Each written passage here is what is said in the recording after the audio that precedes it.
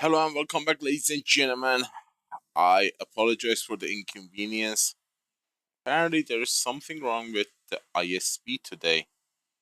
I tried my best to bring down the ping time, but it's not working with me. I was forced to switch VPN actually. Let's see how this one holds. Ping is more tolerable. The problem is when you switch some of these protocols, they disable or disconnect the stream. Oh, God. And it can pop out of nowhere. You cannot test it, that's the problem. God help us today. It is not gonna be easy.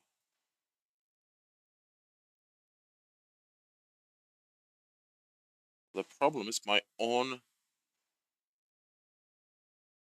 ping time is a little bit too high, so I'm guessing it is the ISPs.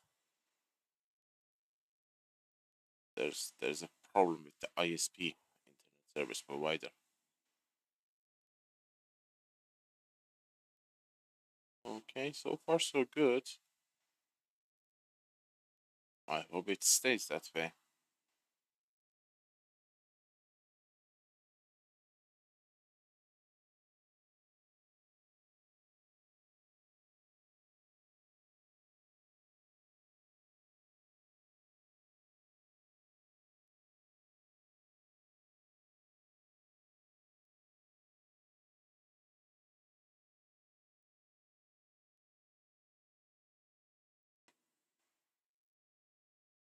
Alright. We are still in the green. Again, I apologize for the inconvenience. Before we go, let me just put my spice somewhere, anywhere. Put it here. So far, we have made 2,000, 3,400 spice. Not great, not bad either.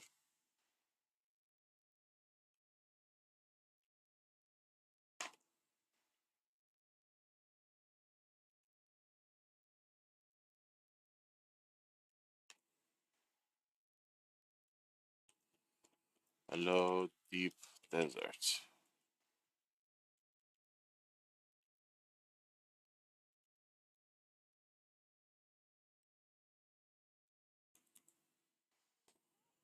All right.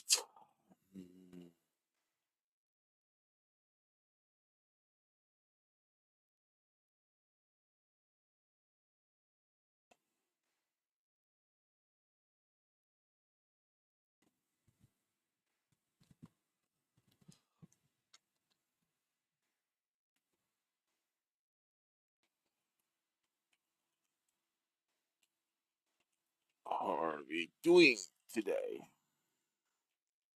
All peace. Well, a nice.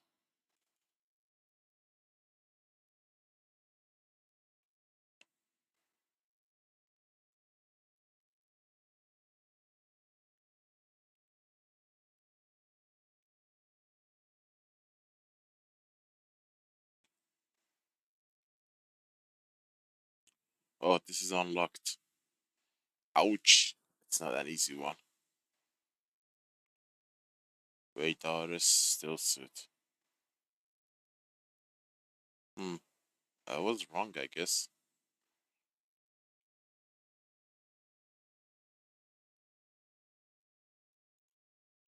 Who is the offender?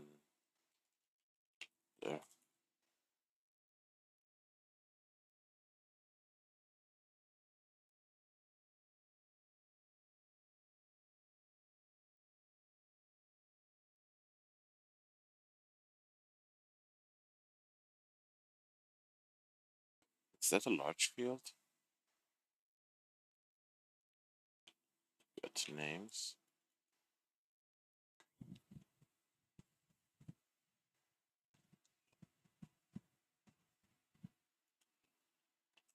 So there.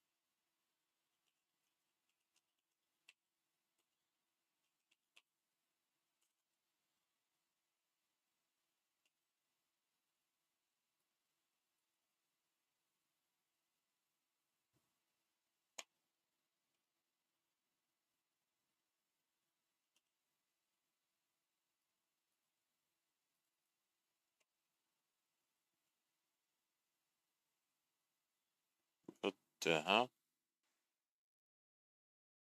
Where did this come from? They're all full of health.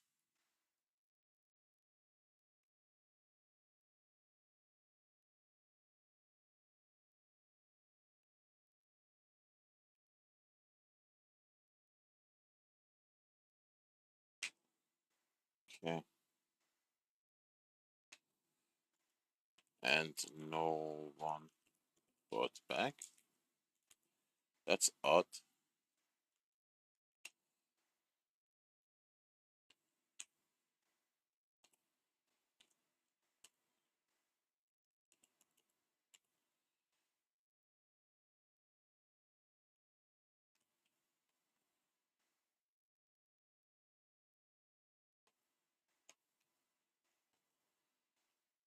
Okay, what am I looking for?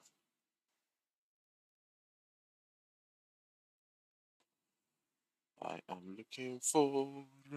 I am looking for.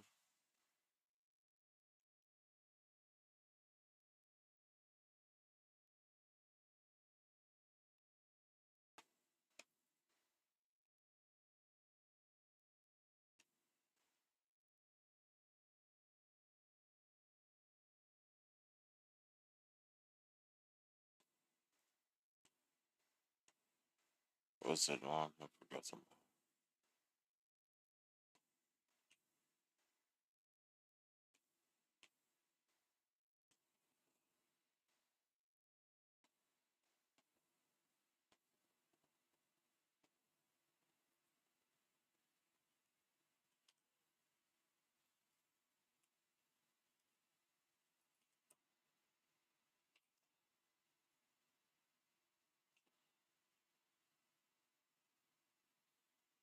I'll take a look.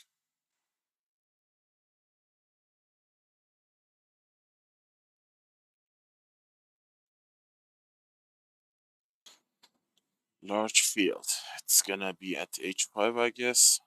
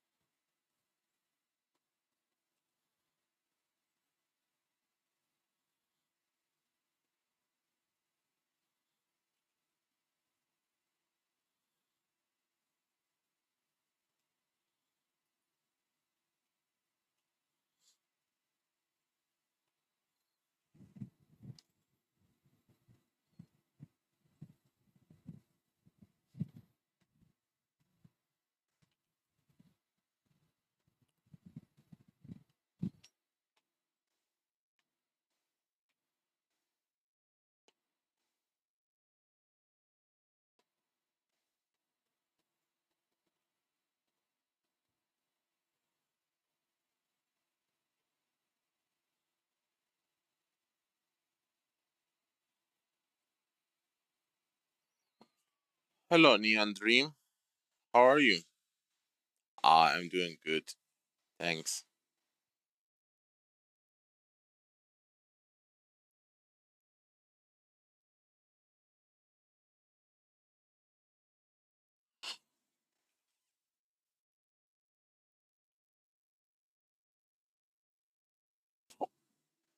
I'm glad to hear that.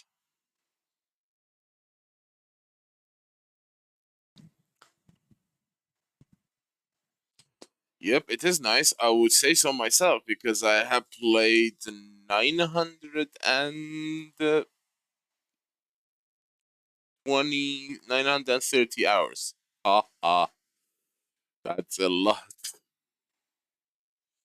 930 hours.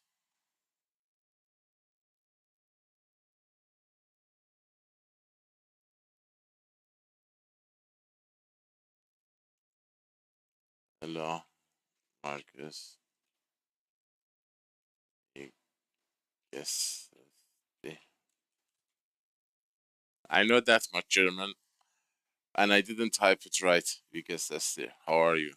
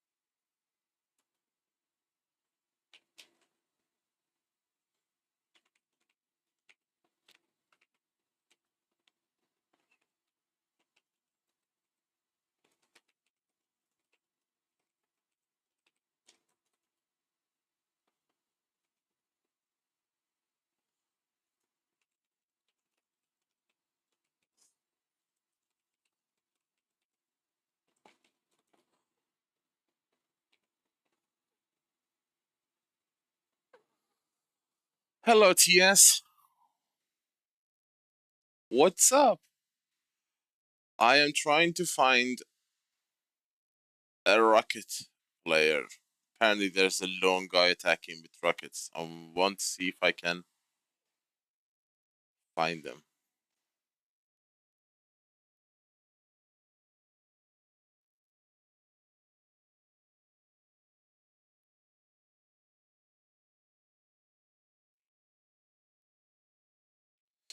Yes, I noticed, but do not usually say sorry.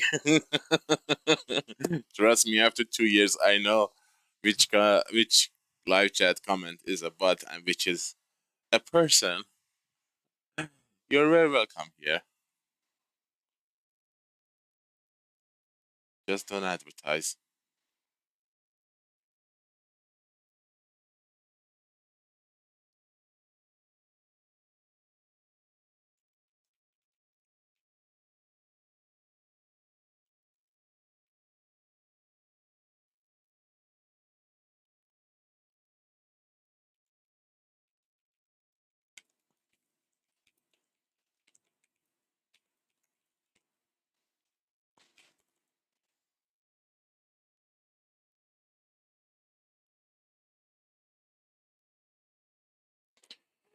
We will see, TS, we will see.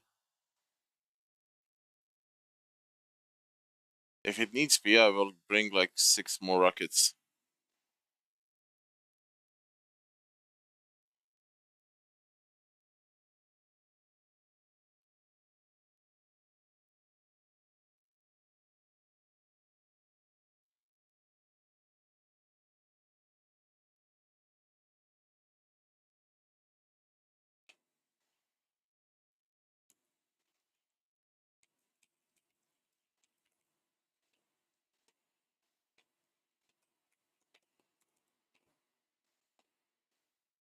Okay, the next spice field is gonna be H2, I think.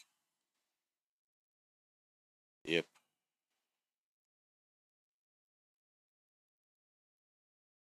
H2.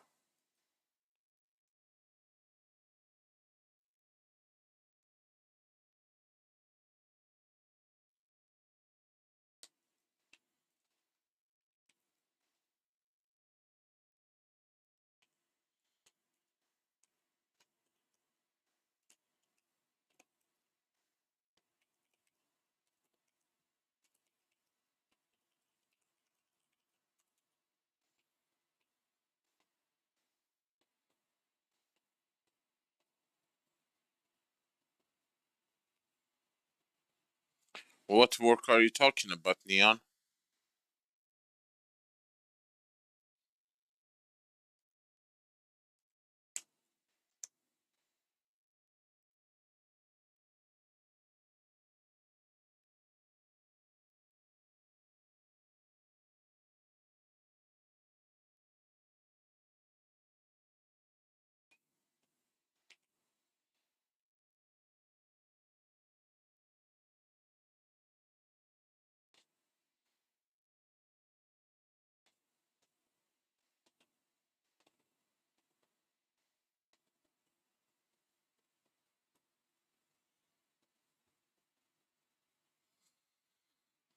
Yeah, of course it's okay. If you can get buff from each set, you should do it. There is no bonus in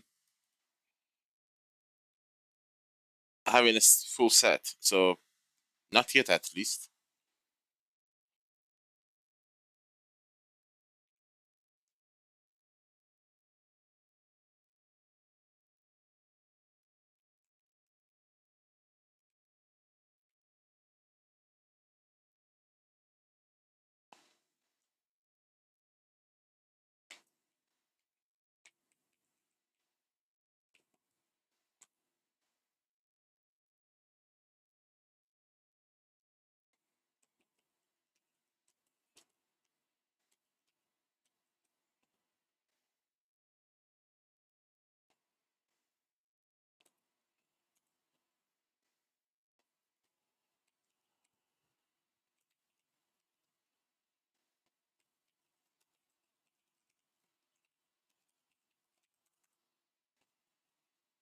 This one looks like it's gonna pop. Okay, there is no spice field.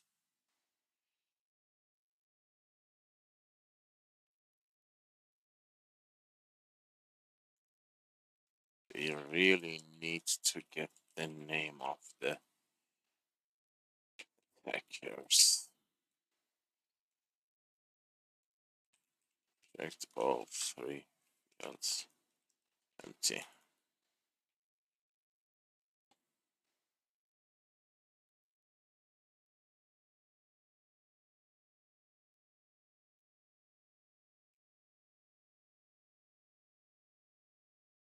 There you are, Alter. Hey! Hello, Omir. Omir Khan. Omir the King. Omir, it depends on the server. Usually it's 1 to 3 hours, but that's completely random. I have seen spice fields popping and then getting harvested, and then Childhood comes. 10 minutes later, it pops again. Get harvested, and then pops again. It depends on the server settings.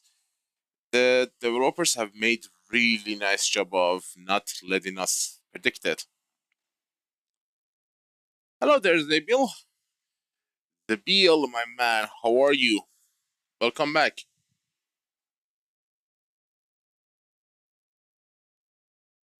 Me, you're with us. Okay, I see a new name in the chat.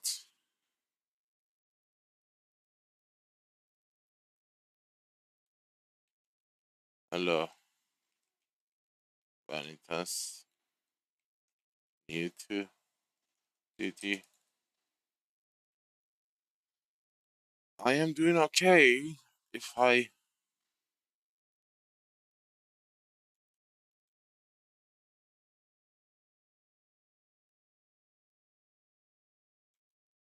did you enjoy Aga and it has my PC spec. You're not gonna believe it. Well, my PC it's 7700K CPU, 1080 Ti GPU. It's a 10 years old PC. 7700K CPU, 1080 Ti GPU. There. Are you solo?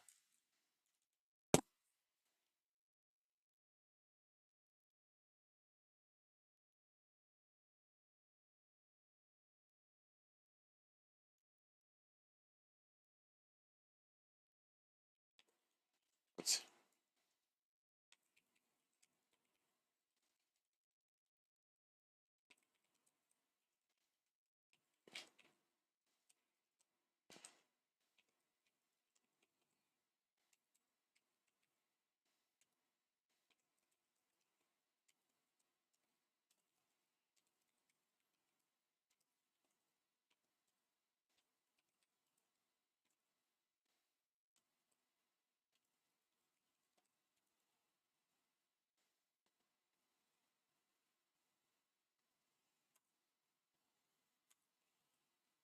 Oh my god, I don't like this auto fly while gliding. It goes nose down.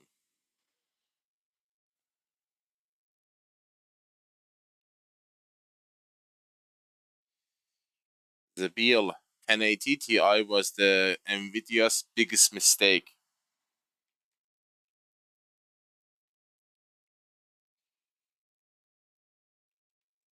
Established, and there are a lot of media fields. And go nuts.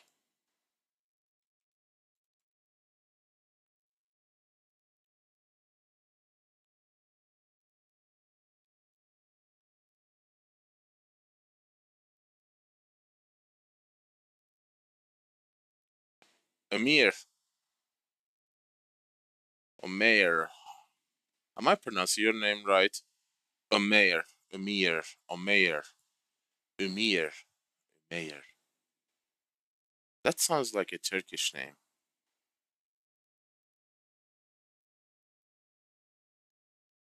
Yes, Neon, I do play other games. Check my YouTube. There is a playlist.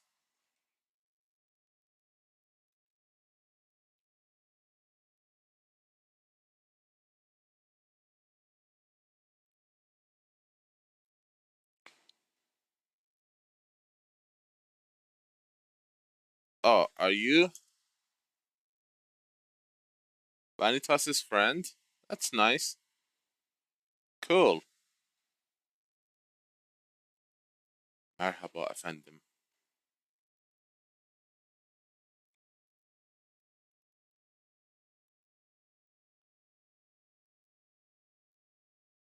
That would make things easier. Sure. Anywhere near the or middle of Europe.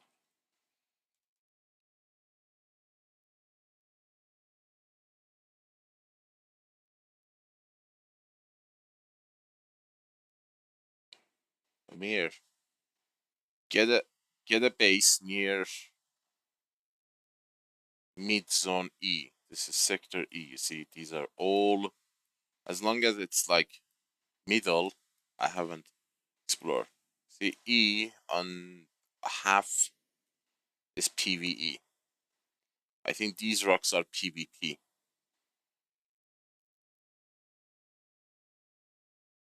And explosion is not that far. That means it's medium. You see those explosions? Those are medium fields. You can get up to 27,000 spice from there. So yeah, make a base, go farming. We try to keep the deep desert friendly in our deep desert, but stay on guard because we do have some random people popping in, especially recently. Not to mention, we do have a large, nasty, toxic Russian group, and if they return, Deep Desert is gonna be really unplayable.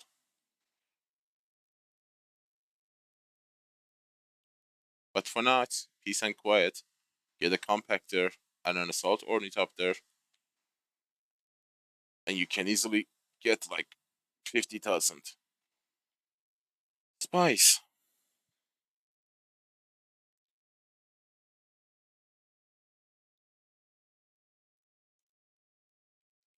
When was the last large? Oh,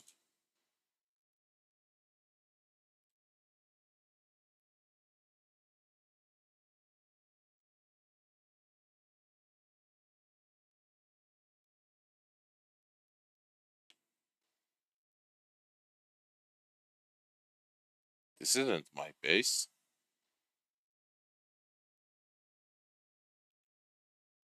What?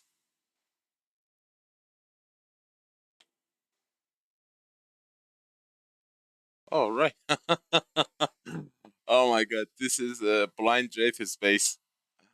Oh boy, I gave him a replica of my base, and I think I'm in my base, and I see. When did I build that uh armor fabricator?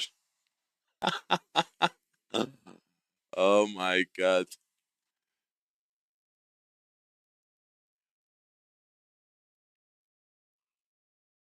Yeah.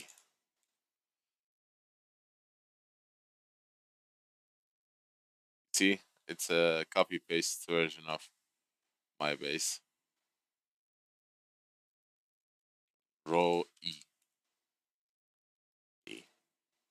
A B C D.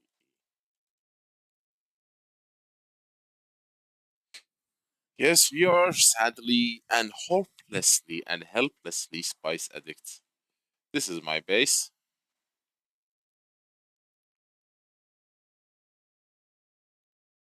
Let me put it down.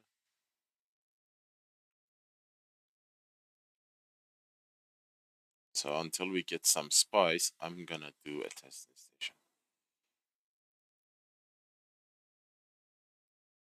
Get get used to the video works.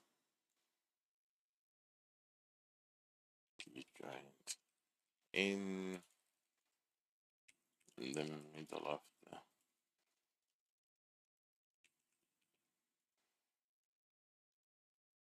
Okay, fine. I will put my rockets away for now. Although I will take my ancient way. And do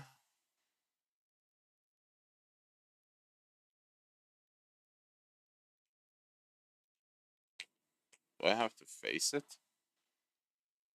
My armor.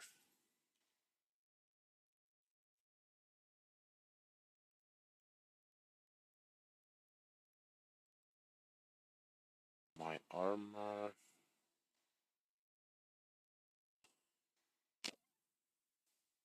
I don't have any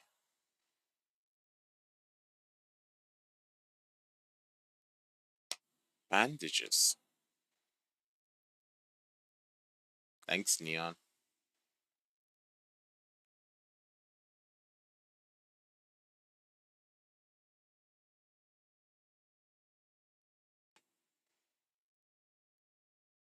Yeah, I stream for fun, Neon. I am a long, long way away from money.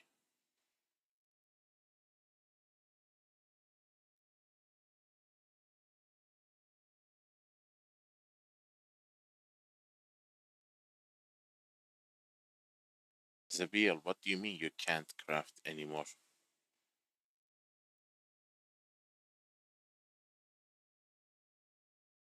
Ah, I see. You are getting ready to enter the end game. You'll never know. Funcom might drop something that will, you know, change the game. Okay, you guys stay here for now. I will be right back. I need to go get bandages.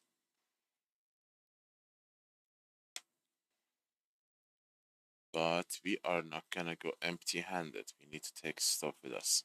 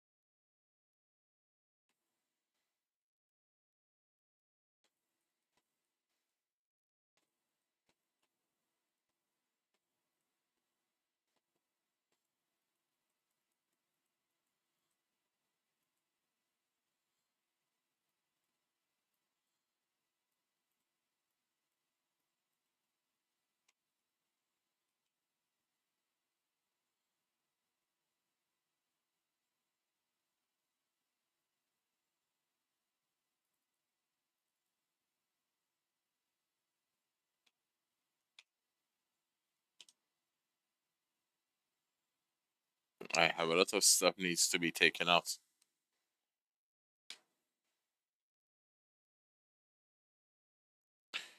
Every single item in tier 6 requires plastinium. And I mean every single one of them.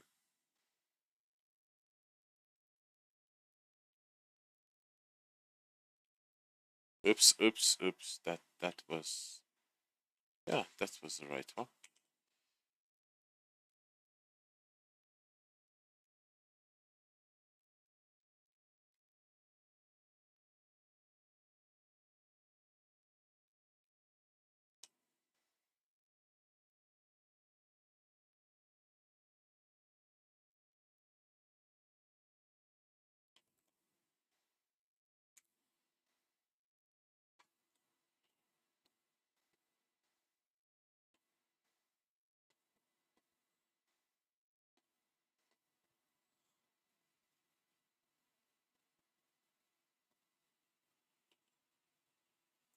Plastone.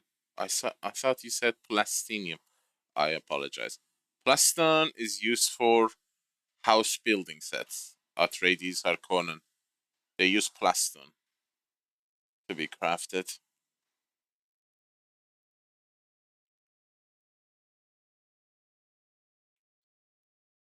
You cannot build any faction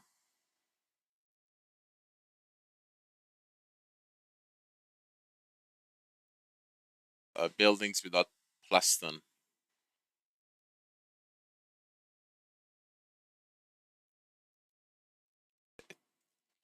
It is random.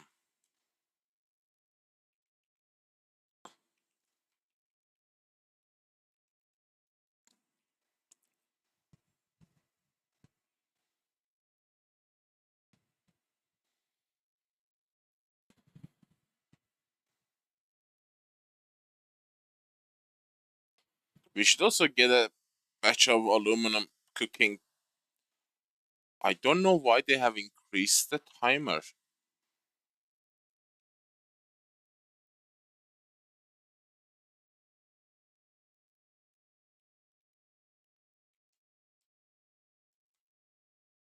$999 aluminum takes 6 hours. That is a lot longer than I thought.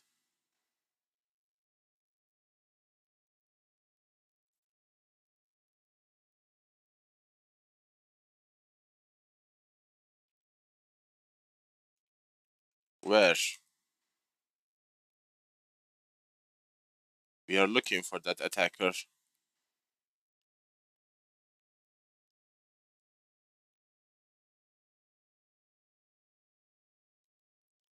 F5. That's pretty far from where I am.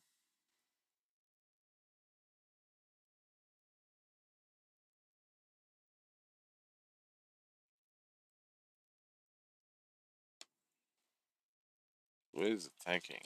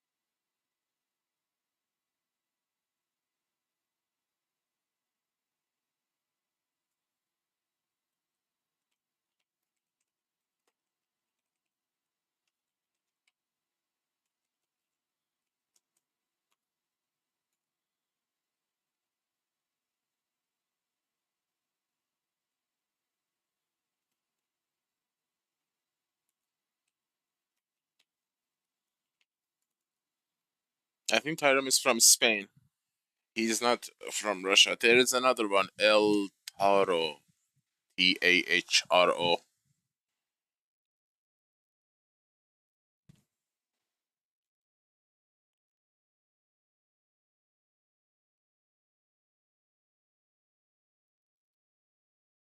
Lord.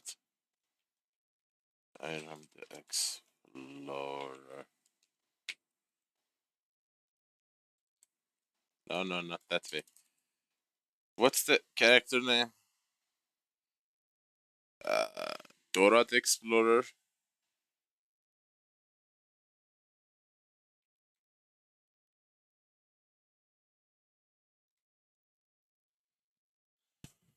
Alright, at least it's not the Russian. I am more worried about the Russians making a comeback. I'm sorry, I keep saying Russian. It's that their name is in Russian fonts and all that. Mostly. They always talk in Russian, so I call them Russians. With no intentions. So, yeah, if they come back, they're gonna be. I don't think they will come back because there's really nothing to do for them. They were like a group of 20 people. They, I think they had like a million, maybe more than a million spice melange. They overdid it. They were like super overdid it and got burned out and bored and left. Although they made the deep desert extremely toxic and hostile and unfriendly. They were so bored, they were shooting anything that moved.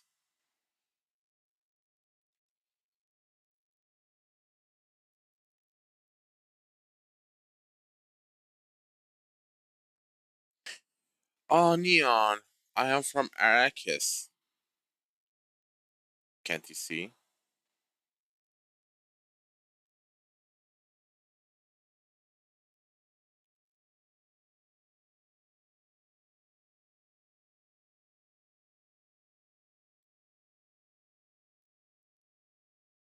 Mm.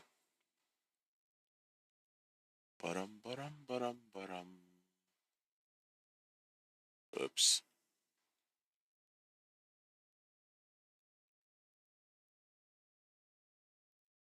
Okay, guys.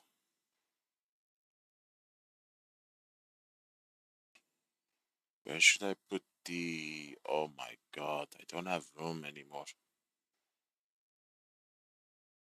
Okay. I'll put it upstairs. I don't have here either. I have to start building More storage.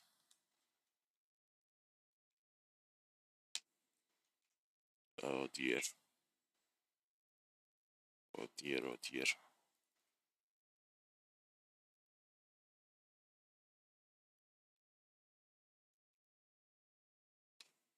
Oh dear. What the hell? There's no room.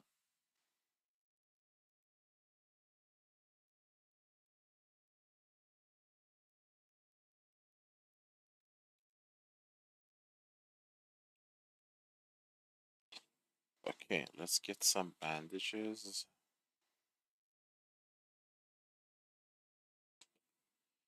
Where is my second rocket launcher? Second rocket launcher.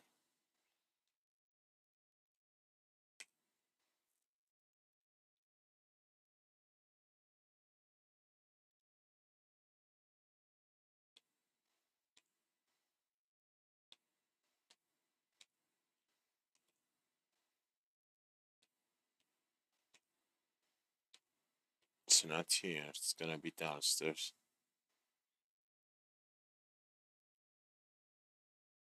Second rocket launcher. Rocket launcher, where are you? Are you here? Turut, turut, turut. Nope.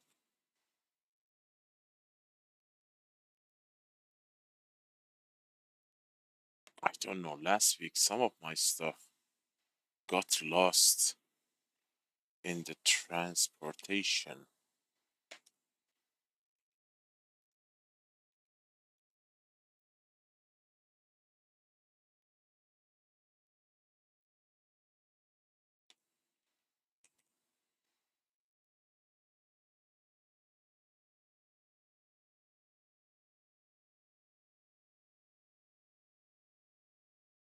That is adapt. I might as well take my last gun.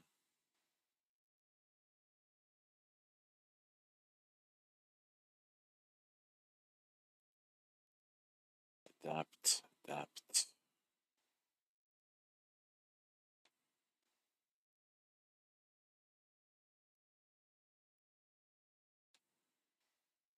Yeah, but where is my Regis rocket launcher? Regis. Regis.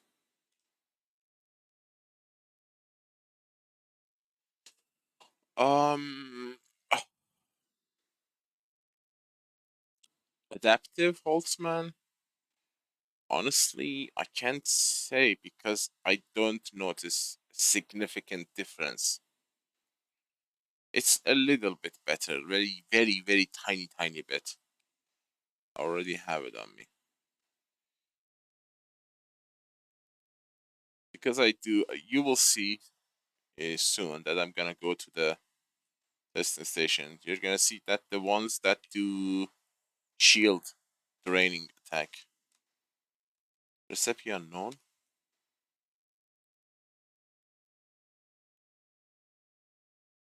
Adapt rocket launcher. Missile launcher, sorry.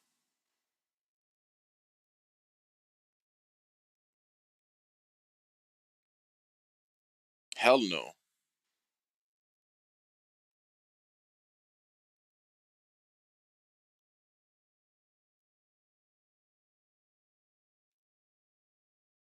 I think I sold one for 11 million.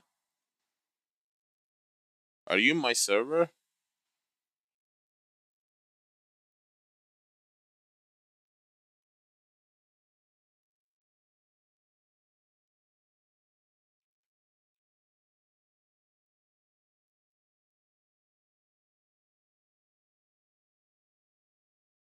Definitely not 50 million.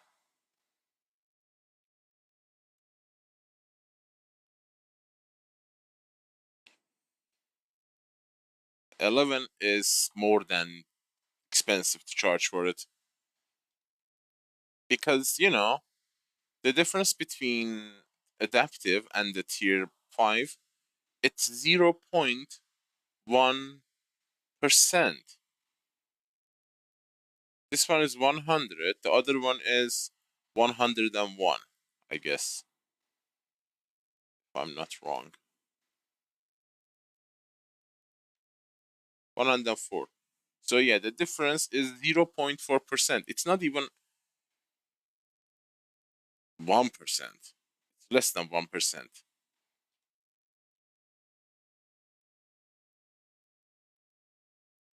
Although the math doesn't work that way. It's like how the percentages work that way. You need to do a little bit of math to figure it out.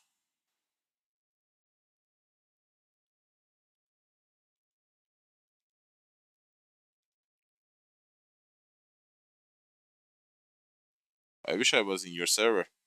I was making stacks before. Now the rich people are not playing or something. Look at it. I had 110 million Solaris. Now I am not selling that much. I was making a metric ton with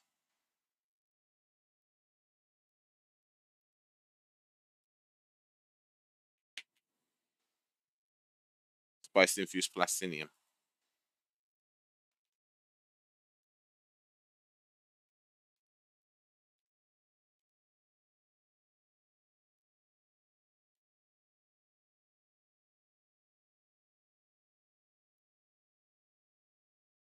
But yes, you are right. Take the temperature of your server. If they are willing to pay that much, charge 50 million, charge 500 million.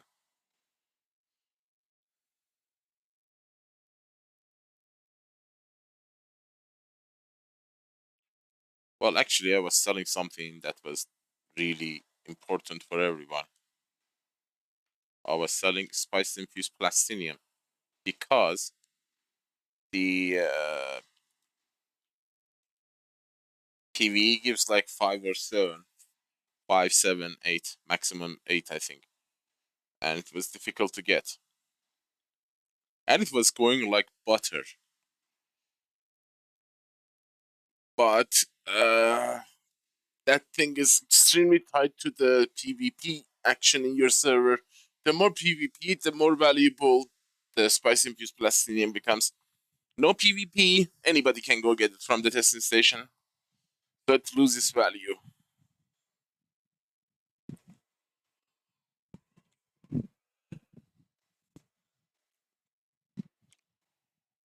Honestly, I stopped caring for now because they haven't added anything special that would be interesting to buy or whatever yet.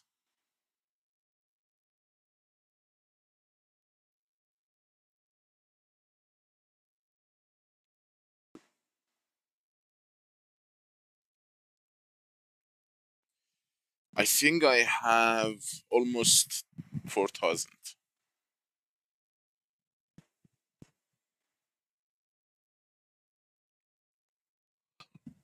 For a while, I controlled the market. I bought anyone who sold below 300,000 Solaris, but I had to leave for 2 weeks to make a story content for the game.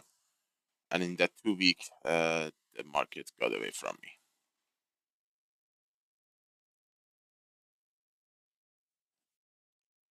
Speaking of market, let's go check hierarchy.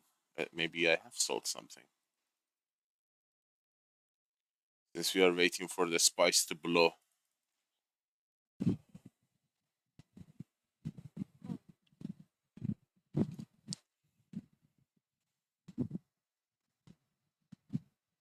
700 is nothing. You need more. If I want to rebuild my carrier and crawler with all the schematics on them, I think I need to spend nearly 2,000 melange.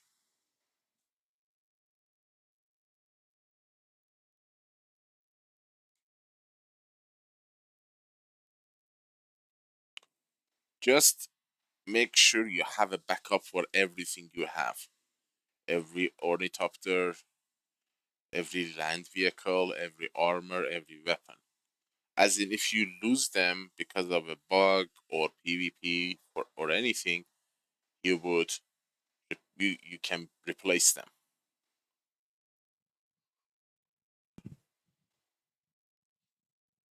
So as long as you have a backup, you're fine. I am aiming for a backup for a backup of a backup.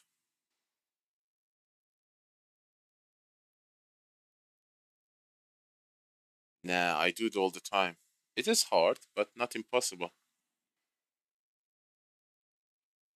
I do some crazy soloing myself. Not gonna lie. Let me share you something with you.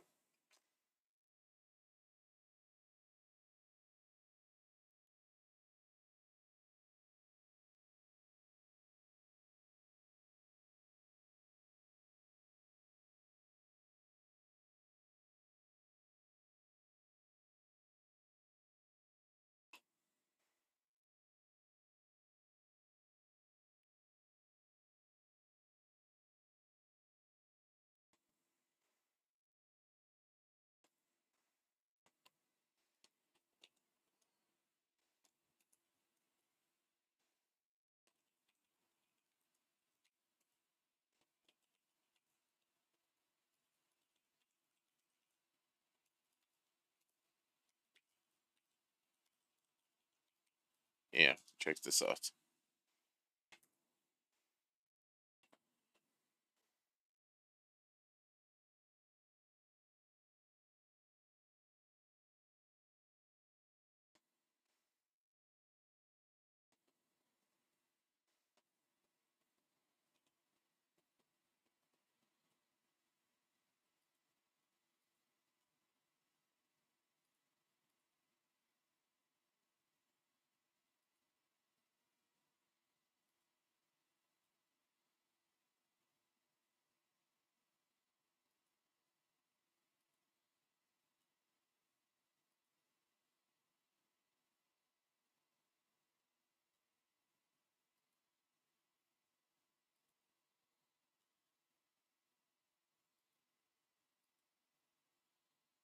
Oh, I sold Baron's Blood Bank, and these have expired.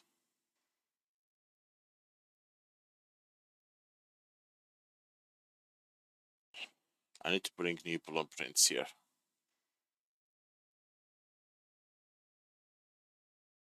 Not really. Right now, there isn't anything useful. The reason Bloodshot Engine was cheap is because this week you can get it from anywhere. Even the crash ships give Bloodshot Engine Mark 6. But usually they list. I think I remember a week ago, or maybe a few days ago, they listed Ancient Way for 50 million Solaris. I mean, what the hell? Hold on, let me get a cup of coffee. Be right back.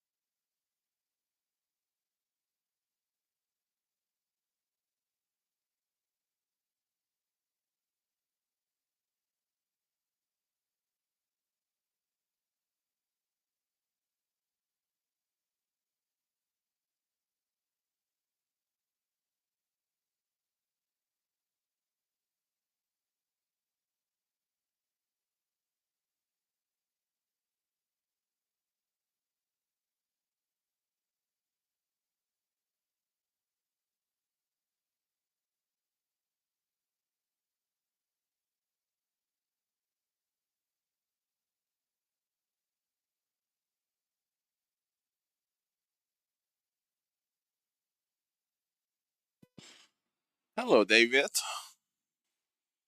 What's up? You know, I've done that multiple times. Is it F7?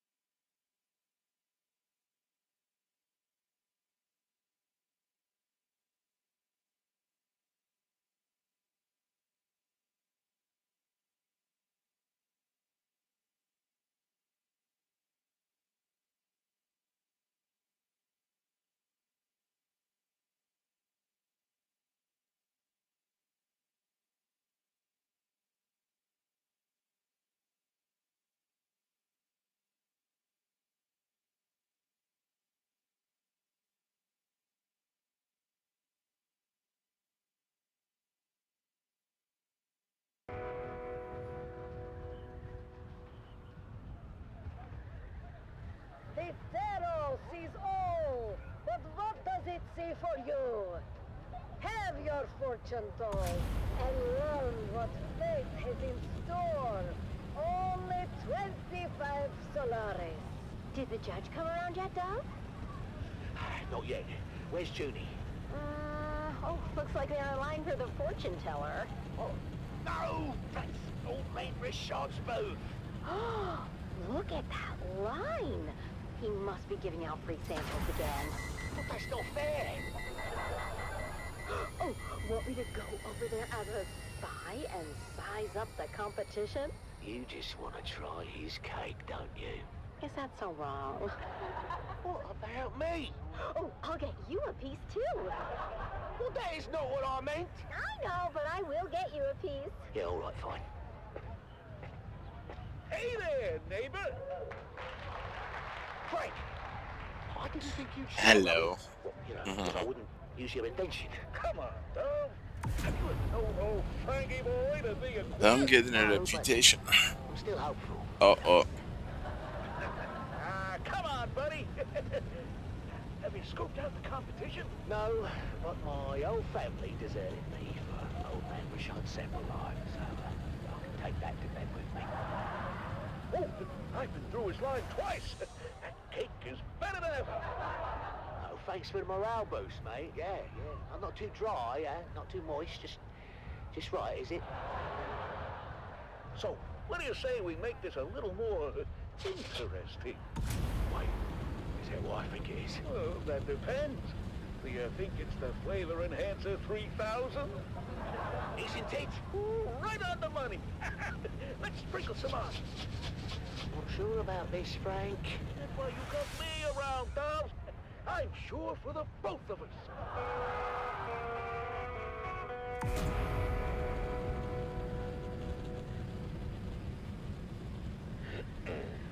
So sorry, honey. Oh, what? I haven't lost yet. It's so cute that you think that.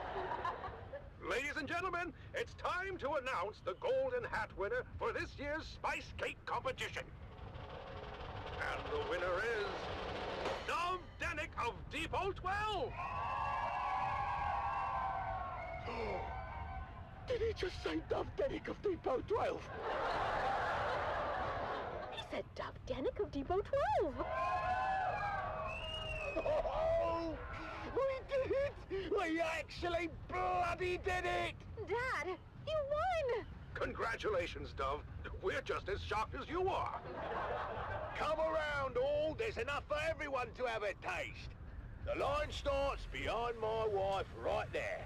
And here's some for you, and you, Governor, and a big piece for you because I like the look of your face. One for you, little boy, and your mum. Tell me, Dove, can we know your secret?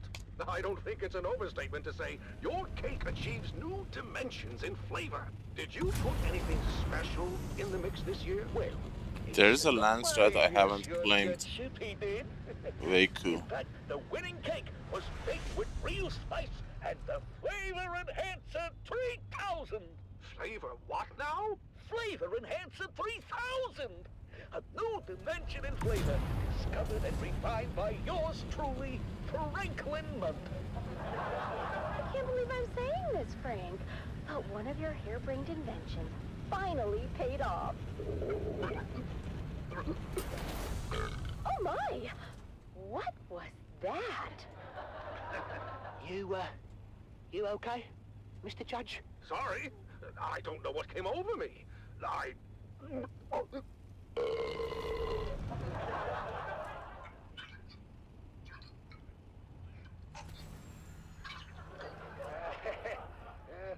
Frank!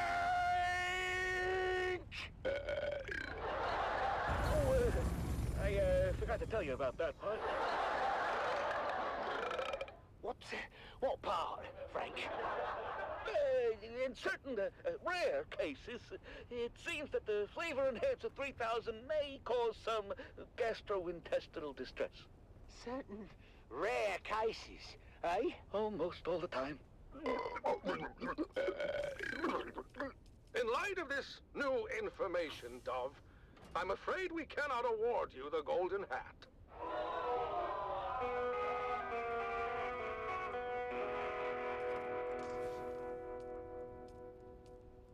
Well, we didn't win. But at least we didn't do any permanent damage. Yeah, Dad. That's progress. Well, you know what? All things considered, I think we did pretty good today. Yeah, we did.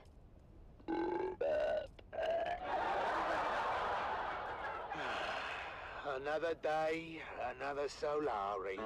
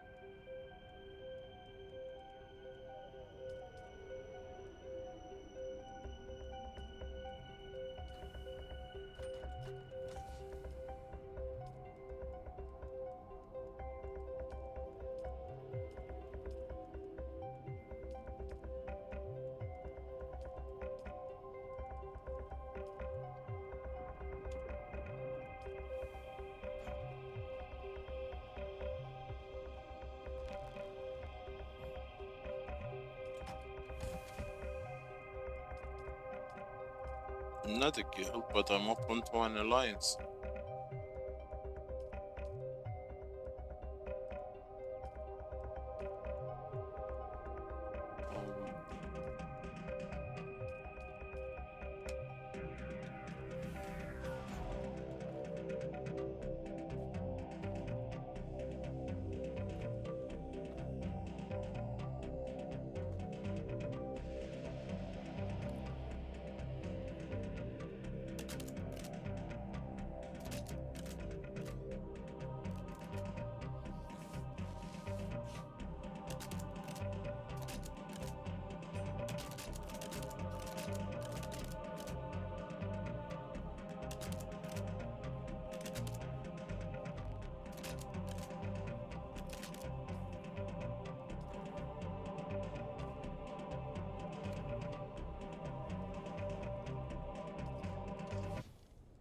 This is Dune Man Keith Villari, reminding you to secure all guild equipment at first worm sign.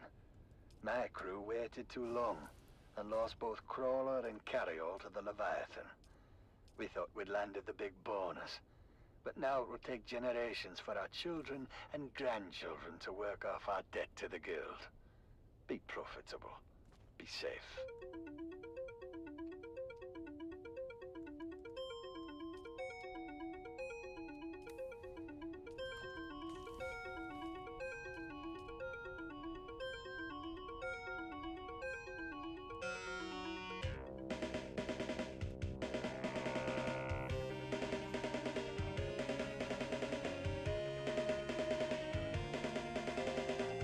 Dune, the battle for Arrakis.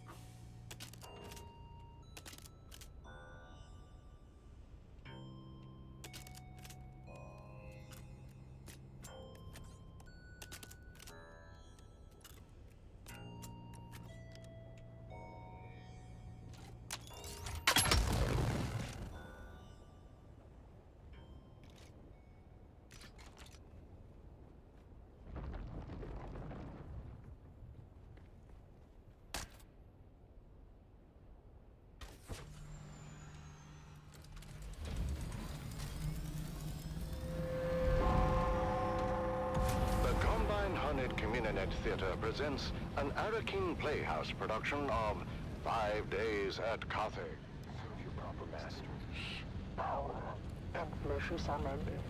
Let's see if we can get the chest from here, or it is looted already.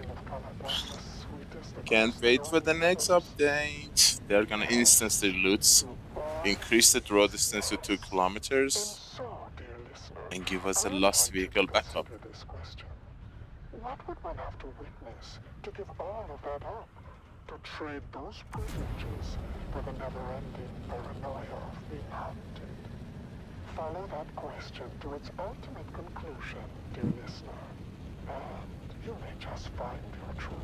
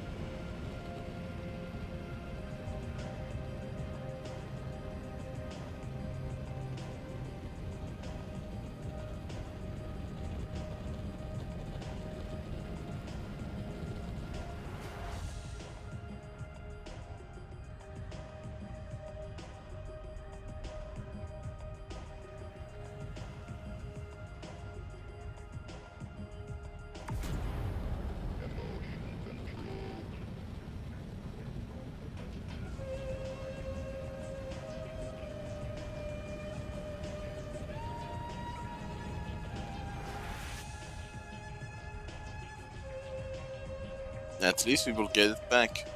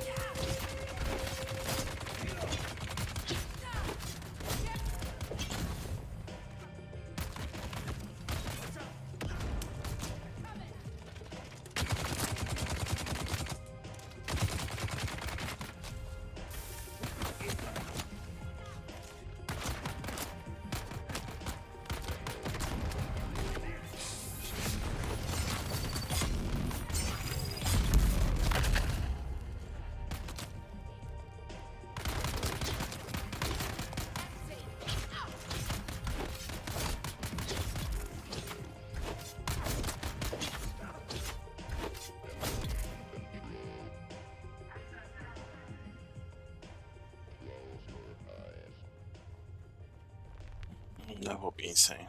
Son of a... It's looted.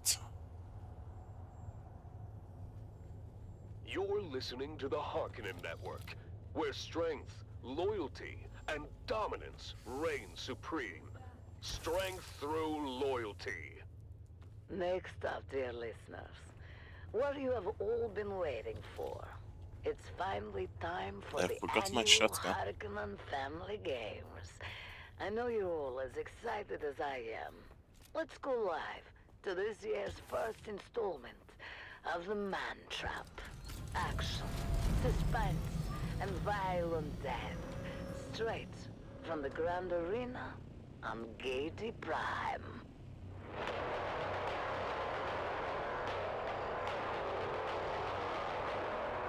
People of Arrakis, today marks the beginning of the annual Harkonnen Family Games, and the Grand Arena on Gaiety Prime has been transformed into a labyrinth filled with traps and deadly creatures from across the Imperium.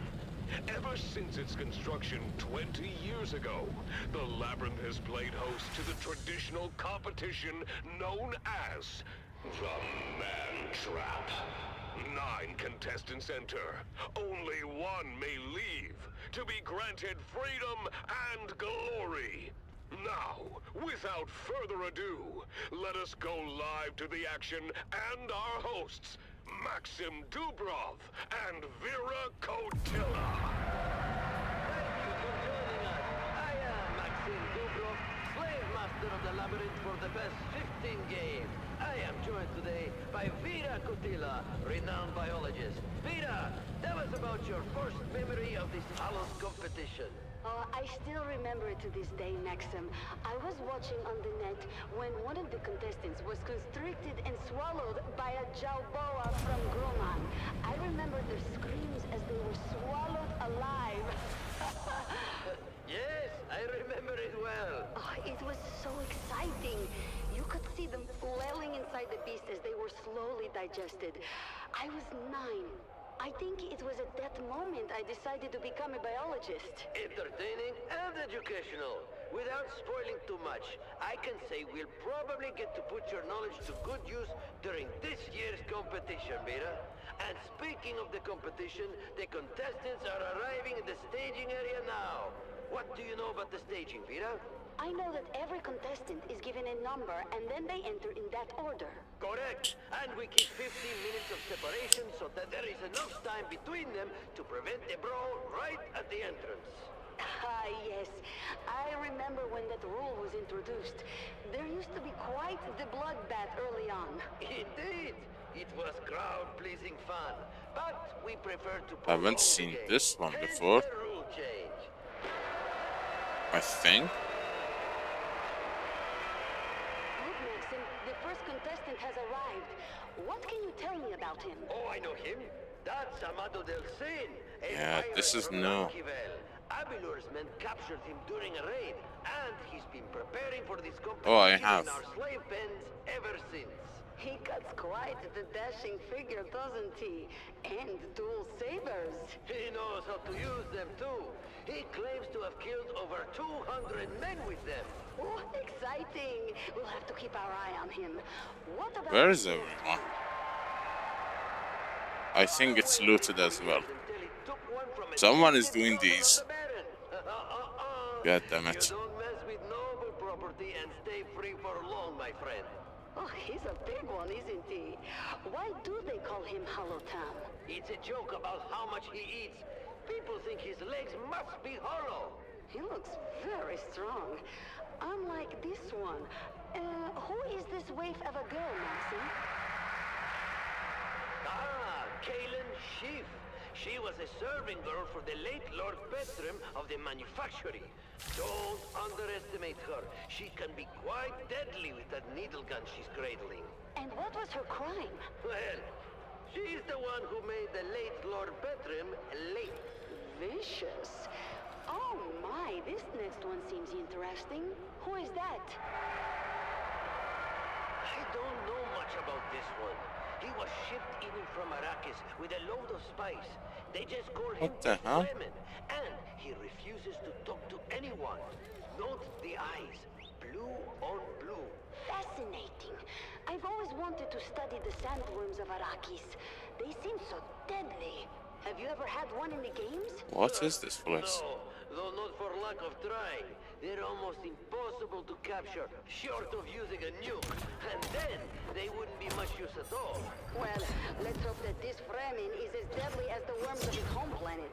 He looks savage. Unlike the one behind him. Ah, that's the Grey Lady. Nobody knows where she came from. She just showed up on the streets of Giddy Prime one day. Soon enough, she was running the largest brothel in the sector. Before, she was taken in for witchcraft, if you can believe it. Witchcraft? Does that mean... Well, you know that our good Baron has a particular dislike of witches. But I have never heard the Grey Lady say anything during her time in the pens. Not one word. Until she volunteered to be part of this. Everybody loves a mystery, but nobody loves this next contestant. What kind of place is this? Recognize him, do you? I'm not surprised. Former guard captain Oh, Funcom. Intel. You recognize his face, Vera? Do you remember his crime? Oh yes, he was in command on the day the Atreides made their suicide raid. He allowed them to destroy valuable resources. He was, simply put, incompetent and weak. I am in lost. a disgusting combination. Horrible traits in a commander. He's been rotting in the slave pits ever since. Alone. Because who would take up with a man so stained? Until today. Do you really think that if he survives the man trap, he'll be pardoned? Officially, yes. But I don't think the people of Giddy Prime would ever be willing to forgive him. And the Baron might forgive, but he will never forget. Nor should he. Let's hope that Captain Nem finds his death in the labyrinth. But we've wasted enough breath on him. Who What the hell is next this heir? place? The twins Morani, a brother and sister, trained jongleurs. They were performing an opera here on Giddy Prime when one of the props malfunctioned and killed No, it was one of not the Baron's looted, guests. apparently.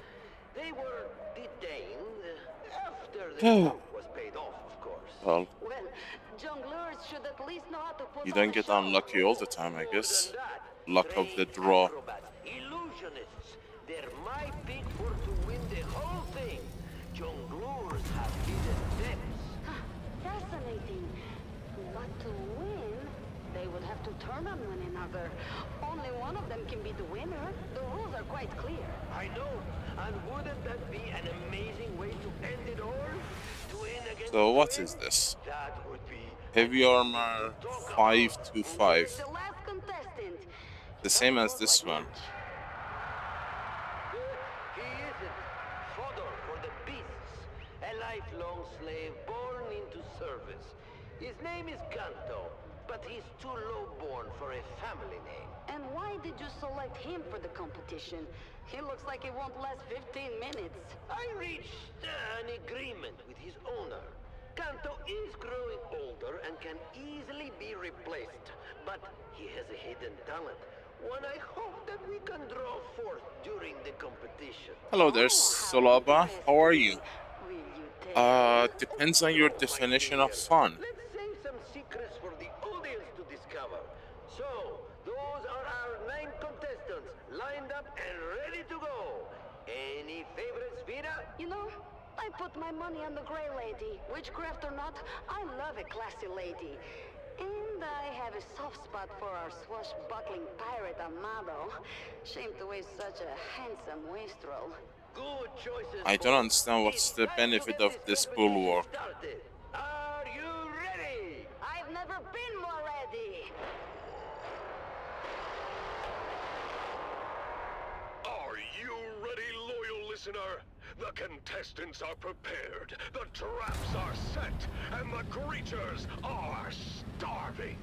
Stay tuned to this station. We are getting a third faction. To hear more updates from Not Giddy yet. Prime and the Man Trap.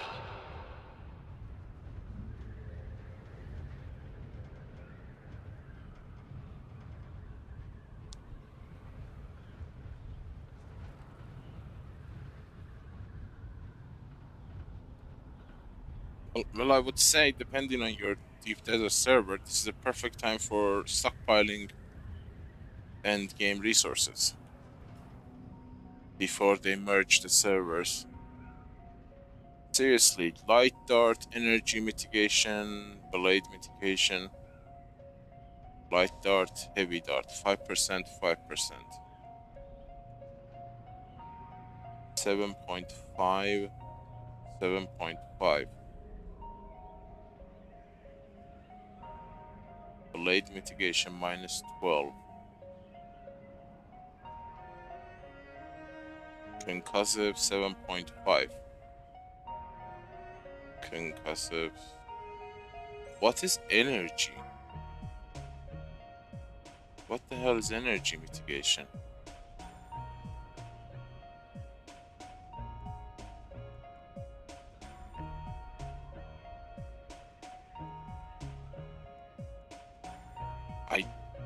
I am missing something here, or this is a bad armor.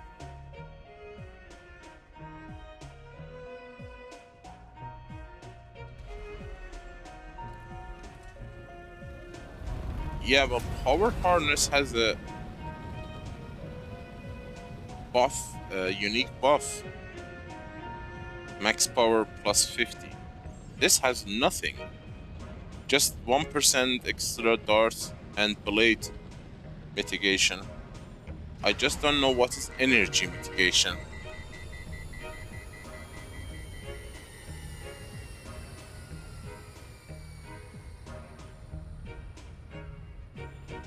Well, Solaba, I've been playing for 930 hours, and I'm still standing.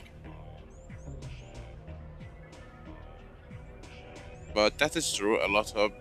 I saw a lot of bases decay in my deep desert. The first ones to go over the large factions. They rushed the game so badly, they just got bored, I guess.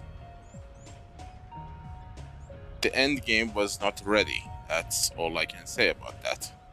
And the large groups reached that end game in like a day.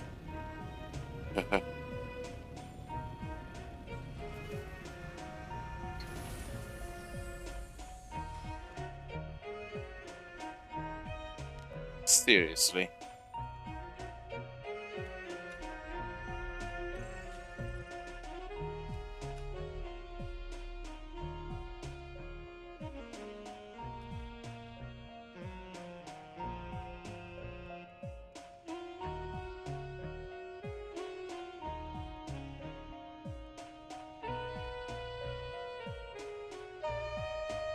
Bulwark is the beginning heavy armor. I would kill for a light armor. Idaho charge.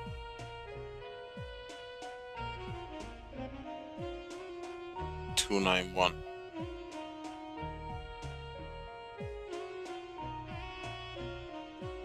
$291.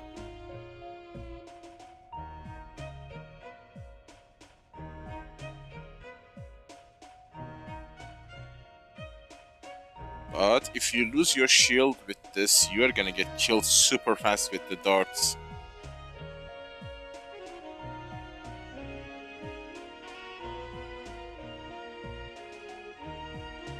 Pincushion is a lot better. I might actually build myself a pincushion set.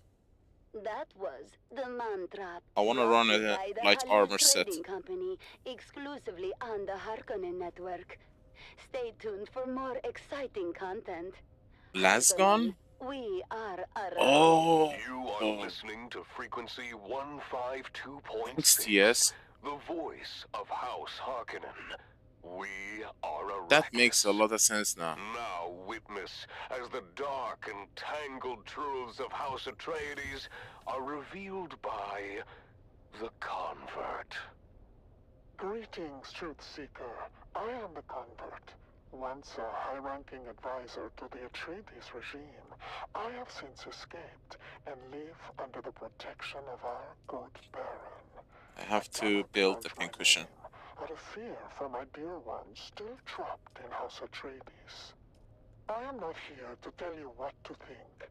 I only offer you questions. The right questions. Questions that are keys you might use to unlock your own truth. Today's question: how did we get here? Why here? Why now? That makes sense now because why this war of assassins? I used Lasgun on shielded NPCs, and they can absorb 5 seconds of direct Lasgun fire to their head, which made me so angry. Lasgun is a laser that cuts through concrete, yet an NPC was tanking it like a champion. Made me so mad. Stupid. They really messed up the Lasgun. It can cut a ship in half. Why must the rogue Duke ensure that all eyes look elsewhere? Look to Dune. What are they hiding in this fog of war? Follow these questions to their ultimate conclusion. It hasn't. For me, and you may just find your truth. Maybe it's because I didn't rush it. I spent like 200 hours in Haga Basin alone without exiting the map. And right now it's calm and quiet. I am stockpiling on spice and other rare stuff. And 2 months later we are gonna get chapter 3.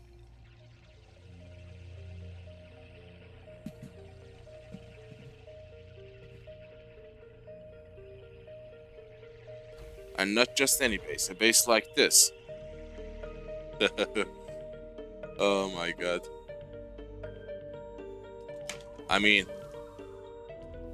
to measure the size of this base, it has 5 spice power generators running.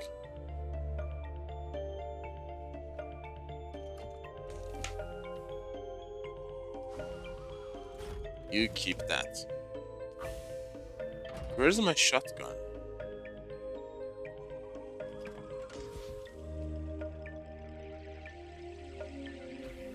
I had a shotgun. I had a shotgun.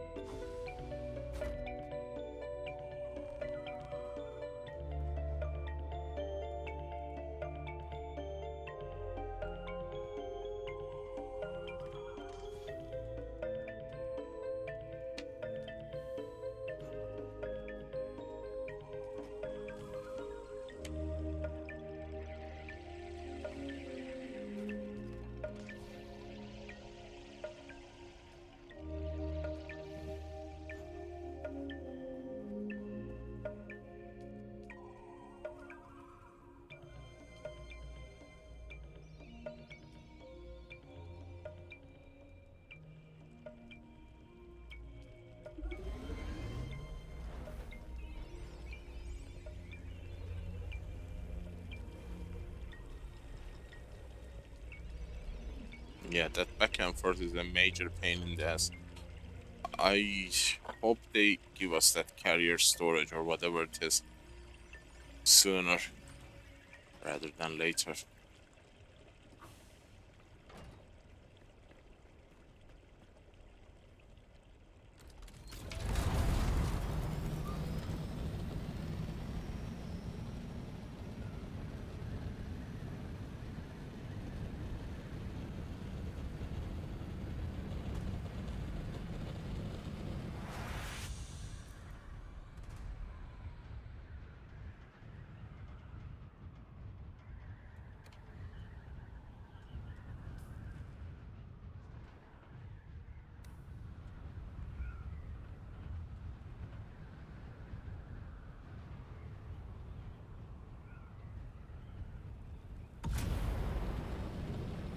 What kind of incentive do you have in mind?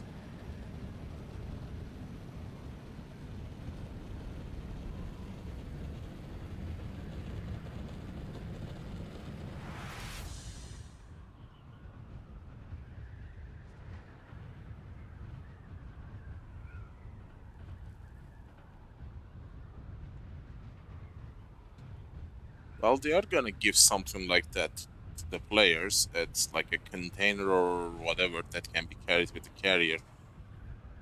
So far nothing, but you know, that is the simple part. The difficult part, I think they have a hard time figuring out, is the server coding.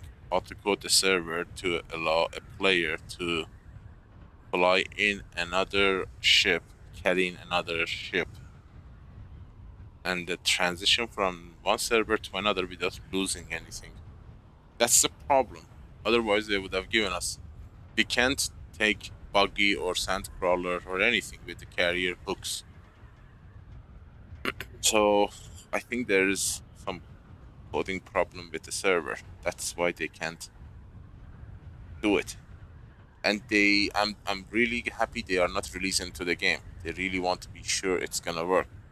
Otherwise, imagine someone carrying a metric ton of items to deep desert to build a base, and then during the transition from Haga Basin to the overworld or from overworld to the deep desert, you meet an empty chest. You lose everything you had.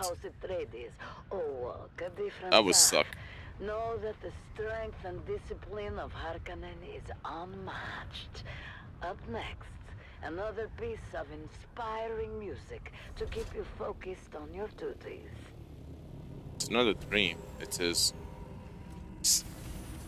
explicitly Sector mentioned weather alert. by the A large developers. sandstorm is approaching.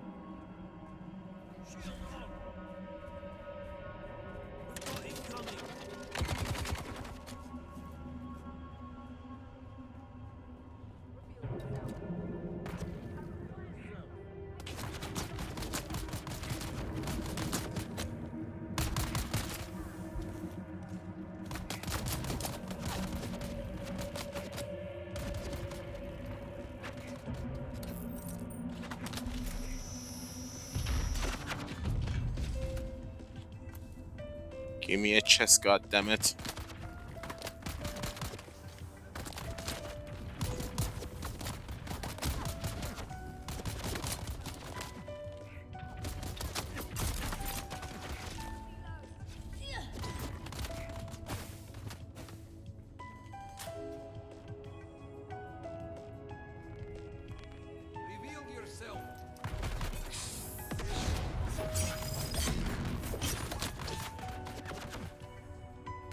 Sector weather alert.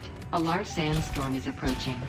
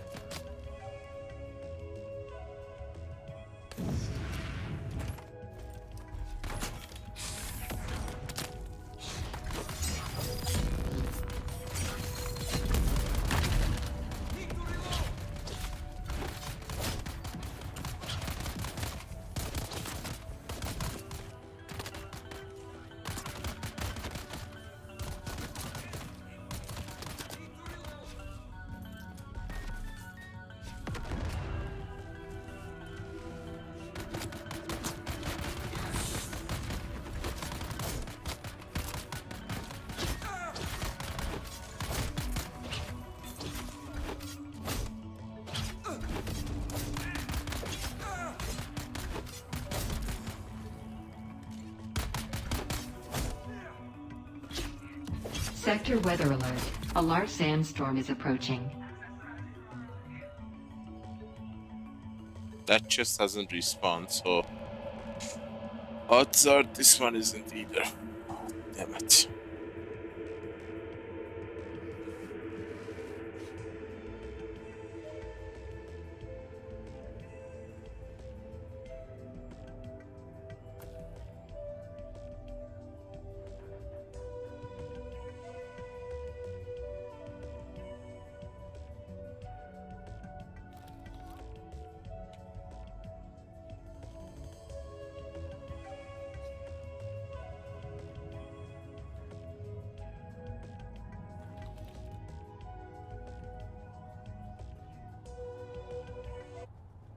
And now, it's finally time for what you've all been waiting for.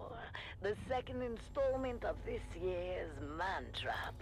Straight from the annual Harkonnen Family Games at the Grand Arena on Gedi Prime.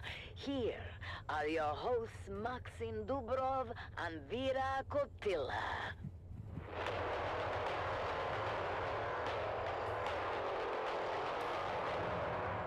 Welcome back, people of Arrakis, to the annual Harkonnen Family Games. We now return to the Grand Arena on Gedi Prime, where a lethal competition is well underway. A competition known simply as the Man Trap. Let's join our hosts, Maxim Dubrov and Vera Kotila, for the latest update. Thank you and welcome back. I'm Maxim Dubrov, slave master of the labyrinth, and with me is the ever-insightful biologist, Vera Kotila. Vera, the competition has finally begun, and our contestants are making their way through the labyrinth. What do you make of the initial action? No, there are few Thrilling, Maxim. We've already teams seen in my how server. Wilson fend off a pack of swamp vipers with those dual sabers of his. Quite the display of skill. Indeed, Amato's reputation is well deserved. But let's not forget our other contestants. The street butcher known I have reserved judgment about all of that until December update. Might give him an advantage there if he can keep his wits about him. Young Kaylin Sheep with her needle gun. Knowing Funcom for the past 15 years, She managed to avoid a deadly pitfall trap. it's really hard to imagine Funcom failing it. I just don't see it yet. The Grey Lady has just entered This is my gut feeling after 20 plus years of gaming. They are working their ass off on chapter 3. They're gonna drop it right during the holidays and then go on vacation. Because I think they are in a grind culture right now. His silence and demeanor suggest he's hiding considerable skill. We'll have to wait and see. Now, Maxim, we should discuss Funcom Nem. He's struggling in the web of deception. His past failures are clearly... No, recent update was horrible. I think it was just something to throw out there, you know. Can overcome his doubts, he might survive. But I A will rushed, bet on it. And what of whatever it was, rushed He's managed to avoid DLC. direct confrontation so far, but the question To say that we are remains, still what here. is this hidden talent you hinted at, Maxim? Oh, patience, Vera. All will be revealed in due time. For now, let's enjoy the spectacle. Ooh, look, Maxim. The Grey Lady has just dispatched a group of poison-spitting groks with ease, displaying strength and agility far beyond what would be expected from a woman of her apparent age and constitution. The actual developers are not happy about that release, you know. After all, this game was supposed to release in early access. What was that, Maxim? It seems something significant just occurred. Thank you, Vera. That was what they were going to do. Early access release. But for some reason, it became version 1. I don't know what forced them to do something like that. Cooperation? The labyrinth is relentless. Only the strongest and most cunning will survive. Indeed. And now, let's turn our attention to the twins Morani. They are currently scaling the Serpent Spire. The spire, of course, is a towering structure that rises above the labyrinth, giving those who This one is also looted, it seems. opportunity to survey the Or entire not. labyrinth and learn its secrets. Yes, Maxim. Their movements are almost poetic. Each step precise, each leap calculated. The spire is one of the different features of the labyrinth, and a unique challenge. From its height, the entire labyrinth is visible, and any climber can also be seen by the other contestants. Look at them go! The Morani twins truly are a sight to behold. Their synchronization is flawless, making their way past steadily overhead. The female was misjudged and jumped! Oh no! She has fallen! One of the twins has fallen, hitting several jagged rocks on the way down. This may be a serious injury indeed. A devastating turn of events for these favorite contestants. The female twin is still alive, but it doesn't look good. Badly injured. The twins' bond and skills have been extraordinary, but this mishap could change everything. Her brother is making his way down to help her. The Morani proved too much to overcome. Stay tuned as the drama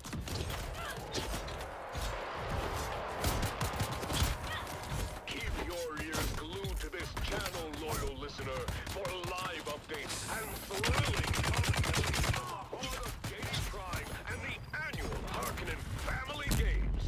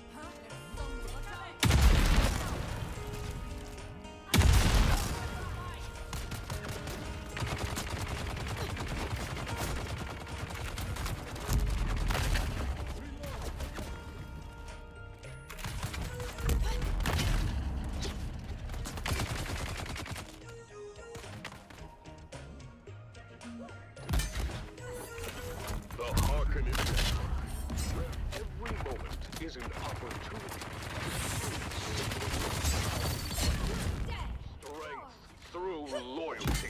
You are listening to frequency.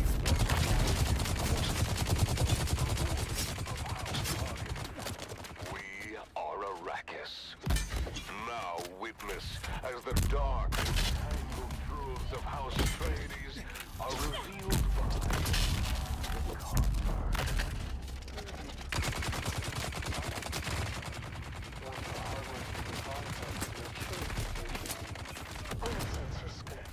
And live under the protection of our current pharaoh. I cannot devote my youth to shooting them at the moon. Still trust in House Atreides. I am not here to tell you what to do. I only offer you questions.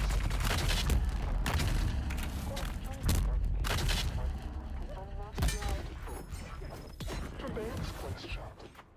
Have you ever heard of the Feast of Iestes?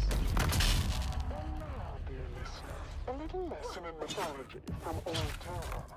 How the French fancy themselves as sirens of a land that all the way back to ancient Greece, to ancient mythology, who was Atreus? In bygone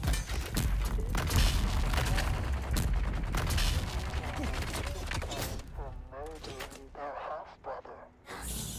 Later, when the good rebels Atreus secretly butchered Thyestes' sons, saved their hands and heads, and cooked the remaining meat into a pig. After Thyestes unknowingly and ravenously ate his own children, Atreus taunted him with the severed hands and heads. The questions compound, dear listener. Why aspire to such a violence?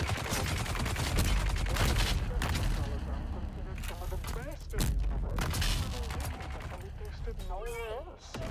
Why are some of these recipes protected like state secrets?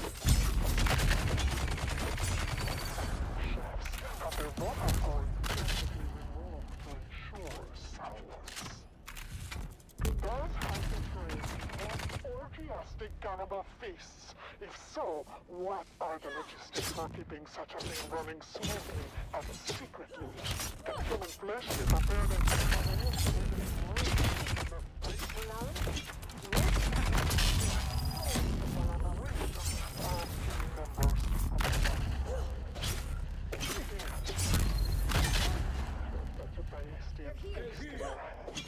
Can you see the Red Duke hosting a secret meal with some of the most influential figures in the Empire? Can you see this grotesque cabal of decadence and gastronauts eating their meats in anticipation of the rarest cuisine in the known? Victuals they can neither raise nor buy. Hear their hungry mouths as the rich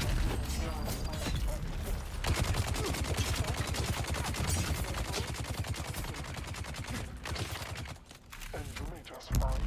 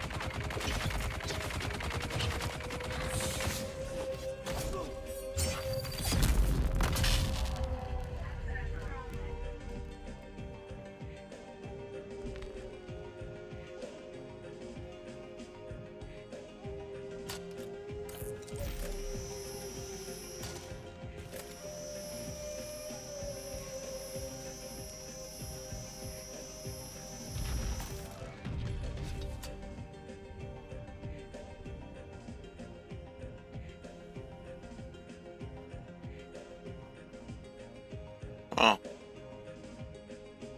What is this place?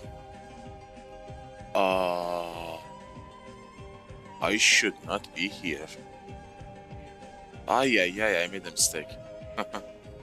I should have gone the other way. I thought I found the hidden room.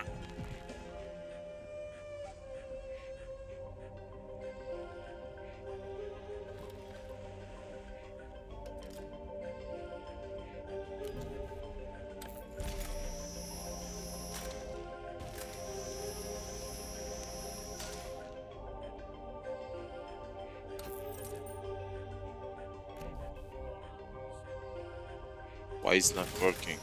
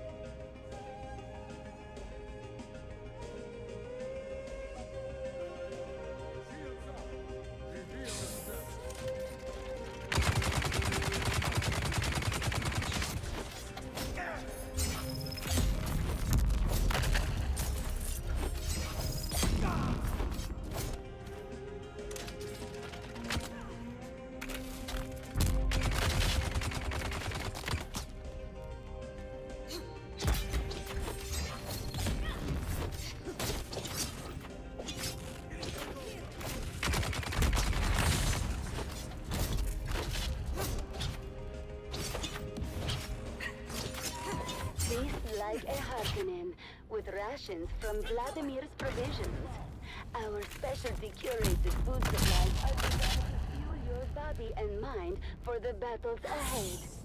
From nutrients and meal packs to gourmet field rations, Vladimir's provisions provide everything a warrior needs to stay strong and sharp. Order now and taste the power of Harkonnen destiny. After a long day of battle, you deserve the best. Bigger imperial luxuries. Your home for the finest wines, the most exquisite delicacies, and the most exotic.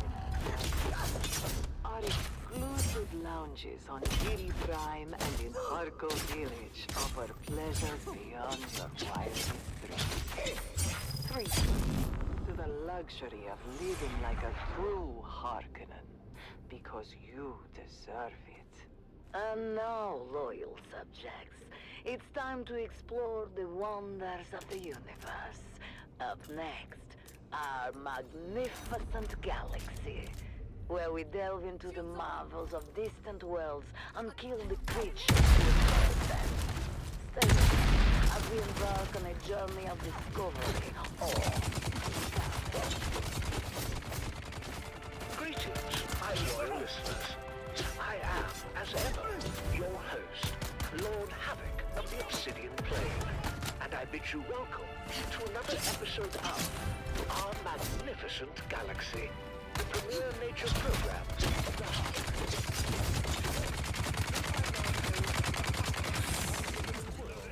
of Seleucia Secundus, known for its extreme temperatures, wild beasts, and difficult terrain. We have ventured here, hoping to observe the elusive Seleucian tiger, a magnificent creature of myth and wonder. Our skilled Harkonnen come from this planet, teeming with danger and raw, untamed beauty, following the faintest of trails to locate a rare specimen of this critically endangered animal.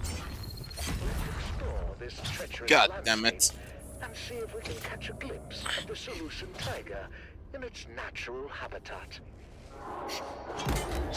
Listen closely, loyal subjects. The Seleucian tiger, famed for its hypnotizing, kaleidoscopic eyes, is a master of stealth, blending seamlessly with its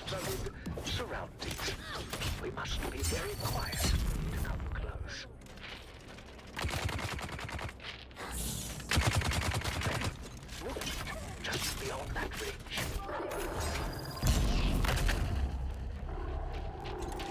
Lord Havoc, sir, we confirmed it. The last known Seleucian tiger is close by. Excellent work. Your skills have proven invaluable. Ensure the equipment is ready. Everything is prepared. Behold! How the creature moves. Such power and grace. Truly a marvel of evolution. And very possibly the last of its kind. Note the muscular body, the striking stripes, and its 3 pairs of kaleidoscopic eyes, sharp and alert, ever watchful for prey. One of nature's most formidable creations. As you know, steadfast loyalists, the Seleucid tiger is not merely a subject of study, Not really. but a prize to be claimed. This magnificent beast will now be subdued as a testament to Harkonnen dominance.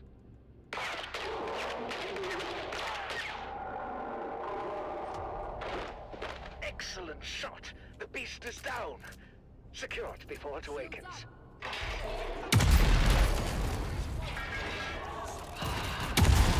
Majesty of the Seleucid tiger, brought low by our superior skills.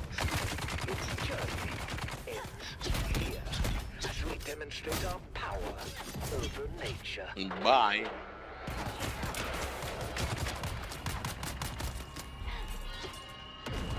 Death by the lethal Zenobia injection is a slow, agonizing process necessary to assert our control and to deter any other creatures like this, if any indeed remain.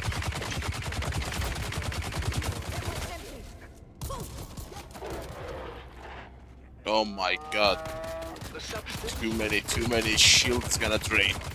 Pain and complete paralysis, while perfectly retaining the creature's consciousness up until the very moment of death. A fitting end for such a fierce opponent.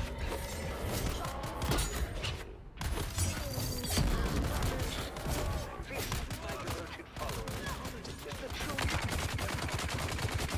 No creature, no matter how rare or powerful, can withstand our will. And now, for the final touch. This creature's marvelously iridescent eyes, extraordinarily rare and valuable. Carefully extracted from a still living specimen. The many-colored eyes of the Seleucid tiger. A reminder of Lord Havoc's Harkonnen superiority and the power we wield. Remember this day, for it marks another victory in our relentless pursuit of dominance throughout our magnificent galaxy.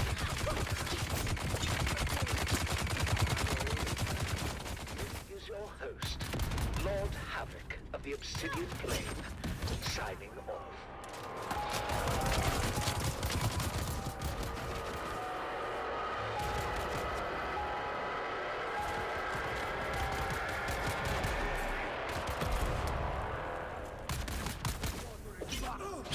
Stay tuned to the Harkonnen Network, where loyalty, strength, and victory are celebrated. Strength Well, it seems that episode of our magnificent galaxy ran into longer than expected. I've always believed that punctuality is the soul of the but perhaps now, let's get back on track with some inspiring music.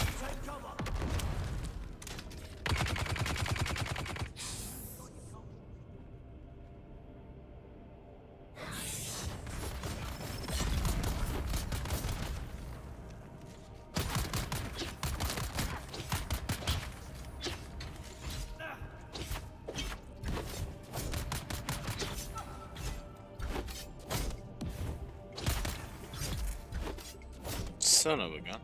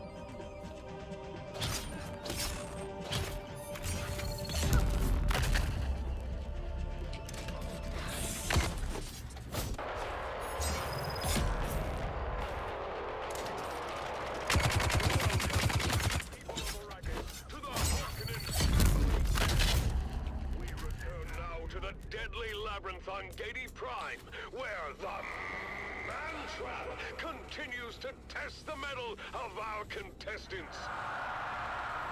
Let's join our hosts, Maxim Dubrov and Vera Kotilla, for the latest update.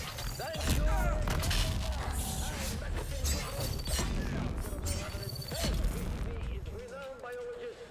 Damn, my sword. Let's do a quick recap of the rules of the game, Vera.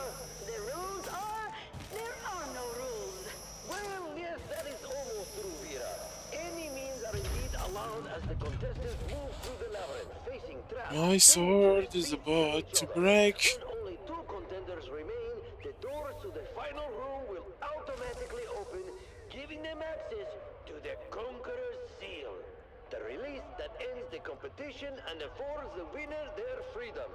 But all that is for later, Vera, as we have an intense encounter unfolding right now. Indeed, Maxim. Amado Del Cin, the notorious pirate from Lankaville, has just crossed paths with Hollow Tom in the depths of the labyrinth. This is going to be a fierce battle. Hollow Tom, with his immense strength, is a formidable opponent. But Amado's dual sabers are a force to be reckoned with. Look at them go! Hollow Tom swings his If you massive don't blade, break, they will but the break your Hollow sword. Tom is effortlessly, incredibly Oh, I made a mistake. Did I?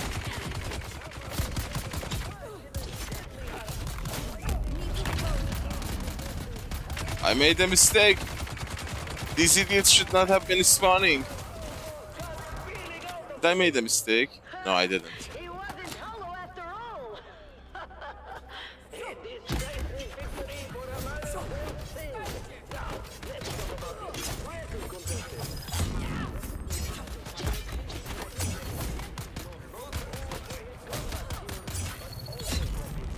I would call them kill rooms, you know? Yes, Maxim. Rumors abound about his exploits. Some say he's wondered noblewomen across the Imperium. He's as much a heartbreaker as he is a killer. Oh yes, there are tales of Amado boarding and attending.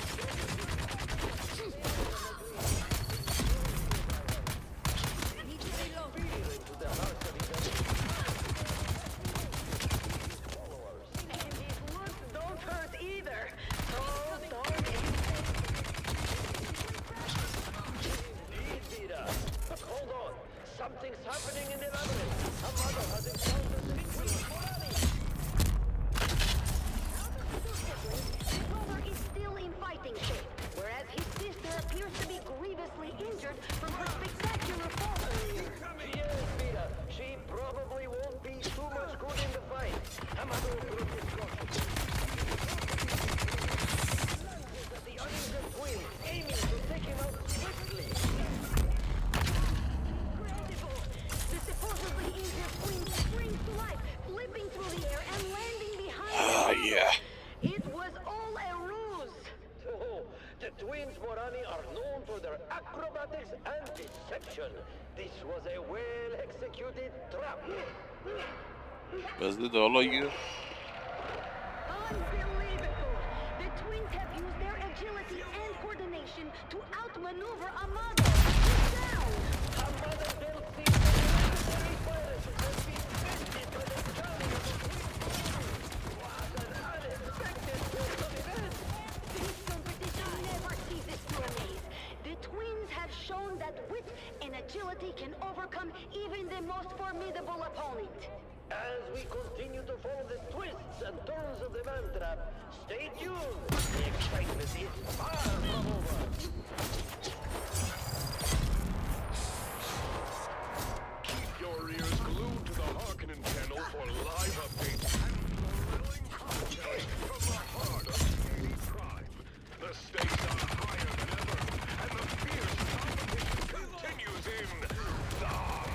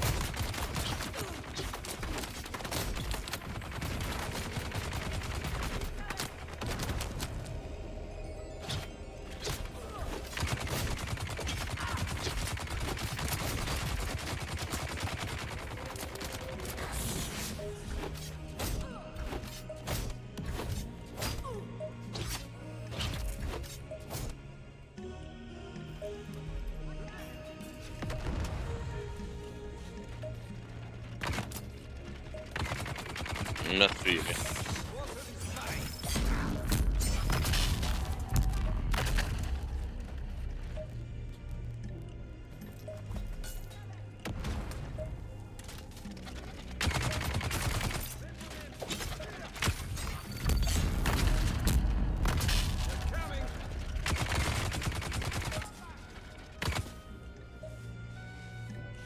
Harkonnen network, where every moment is an opportunity to prove loyalty and strength.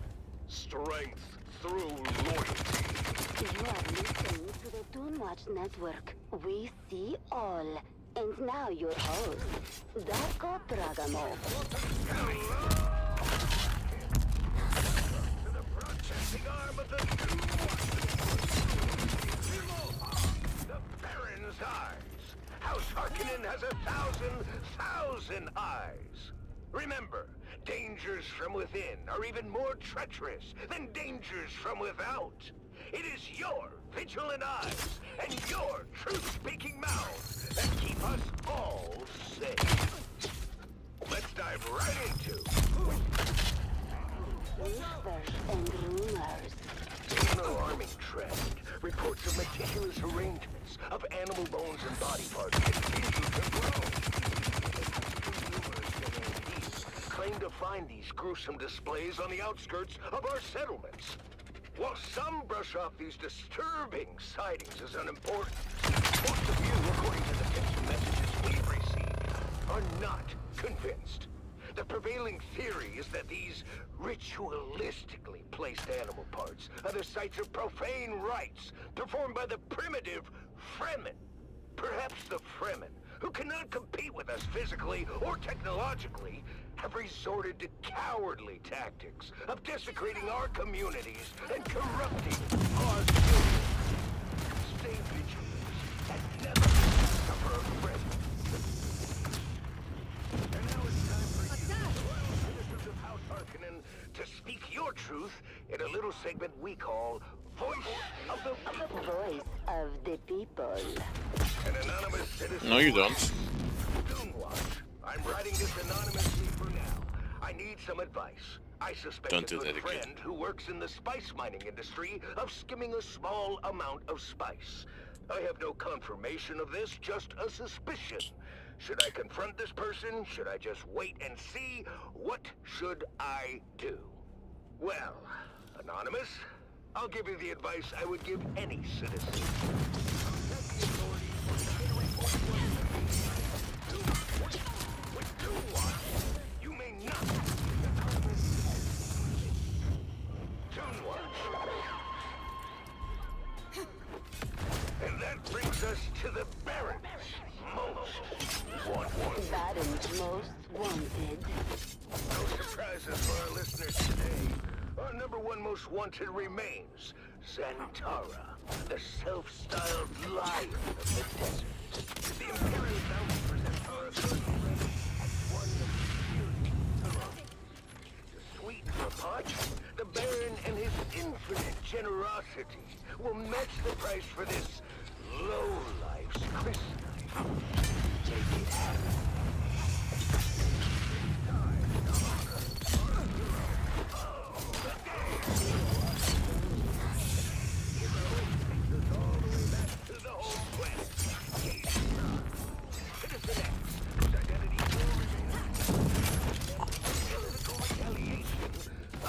That should have killed you.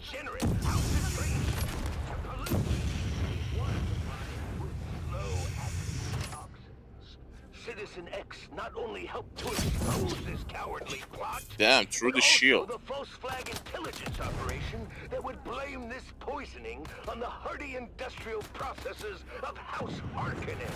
Cheers to this patriot, and cheers to those vipers from Caladan. Citizen X will receive lavish rewards from the Baron himself. You.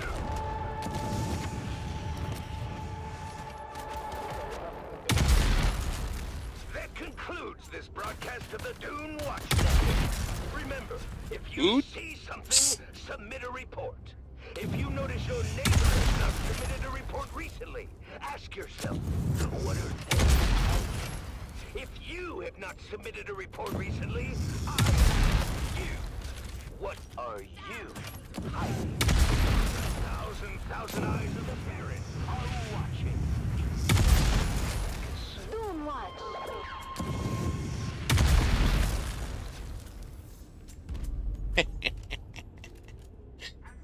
That was brutal.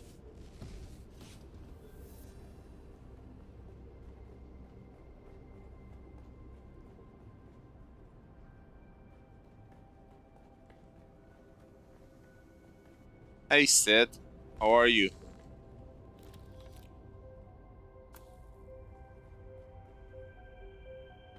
Oh, what? Are you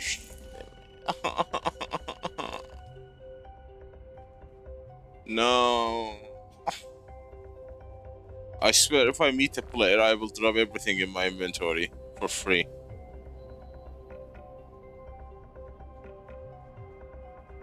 What the hell was that loot?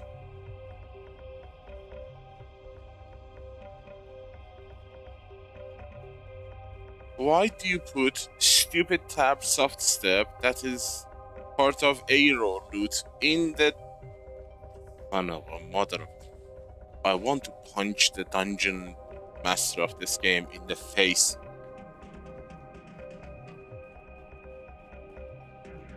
Those are hand-selected items, not random generated. I'm telling you, I would punch him.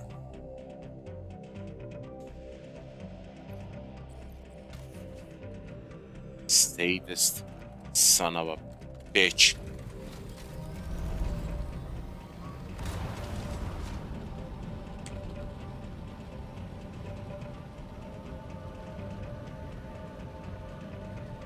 Well, the last time I did this, there was 4 perforator. Yeah, I got 4 of these. These are useless for me because they are good at PvP, not PvE.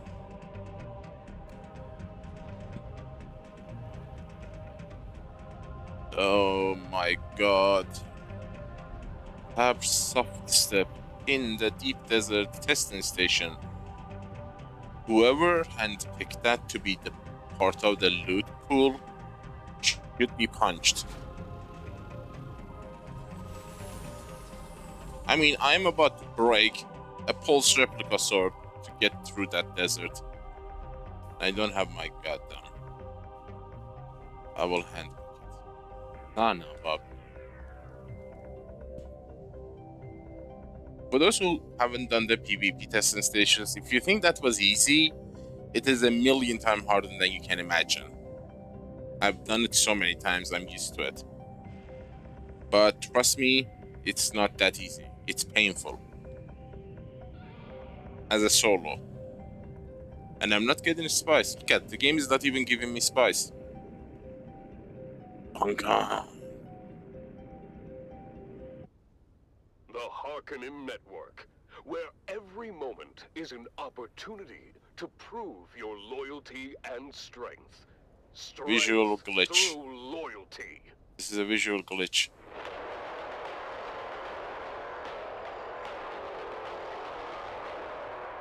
Welcome back, people of Arrakis, to the annual Harkonnen Family Games. The Mantrap competition continues with thrilling developments as our contestants face ever-increasing dangers. Let's join our hosts, Maxim Dubrov and Vera Kotila, for the latest updates. I'm Maxim Dubrov, slave master of the labyrinth, and with me is expert biologist Vera Kotila. Vera, we've had quite a series of events so far. Hold on, since I don't have any good loot on me, it won't kill me too. First up, we have a model Sin, the pirate who recently met his end at the hands of the twins Morali. Hello Tom has also fallen, leaving us with 7 remaining contestants. That's right. Let's start with the Fremen. He has just emerged victorious against the Steel Yes, it's a Band, visual and bug. is making his way through the western Last front. night, His silent I was farming determination is empty truly field, but something to Spice was behold. there. Absolutely. Today Spice is Next, there, we have the but Grey it's Lady, sand. who has expertly navigated the Shadow Corridor. Her calm and calculated approach has allowed her to dispatch several poison-spitting grugs. She remains an enigma. I but thought her they skills fixed it. are undeniable. Then we have Funcom, the disgraced guardcatcher, who has barely survived the web of deception. He certainly has the audience against him, but there is no Anyone doubt online to do he Spice? shows surprising resilience. Kaylin Sheath, the former serving girl, has managed to evade numerous traps. Her agility and quick thinking have kept her alive so far. The Fremen is catching up to Funcom, and it seems inevitable that they will clash before long, unless Nem is killed by Kaylin Sheath first. That's right, Maxim. Sheath and Nem have both reached the treacherous abyssal chamber, a section of the labyrinth with a bottomless pit at its center. This will be a true test of their skills and endurance. The tension is palpable. Funcom and Kaylin Sheath are circling each other warily, both aware of the deadly drop that awaits any misstep. Kaylin makes the first move, firing her needle gun, but Rico deflects the shots with his makeshift shield. He retaliates with a swift strike from his dagger. It's a brutal and even fight. Both are landing blows, and both are bleeding. The edge of the pit looms dangerously close. Look at their movements. They're both clearly skilled, but Puiko's desperation is giving him a... You know, sometimes I feel the developers are trying to kill this game, you know? Funcom lunges, and Kaylin dodges, but she's too close to the edge. She fires another shot, grazing his arm, but it doesn't stop. With a final desperate push, Puiko brought his weight against her.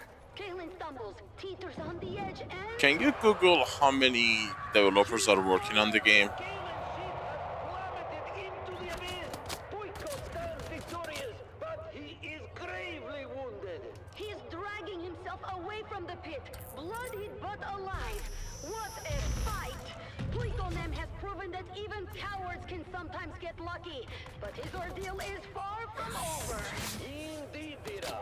And it seems his path will soon cross with that of the Fremen. That encounter is bound to be explosive, but that will all have to wait for our next installment. As always, straight from the Grand Arena.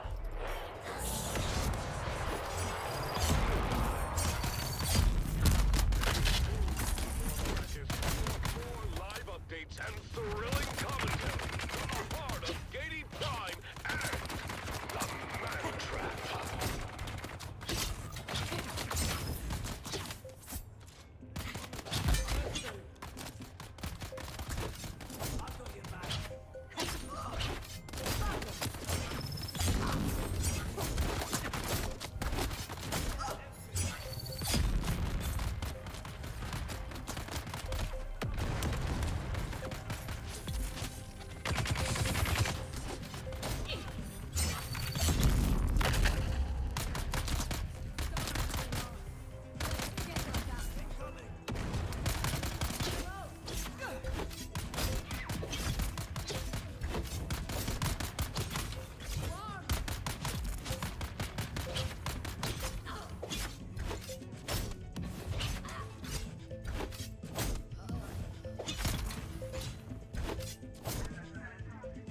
That chest is still not spawned.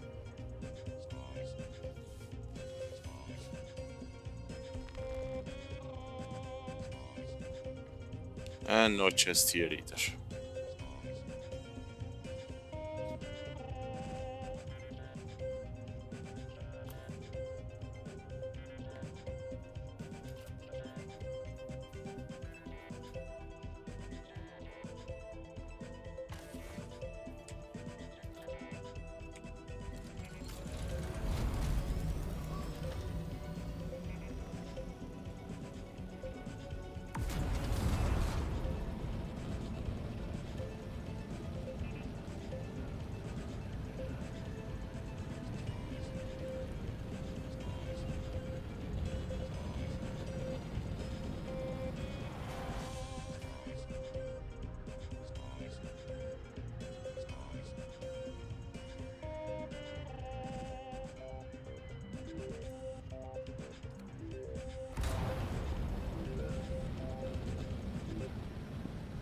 Building the future of the Imperium requires the strongest and most reliable structures. Oh look, I don't see Dome the is spice here to here. help you achieve Or I your do. ambitions for territorial expansion and dominance. Our new Manifest Destiny series of fortified bunkers, high-rise fortresses, and hardened industrial complexes ensure your military projections withstand the test of time and any assault. CHOAM, your frontier is ours.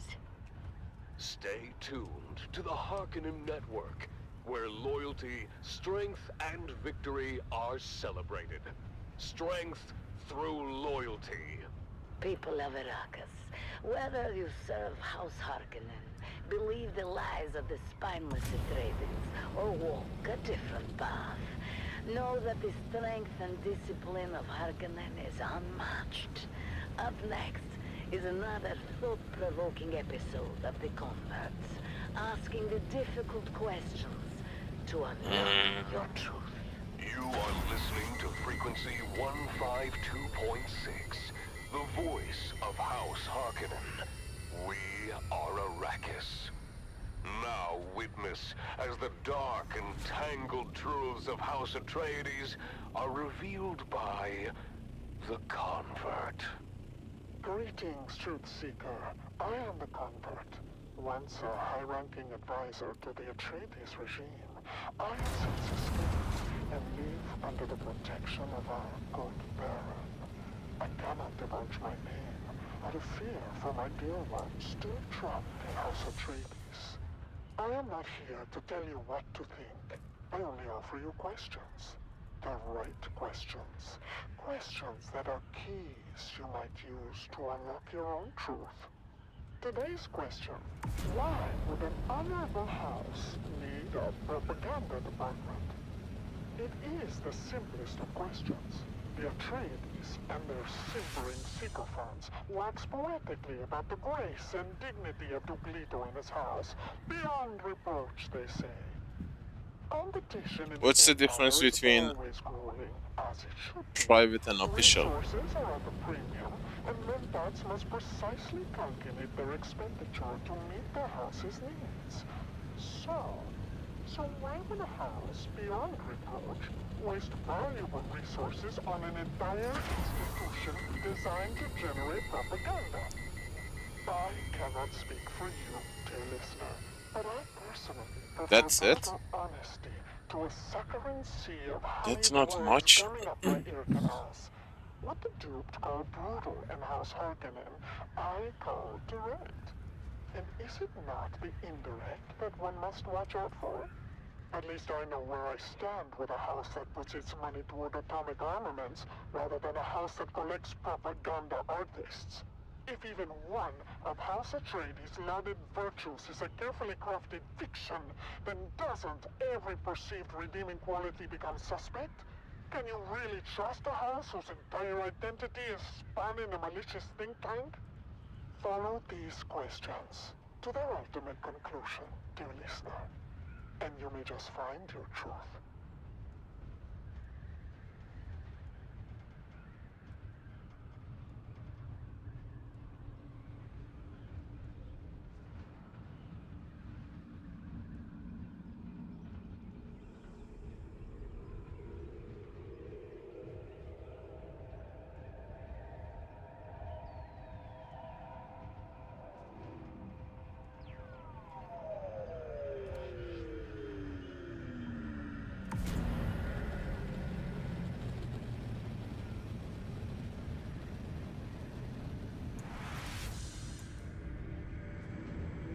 Yeah, that's not much of a difference, to be honest.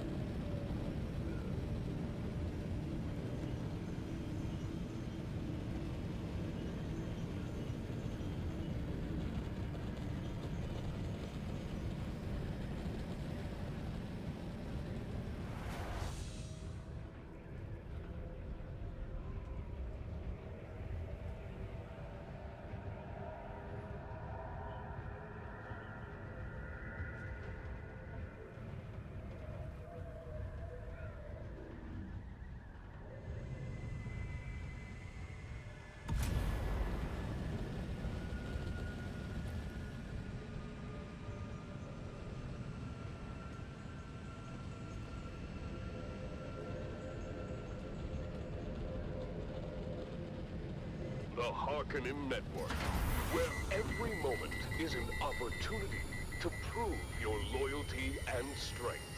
Strength through loyalty.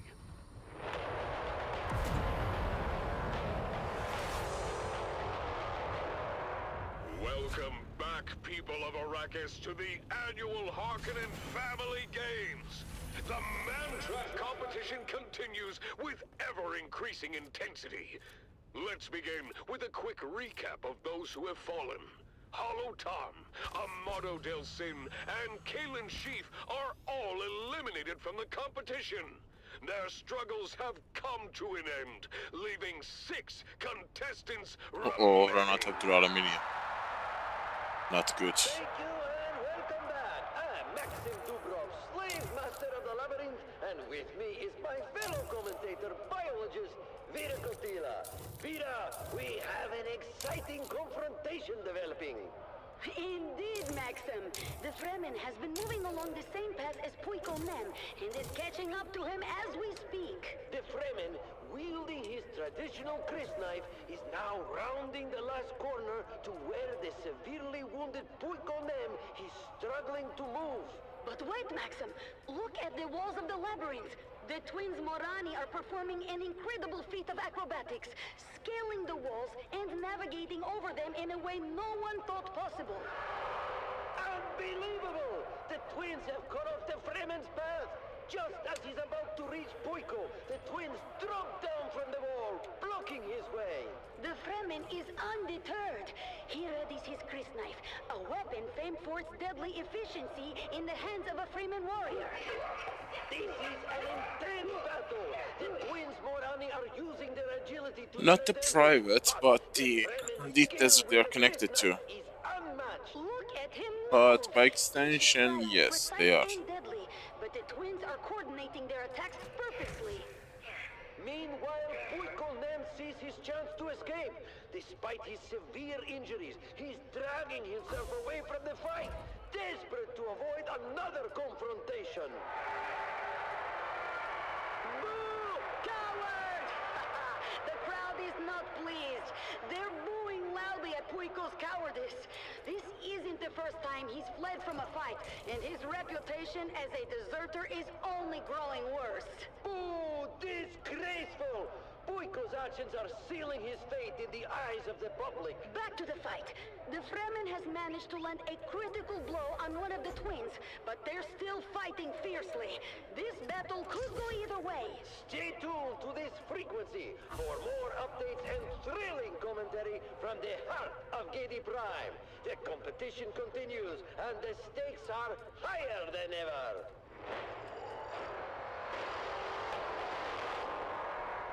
Keep your ears glued to the Harkonnen channel for live updates and the most intense moments from the fierce competition. The excitement is far from over in the Man-Trap. Traveling the vast deserts of Arrakis requires a vehicle of unmatched reliability and Sector power. weather alert. A large Desert sandstorm King's is approaching. Transport offers the finest selection of desert-capable transports, from rugged buggies to luxurious all-terrain vehicles. Built to withstand the harshest conditions, our vehicles ensure you reach your destination swiftly and safely. Desert Kings, conquer the sands with confidence. You're listening to the Harkonnen Network, where every second counts in our pursuit of greatness. Strength through loyalty. This is Sela Kron, your ever-attentive confidant, keeping you company throughout the day and night. And, well, pretty much all the time. Now, let's invigorate our spirits with some powerful music.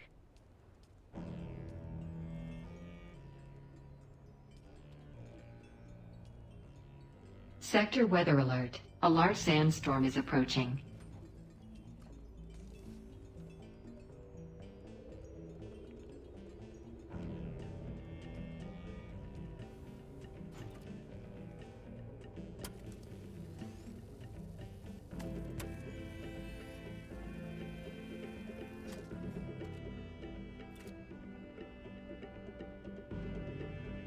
mine.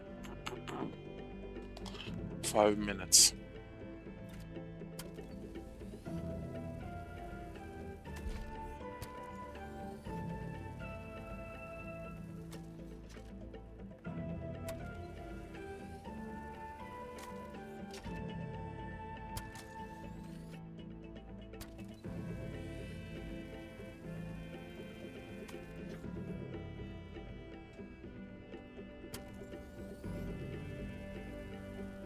Sector weather alert. A large sandstorm is approaching.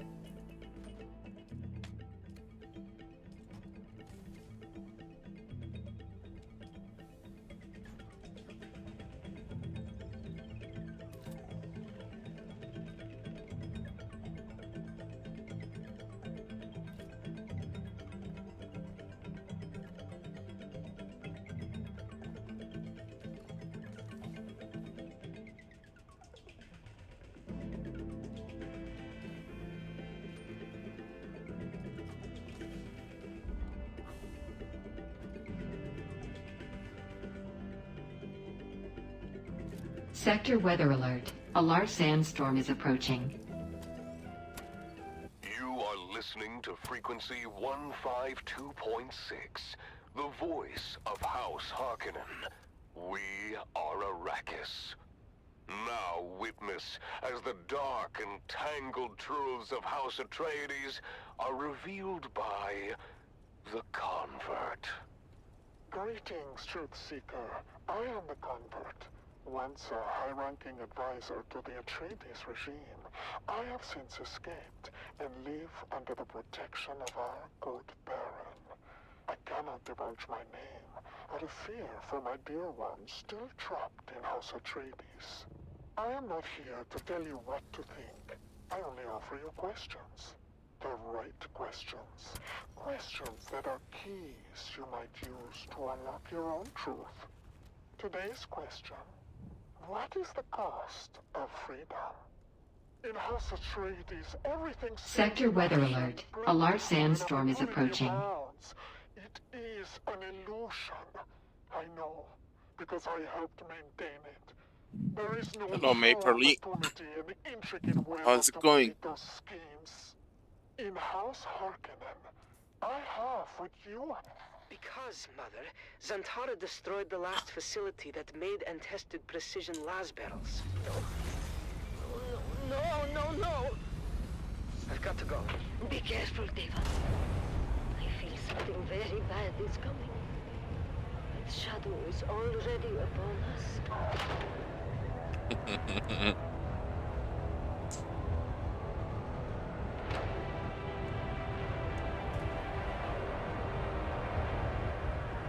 Mason condenser is at full potential. Are we clear to start the firing cycle? Eyes and controllers in the green, all mirrors 100% alignment. And still, my reservations remain. I'll be sure to let the Sector Baron weather know alert. next time we A meet. large sandstorm is approaching. Now, let's get on with our job. You had dinner with the Baron? No, Arek, he was being sarcastic. And I will say it again. The long throw cutaway auger is a precision tool and requires equal precision in its maintenance. Never in my 97 years as a peon have I test-fired an ungraded barrel. The game meeting is different. We have no idea how it's going to react. It is insanity, Dayvan. No one here disagrees with you, Ufin. But we have written orders from the House Munitions Master, co-signed by Peter de Vries. They need this laser auger online yesterday. Ah, because there is no risk to them. Let Peter de Vries test-fire the laser. There's too many eyes on us to mess this up. All we can do is trust in our pre-fire checklist and hope the new barrel materials meet spec. Let's go again. Spooling up Mason condensers. Mason condensers at full potential. Are we clear to start the firing cycle? Eyes and controllers in the green. All mirrors, 100% alignment. Signal waveguide, in range. Arek, how's the mesh? Phased ion is in the mesh. Optical pump is engaged and the coils are hot. Okay then, let's take it slow. Engaging throttle. Shut it down! Shut it down! Arek! Venting big tanks! Submerging coils in 3, 2, coil submerge! What have we done?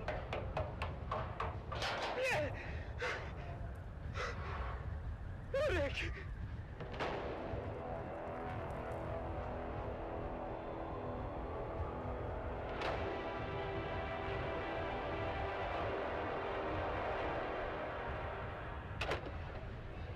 Devan, come. Have some food. Do you hear me? Devan? Devan? What is it? Arek is dead. What? He's dead. They took him away. I saw him die. What happened? The laser auger went out of phase. The beam splitter vaporized almost instantly. The whole charge vented onto Arek. He was literally cooked alive. I'll never forget the smell. And the screaming. Oh, Now that's a comeback. he suffered. Badly, I think. And you are just home now. How could you work after this? Did they not shut down the shop? No, they just moved us back to munitions repair and we finished our shifts. Oh, what is that now? August Spear! Droba, what's happening? It's August Spear. He's coming! The Gladiator? What do you mean? Lord Ravan just announced it. A festival with music, food, and August Spear is going to fight! For the first time in 7 years! Right here on Arrakis! Oh, I've got to go. Hey, wait for me! Did you hear that, Mother? The Gladiator, Argus Vir, is coming to Carthage, all the way from Grumman. Bread and circuses. Imagine it. Right here in Carthage, the greatest gladiator in the known universe. Ah, and what about your friend? Which friend? The dead boy, Arik. Oh, yes. Poor Arek. Yes, poor Arik. He would have loved to see Argus Vir.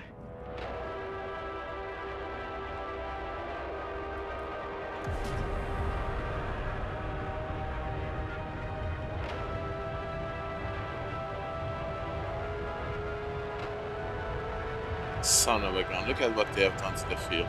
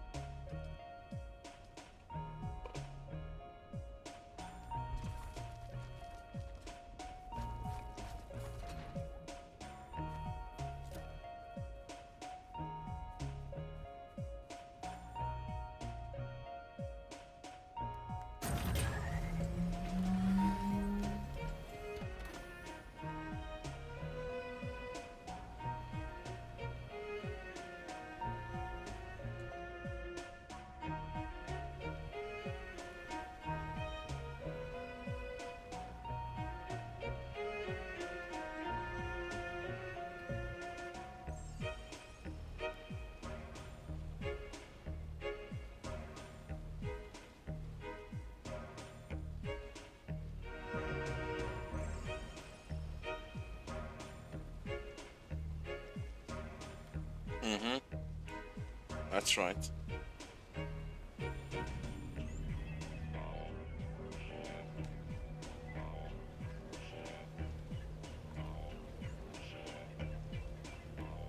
If someone comes to attack me, I'm gonna die because my stuff are so broken.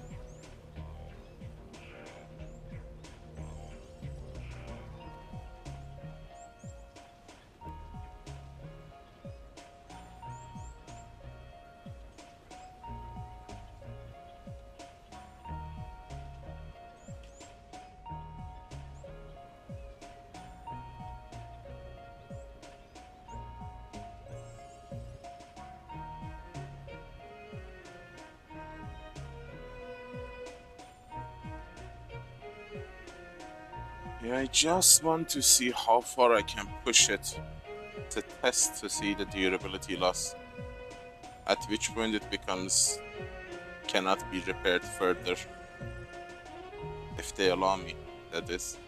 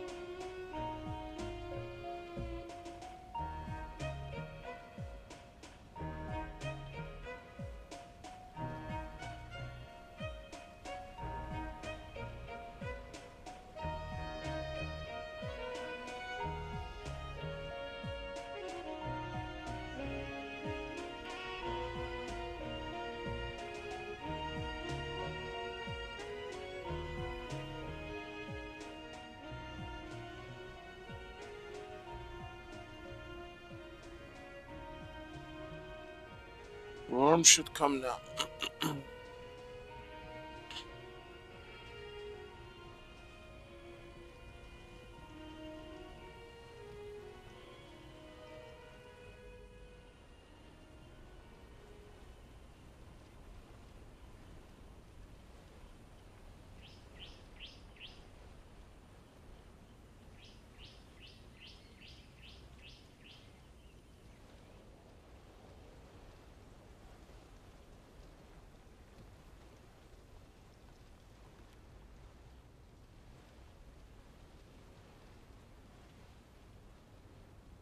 You're listening to Harvester Radio, home of the Daily Motivational, with Master Inspirator Jovian Huss. This is your Master Inspirator with the Daily Motivational. Today we must work hard, in silence, and let productivity be our cry.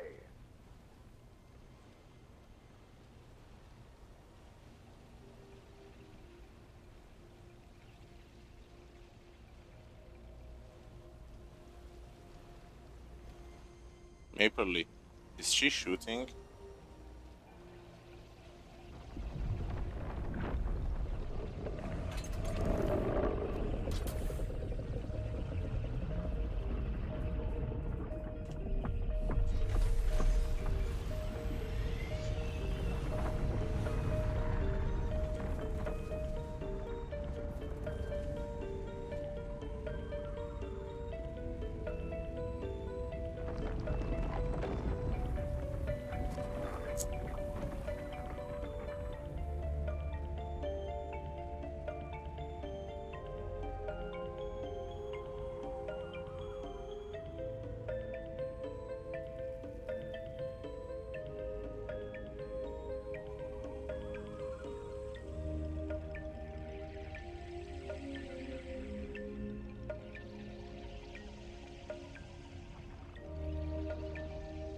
Maybe there is a second field open?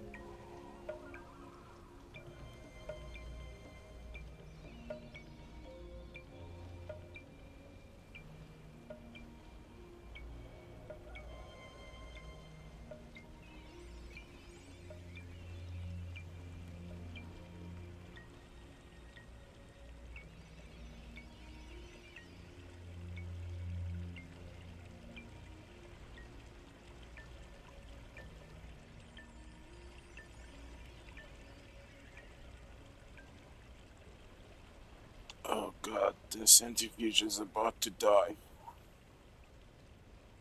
Did I take repair with me? I don't remember.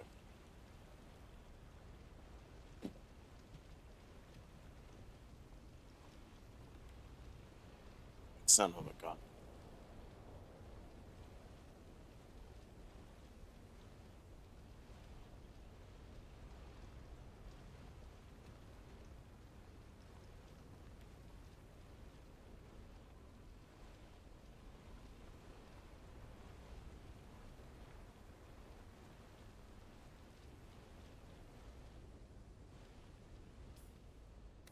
A little bit.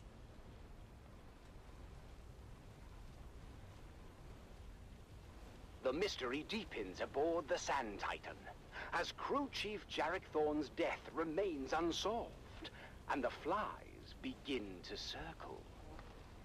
It's Death on the Titan, Episode 3, The Visitor. We need to talk about where you were, Jeb, the night Crew Chief Thorne died. I don't remember exactly. If I'm being honest, David, there are a lot of games I need to start. The work gets stressful, you know. You were running dark I've been that night, but the weather hooks busy were with this engaged one. on pad 1. Why do you think that is? I don't know. Malfunction? What do we know about weather hooks? They're used to secure ornithopters in bad weather. But isn't it true that weather hooks can only be engaged The from biggest the one cockpit that I of really a want to go Funcom? to it is don't the know. Jump I'm a Space, comms guy. You recall which is seeing recently one of the released in Funcom? early No. access. I don't recall seeing I've a been waiting for thopter that or game anything. for a long time. You sure about that? A thopter's hard to miss, even in a storm. Especially if it engaged the weather hooks. Well, I honestly can't recall anything like that. Maybe the hooks malfunctioned. I'm sure it's happened. Everything else malfunctions before long on this tub. Of course, we could find no evidence of any unscheduled thopter landing on the Titan. But maybe someone else knows something. Maybe someone knows exactly who landed on the flight deck that night. I told you already. I don't know anything. Am I free to go? With Paprika. Jeb's memory failing to Paprika. provide any clarity, I turned my attention to Shift Supervisor Lena Orlov. Several things she let slip Paprika. hinted at a closer relationship with Crew Chief Thorne. There had to be What more is your to game? that connection than she was letting on. There was nothing going on between us. We were just colleagues. Tessa mentioned that you and Thorne had a close relationship. Well, Tessa's wrong. There was nothing romantic between us. Why would she lie about something like that? Maybe she's trying to deflect suspicion from herself. You know what? That's exactly what I thought too. But then, she played me this. I'm glad we've had these moments together, Lena. Me too, Jarek. I don't think I could survive another day in this barren wasteland without you. What a bitch. Who goes around recording the conversations of their crewmates?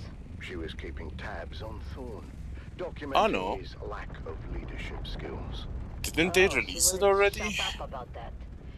I should have just transferred her to another rotation. Tell me about you and Thorne. All right. We were involved. But we were happy. I had no reason to harm him. If you had nothing to hide, why keep it a secret? Because it's personal. It had nothing to do with his death. Did anyone else know about your relationship? No, we kept it private. It was nobody's business. Tessa has always had it out for Thorne. She's just trying to stir up trouble. Tell me about Jeb. Not about him. Yeah, His I miss. alibi is weak. As is his assertion that he received Thorne's secret messages, but had no interest or capacity to decode them. He had the capacity, if he wanted to. We both had the same signals training. I miss greenery. Does that mean you could decode the message too? Yes, I could. Then tell me, what did the secret messages say? And water, Stay of course. tuned for our next exciting I miss that episode, so much. I where really want to secrets start unravel Sea and of the Thieves. truth comes to light on Death on the Titan.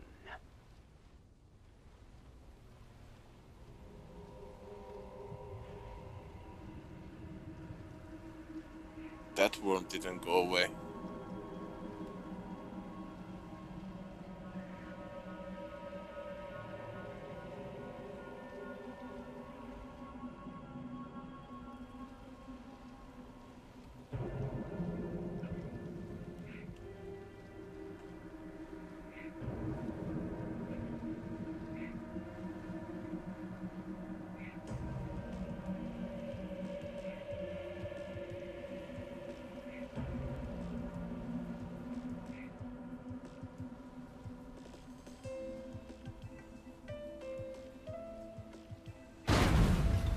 Ouch!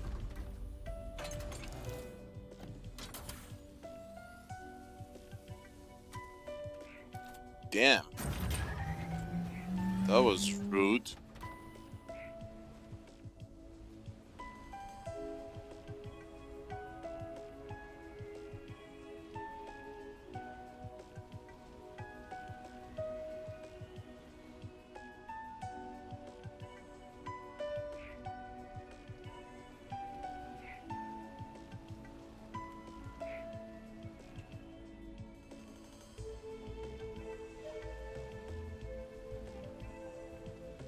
This is your master inspirator with the daily motivational.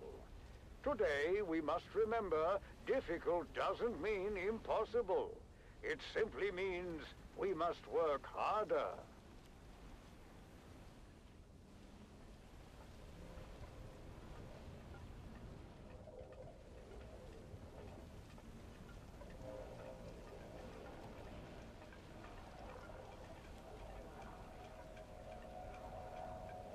Hello, Vic. How are you? What new war macro? There's a new war macro?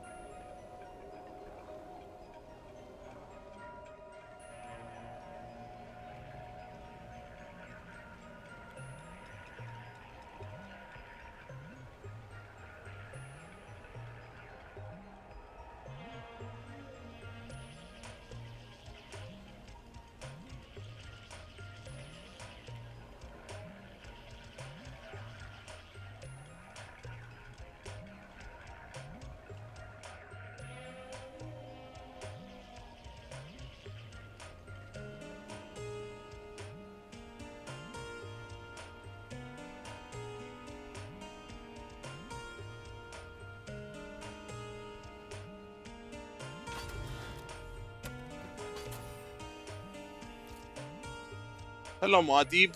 What's up?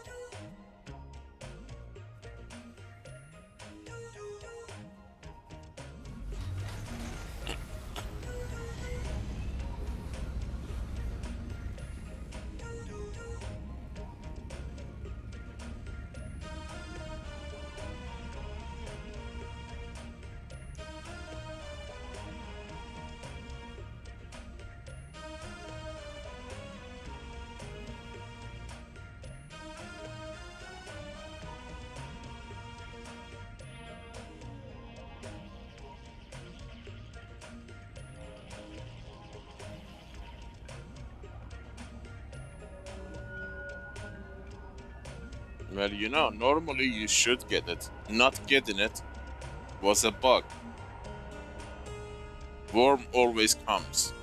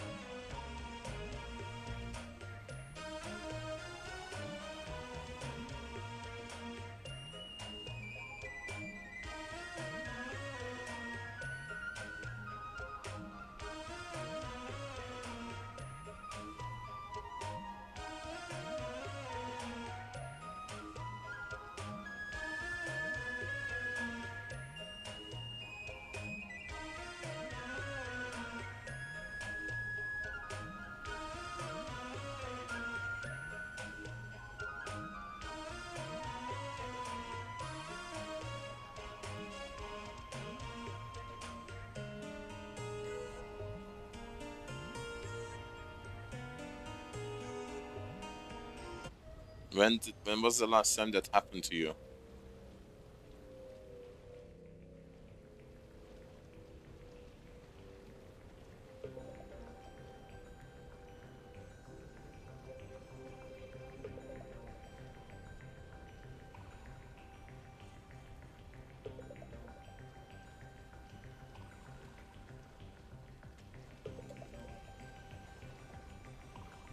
Sorry guys, if I turn this into a video and you see me talking randomly, it's because it's cut from a live stream. I haven't lost my mind yet.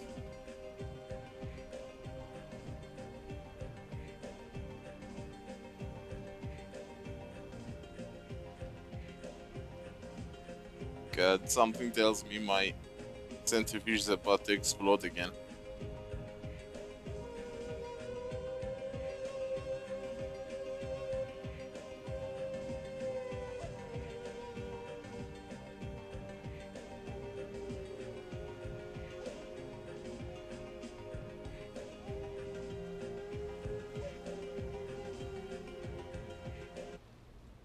This is your master inspirator with the daily motivational.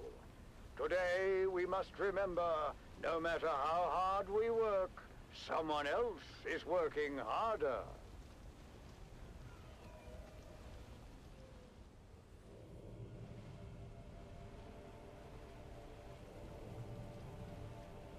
Okay, that's new. That worm coming from beneath is new, Vic. You just added a lot more stress to what I'm doing.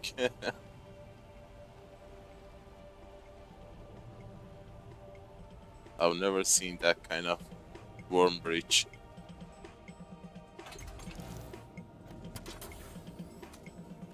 I'm gonna run out of repair tools.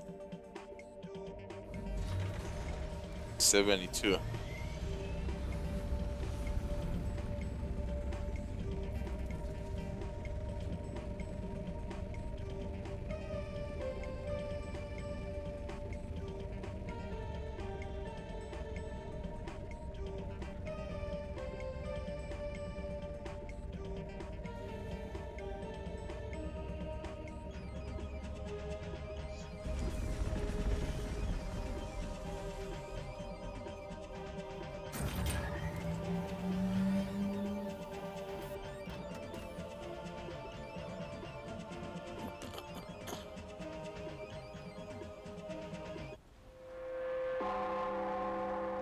The Combine Hornet Communinet Theater presents an Arakin Playhouse production of 5 Days at Carthage.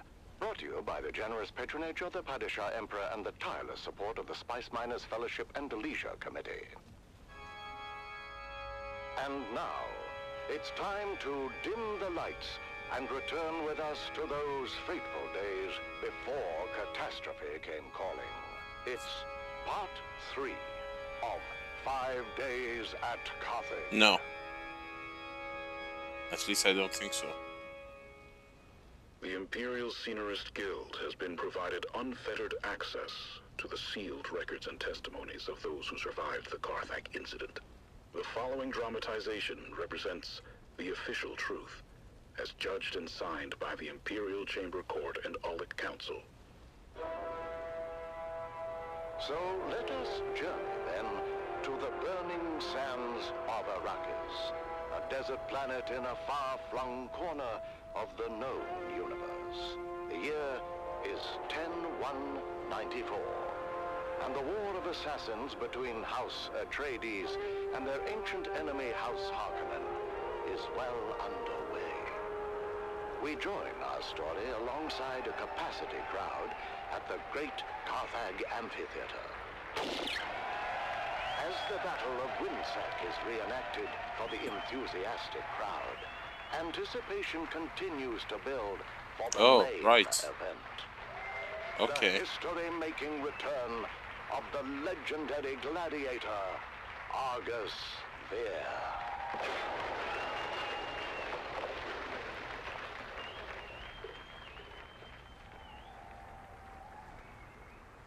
Do you hear them, Argus? All of that for you. Oops, worm is coming. Do not overfill my ears with honey, old dog. I hear the crowd well enough. I also hear the sound and fury of Laskan fire. I have reduced the game volume so much I don't hear the worm. Windsack, I believe. You know how the Harkonnen love their reenactments. Bah! Never heard of any bloody Windsack. A local engagement of some import. The exact details elude me, but I gather it didn't end well for the Harkonnens. Why celebrate it then? I'm told there is some disagreement on the specifics of how the battle concluded, and who, in fact, was responsible for the rather costly destruction of the Spice Guild facilities situated there. The Harkonnens, no doubt. I believe the Baron would claim otherwise. He would, wouldn't he? Where is my damned spice? The skin on my legs feel as if it's both swelling and tightening at the same time. The pressure's building. Oh, where's my damned spice? That Harkonnen bootlick should be here by now. There he is.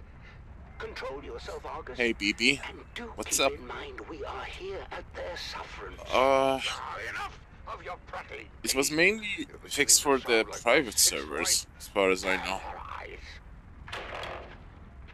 Oh, hello. You're not Vestari? Some server maintenance stuff. Vestari had to attend a pressing matter. I am here in his stead. What could be more pressing than my bloody spice?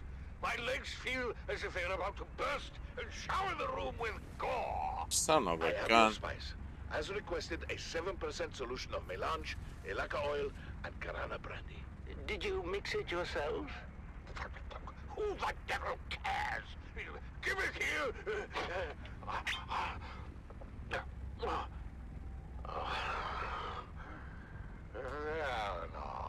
polish. Go easy on the lad. I'm in fine. no rush to be anywhere. Keep patrolling. I wish to enjoy a nice day in the country.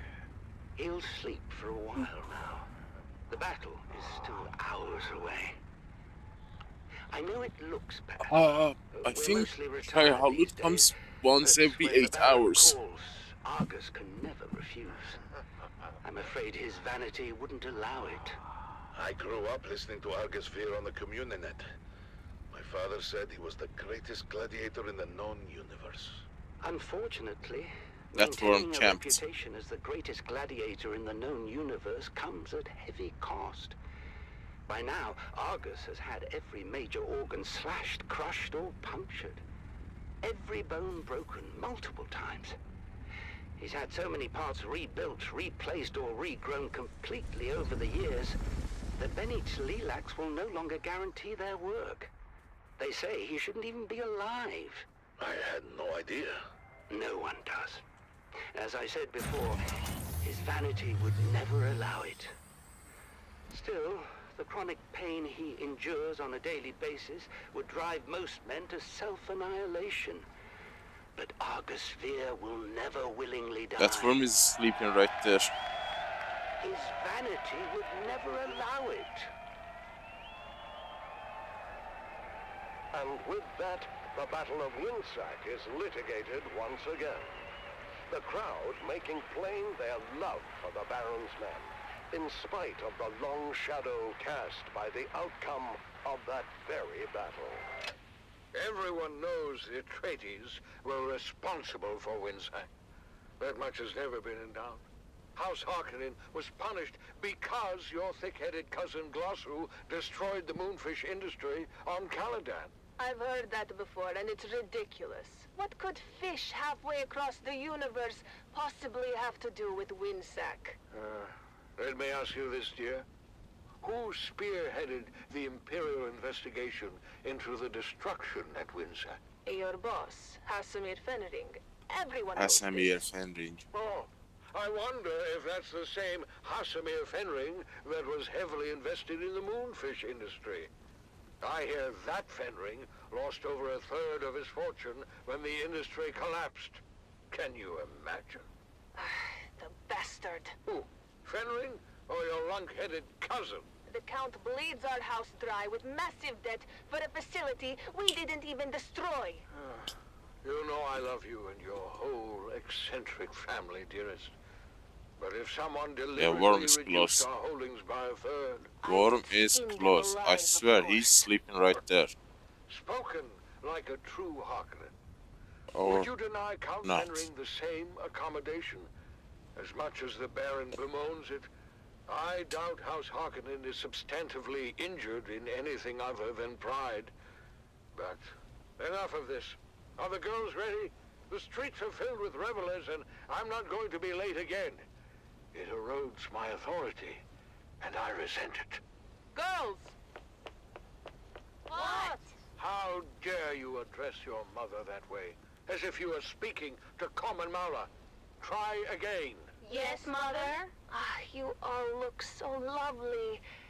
It's a shame Feyd-Rautha won't be there to see you. What? What do you mean he won't be there? I heard over the steward comms.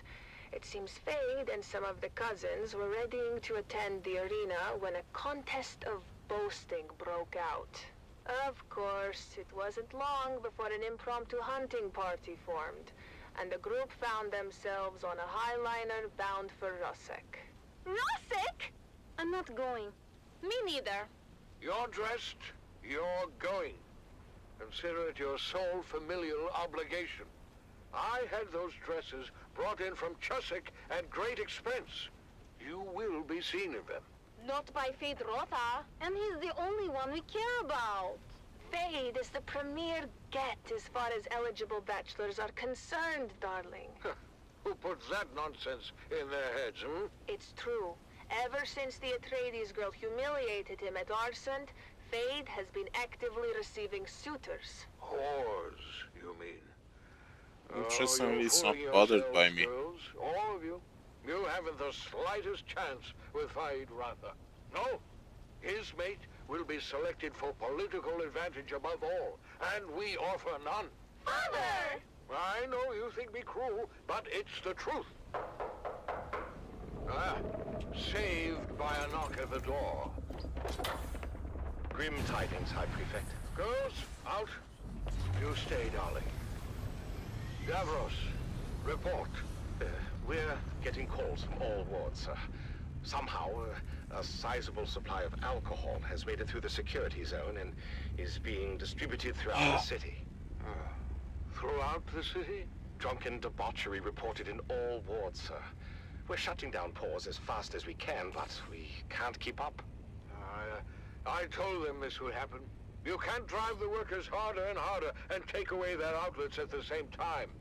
The pressure can only build so much. Yeah, you know, BB, it's because of the time I play in the server. What do? We do nothing. Perhaps the alcohol is a gift. Perhaps the crowds Otherwise, will I have would a not risk riotous it. good time and wear themselves out before we see any proper unrest. What is your read on the crowd's temper, Davros? Happy, sir. Excited for the most part. Excited for Argus Veer, that is. If there's one clever move Lord Raban has made in recent memory, darling, it's delivering the great gladiator. I thought the old hedgehog was retired. He is, but Glossu had nothing to do with it. Oh, son of a gun. He is here at the Baron's request. Well, it doesn't matter who brought him. What matters is that he's here. I shudder to think about how the crowd might respond when they denied their spectacle. Well, we'll all be denied, sir, if we don't get going. Your ground car awaits. Vastari! What happened to Valentin? And then you are sharing a deep desert with some psychos. We used to have them before, trust me. Group of Russian players, very nasty Russian players.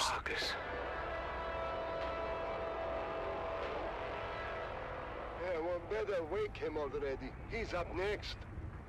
I think that might be a problem. I can get a bucket of water or something. We're going to need more than a bucket of water, I'm afraid. Argus Veer is dead. Someone is coming here.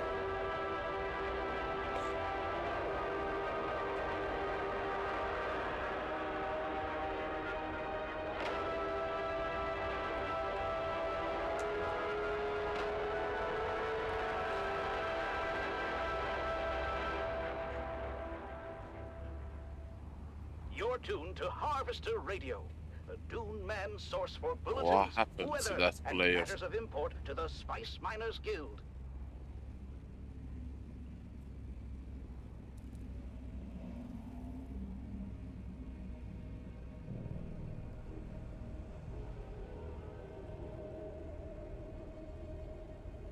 No, I can't freaking land.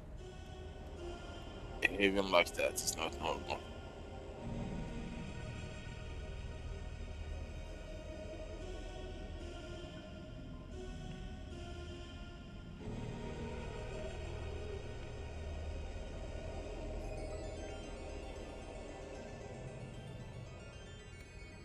There is nothing up there, so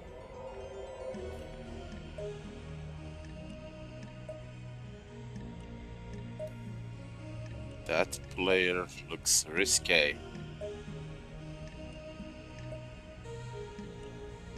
He might be waiting for me to land.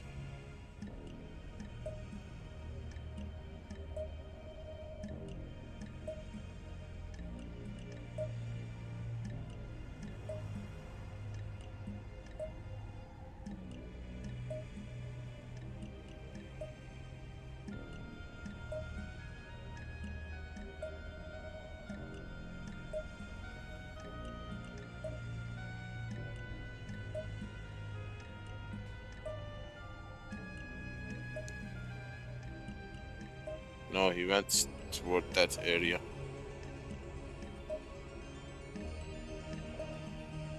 I am at H.O.T. Where are you, Maperly? Was that you?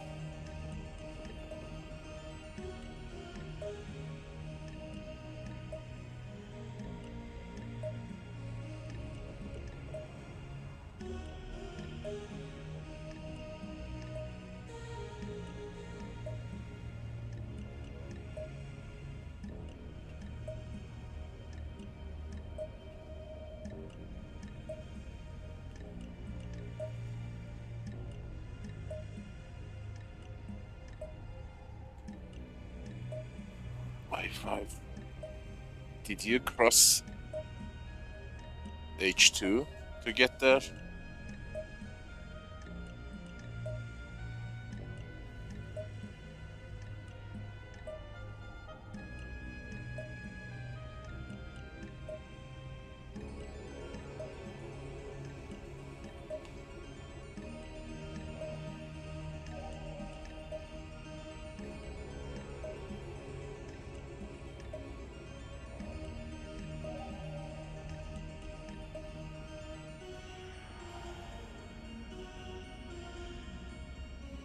Well, they haven't increased it yet. We are waiting for that update. I particularly want to see that update in action. That would be really helpful. It's the Dragon Gang, presented by the Imperial Scenarist Guild and Linder and Gold Coffee. Wake up with Linder and Gold. We put the spice in it for you.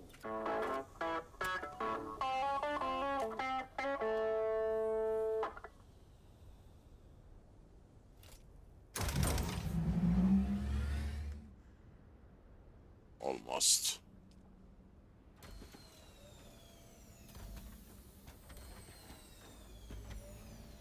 The Graben Gang was recorded before a live studio audience. Another day, another Solari. Breakfast is ready. Well, then, so am I.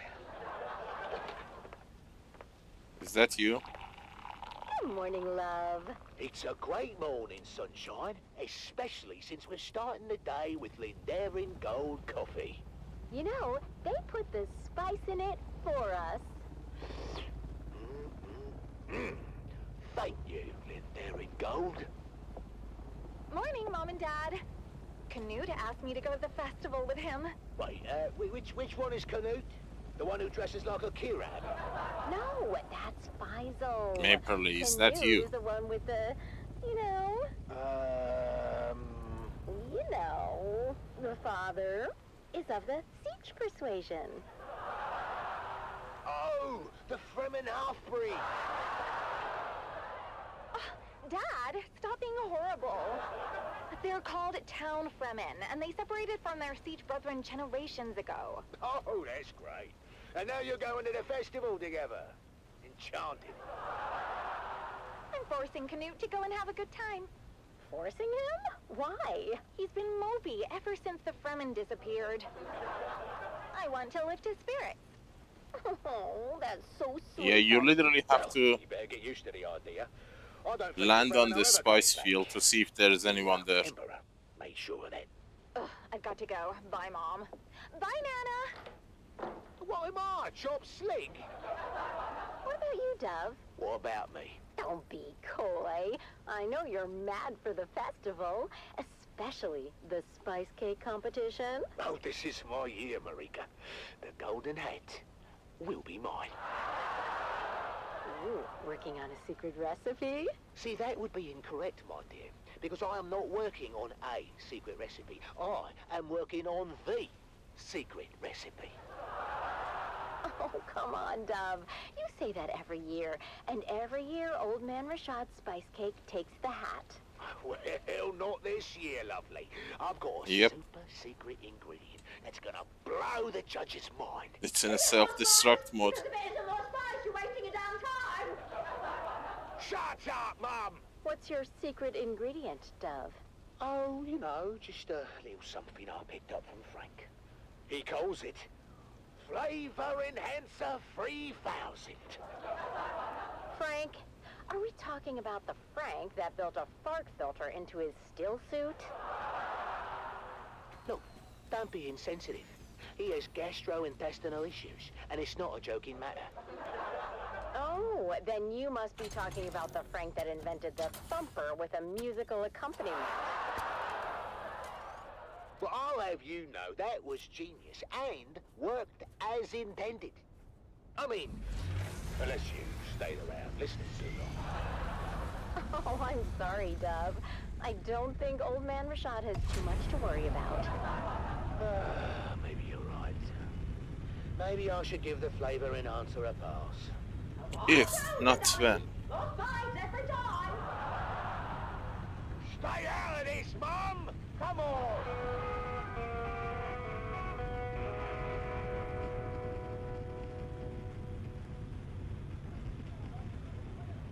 The Zero sees all, but what does it say for you? Have your fortune told and learn what fate has in store. Only 25 Solaris. Did the judge come around yet, Dove? Not yet. Where's Junie? Oh, looks like they're in line for the fortune teller. Oh, no! That's Old Man Rashad's booth. Look at that line. He must be giving out free samples again. Well, that's not fair. Oh, want me to go over there as a spy and size up the competition? You just want to try his cake, don't you? Is that so wrong? What about me? Oh, I'll get you a piece too. Well, that is not what I meant. I know, but I will get you a piece. Yeah, all right, fine. Hey there, neighbor. Frank, I didn't think you'd show. I mean, well, you know, because I wouldn't use your invention. Come on, Dove.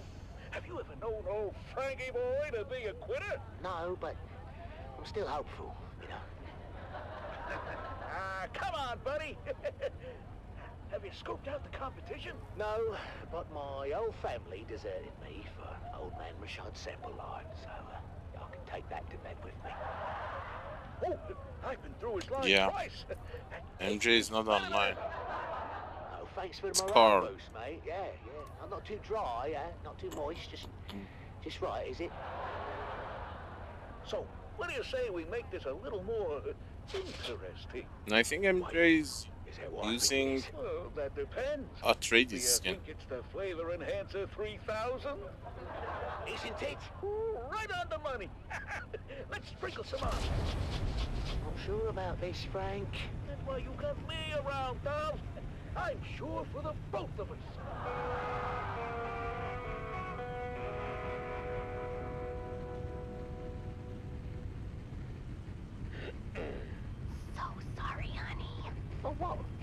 I haven't lost yet. It's so cute that you think that. Ladies and gentlemen, it's time to announce the Golden Hat winner for this year's Spice Cake competition. And the winner is... Dove Denick of Depot 12! Did he just say Dove Denick of Depot 12? He said Dove Denick of Depot 12. Oh, we did it! We actually bloody did it! Dad, you won! Congratulations, Dove. We're just as shocked as you are. Come around, all. There's enough for everyone to have a taste. The line starts behind my wife right there. And here's some for you, and you, Governor, and a big piece for you because I like the look of your Well, face. I got lucky. One for you, little boy, and your mum. Because both my carrier and crawler are one-shot hit kills. Your cake achieves new dimensions in flavor. Did you put anything special in the mix this year? Well, it's a lot. Why, yes, your Judge he did.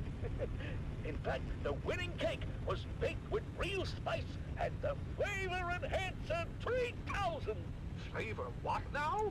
Flavor Enhancer 3000. A new dimension in flavor, discovered and refined by yours truly, Franklin Munt.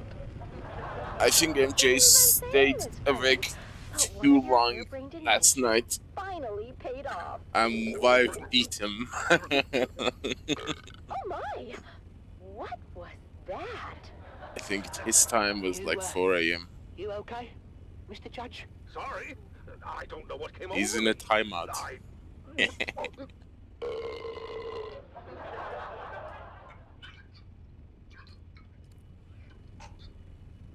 Where the hell is Carl? I asked him, so he should ask me.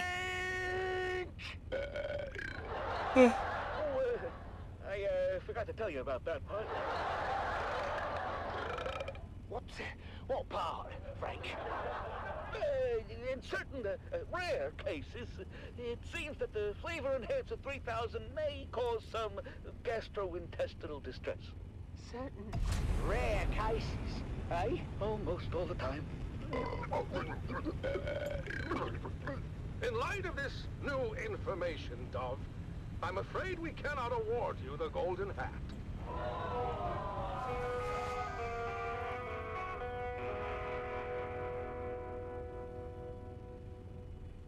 Well, we didn't win. But at least we didn't do any permanent damage. Yeah, Dad. That's progress. Well, you know what? All things considered, I think we did pretty good today. Yeah, we did.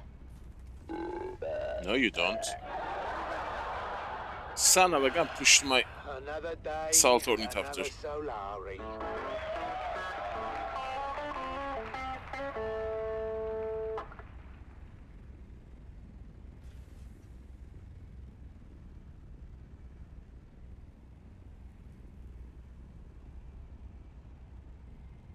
You don't see it.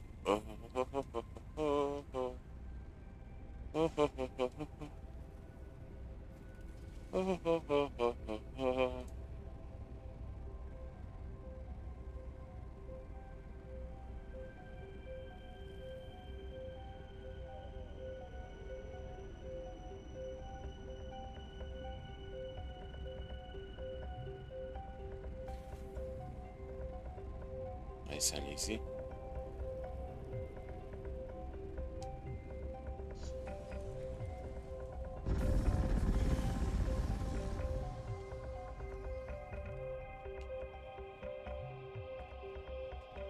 Sorry, buddy.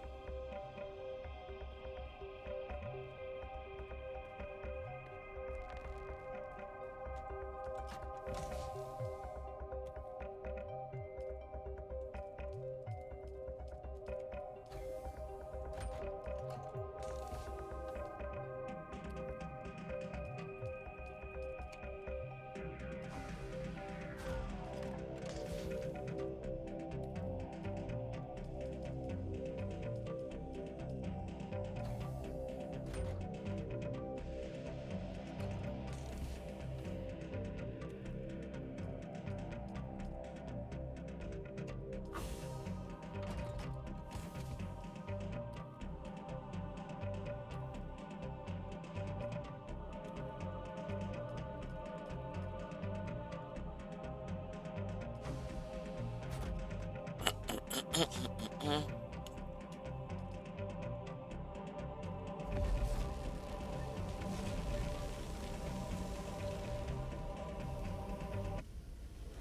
is Dune Man Keith Villari, reminding you to secure all guild equipment at first worm sign. My crew waited too long and lost both crawler and carryall to the Leviathan. We thought we'd landed the big bonus, but now it will take generations for our children and grandchildren to work off our debt to the guild. Be profitable. Be safe.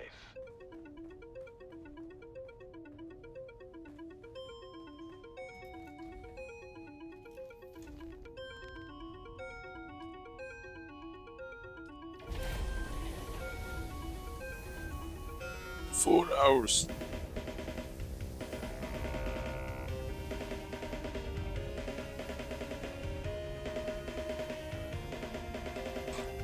Dune. A quiz, The 5 hours, for 14 minutes.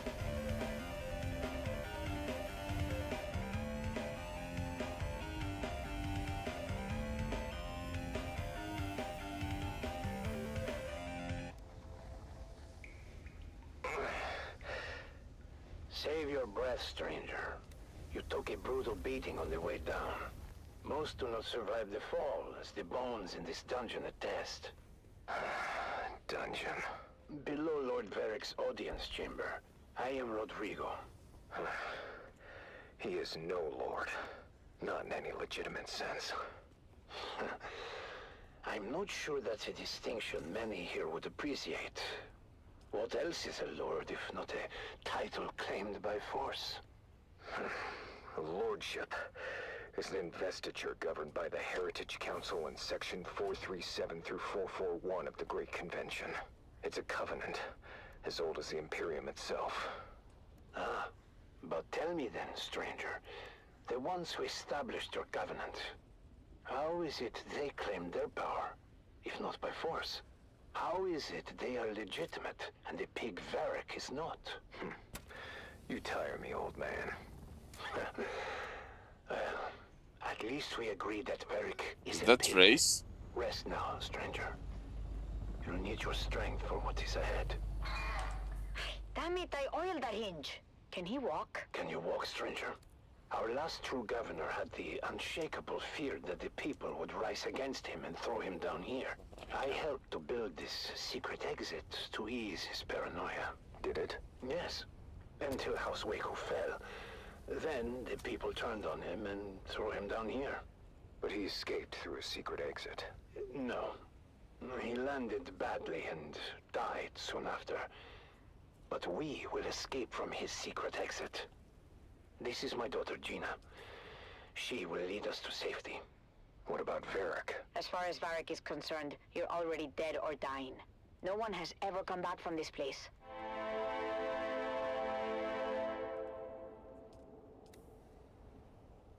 Easy now, swordsman. I've tended to your wounds. Thank you, both. My father was a draftsman in the Imperial What did Engineering they get Guild, into that and helped base? to build this humble colony. Armor in 3 isn't much, stranger, but we are self-sustaining. I thought race And is the solo. guild will remember us one day. We were doing just fine until Varric's grandfather took over. Lord Varric is just the latest in a long line of assholes. We have seen too many good men fall trying to stand against him. There are enough of you. Why not fight back together? The fear of death, I suppose. The land here is harsh. The work grueling. Without our men, our families would starve. Fear is a powerful chain, stranger. A chain we will break together. Send word to the villagers. It's time to end this.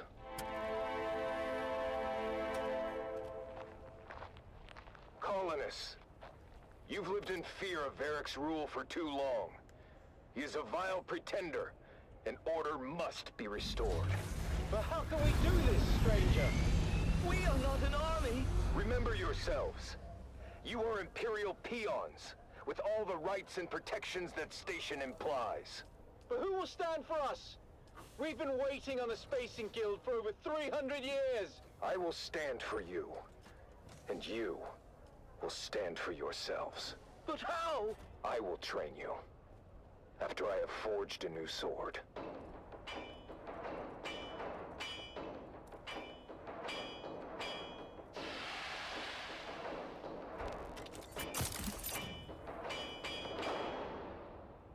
It's time.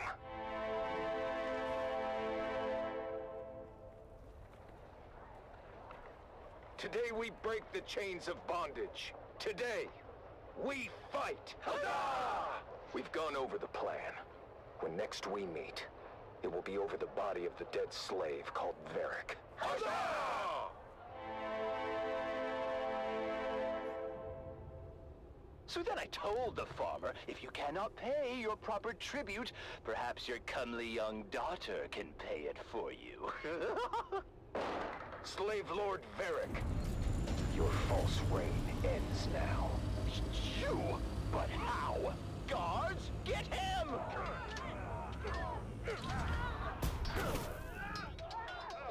He has rallied all the peasants against us! They fight like demons! The stranger must have trained them! Face me, Varric. I will take care of the stranger myself.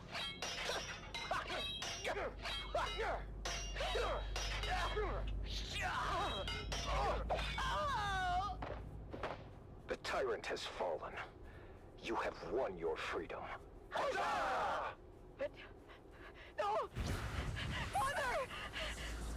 Your father fought bravely, Gina.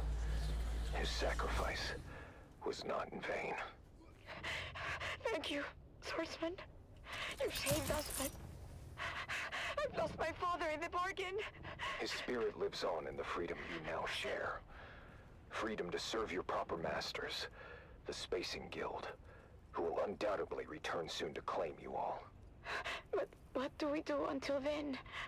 Hunger and disunity may come, but you must remain steadfast in your duties, and the honor of that will sustain you. Remember, a righteous heart is never truly empty. You're right, swordsman. Is there any way we can repay you? Setting things right is payment enough. And now, I must move on. I'll never forget you, swordsman. Swordsman? Where did he go? And so, the swordsman leaves another world better than he found it. Join us next time for another chapter in the saga of the Swordsman.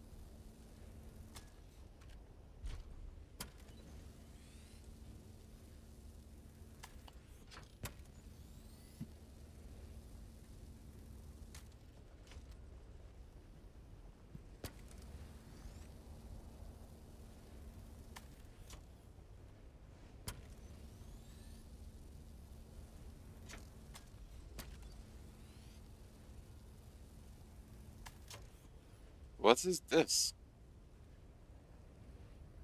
What is this? icon. The warrior's farewell. In twilight's glow, where shadows meet, a warrior stands on weary feet. His sword, once bright, now dulled with strife, reflects the toll of countless lives. This is a new bug. You've carved this path Son of a gun. through deserts vast, through blood and rain. Yet honor binds my heart tonight. For House Atreides, I still Oh god, that refiner, that centrifuge is dead. Who fell in fields whose courage were their only shields. Their names engraved in stars above. Their deeds, the legacy of love. In silence now, I take my leave.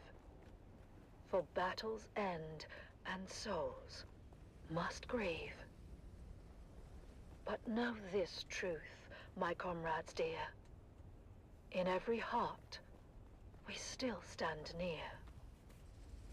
Oh, house of just and noble name, we've lit the stars with honor's flame. And though my journey's end is near, House Atreides, shed no tear. For in the halls where heroes rest, where valor shines, where hearts are blessed, we'll meet again in timeless peace, where all our pains and trials cease.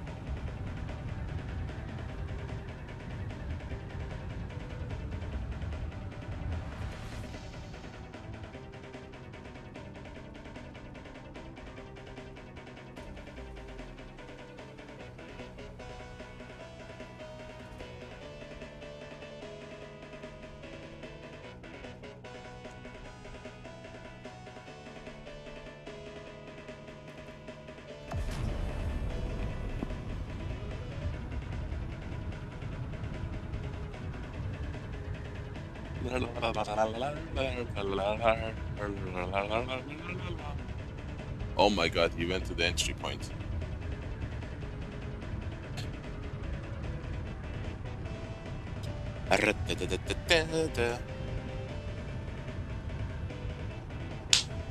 Atreides radio station is so miserable. Good.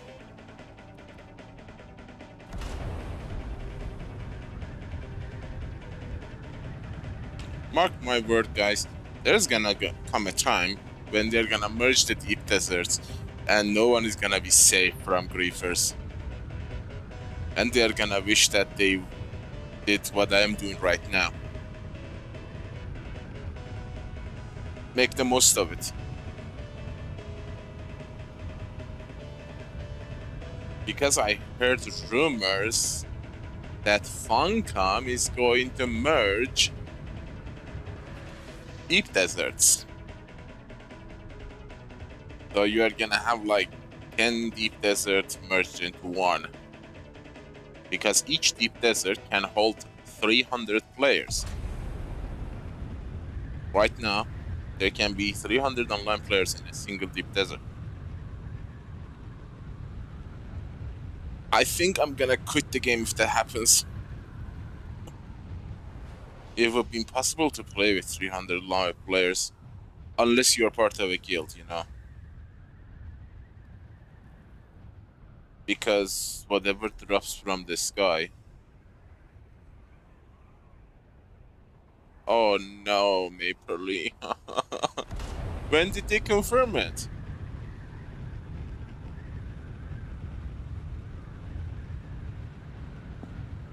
I was hoping it's just a guess. No!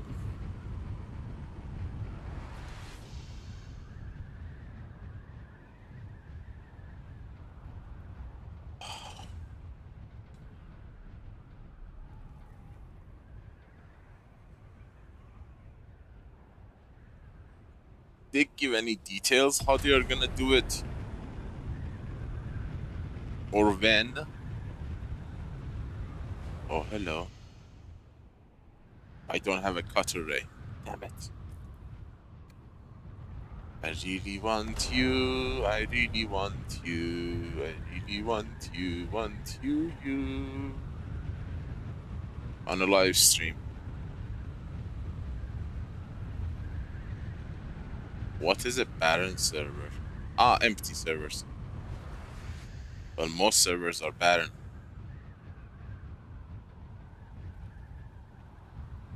Always with you. It's Fox Atreides, the voice of the Duke.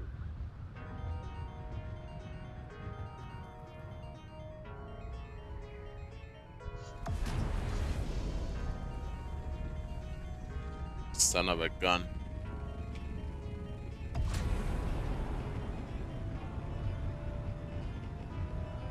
Even if I could, what am I gonna do with it?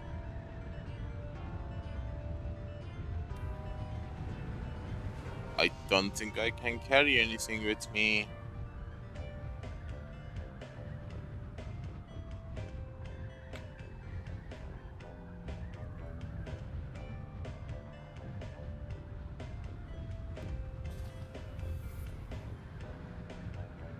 I think they're trying to kill the last remaining players. If that happens, I don't think I'm gonna be playing much more. Because if this Deep Desert becomes 300 full players, it's gonna be unplayable. Yes, sir. It's not that big, you know? Acknowledge. Yes, sir. That, yeah, it is. Moving out. I wonder if I can make a single...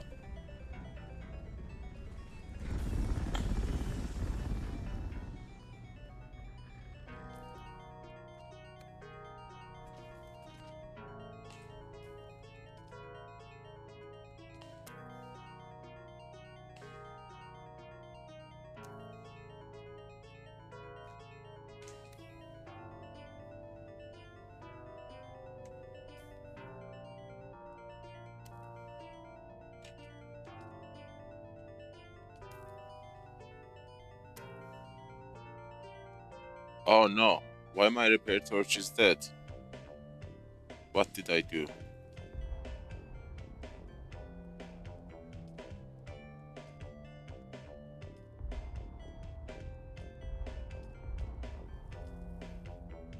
Son of a gun.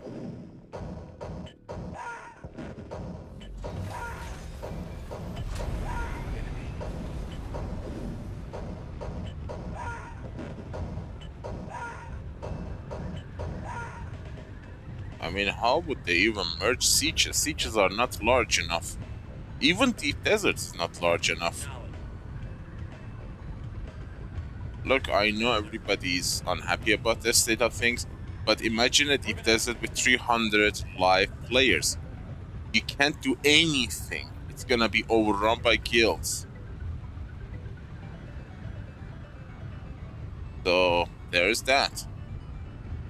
Whatever drops on the sand, it's gonna be picked up so fast. It's gonna be the end of solo playing.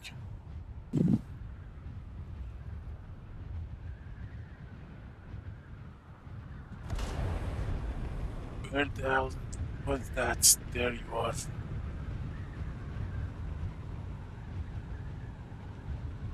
My repair torch is in a bad shape. I forgot to repair it. Or I don't even have aluminium to repair it, if I'm being honest.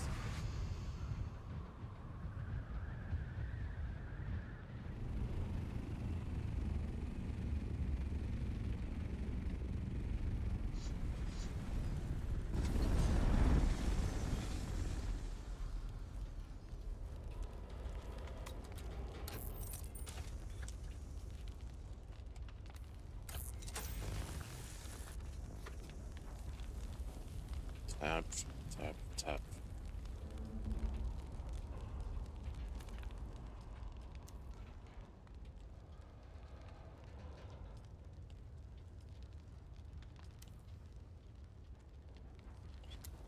And now, another revealing episode of Through Their Eyes, first-hand accounts from the front lines, presented by your host, Redondo Monroe.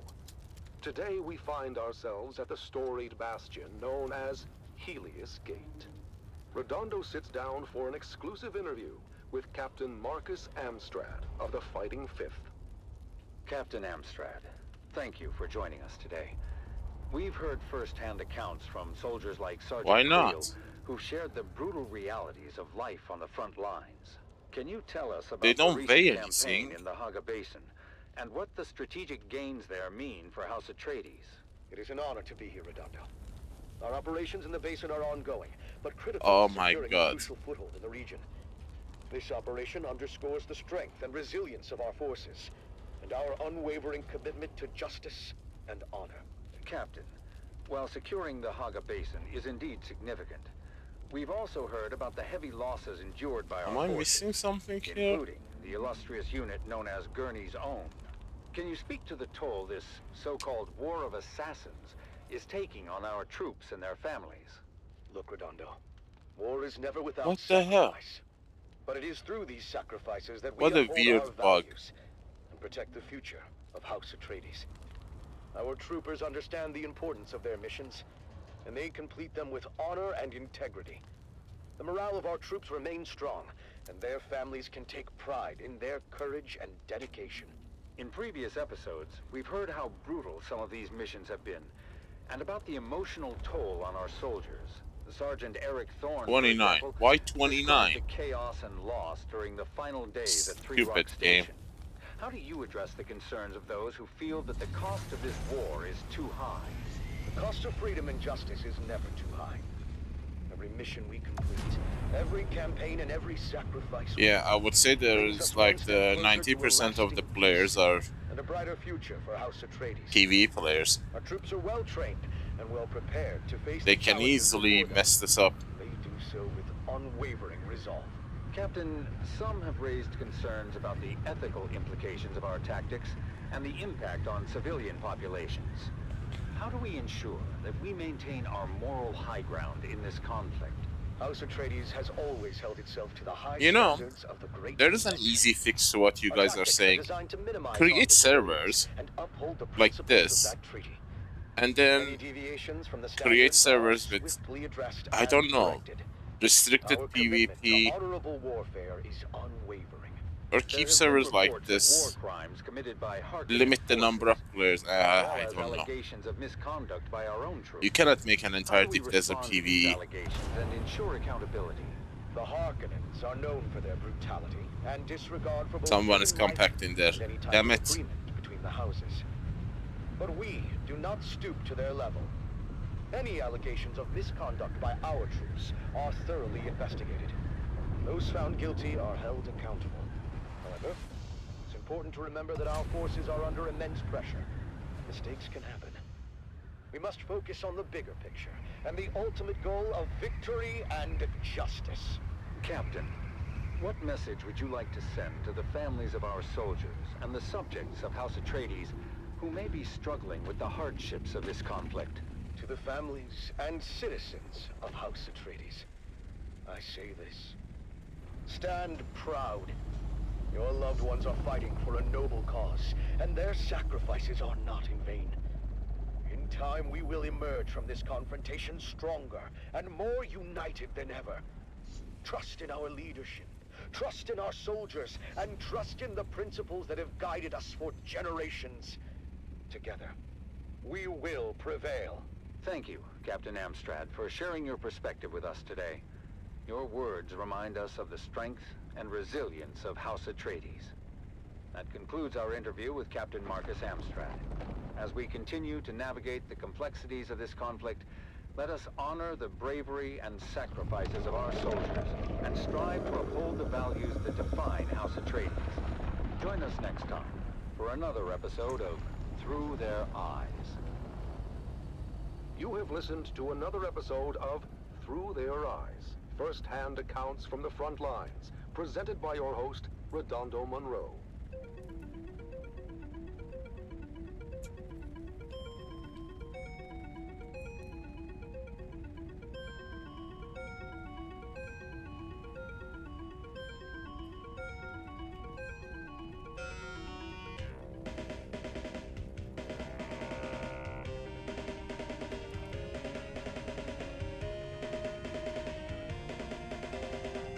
Dune, the battle for Arrakis. You know, I can easily grief him right here. If I land on top of his ornithopter, he cannot take off.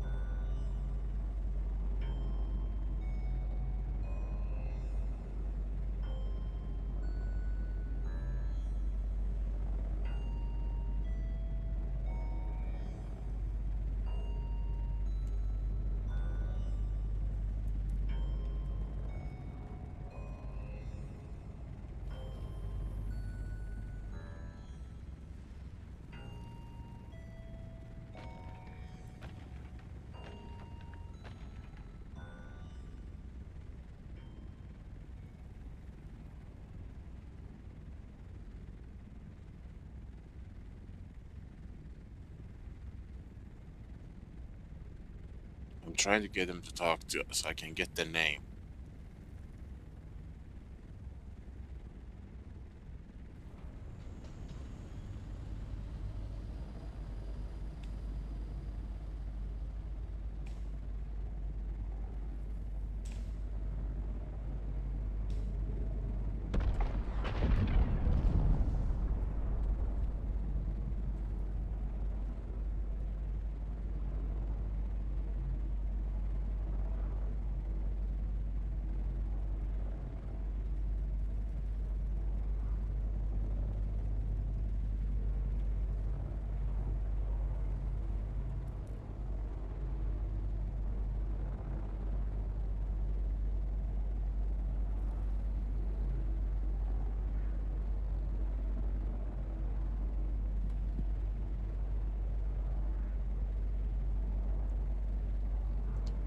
Well, I'm persistent, Mapley. I have a way of dragging words out of people.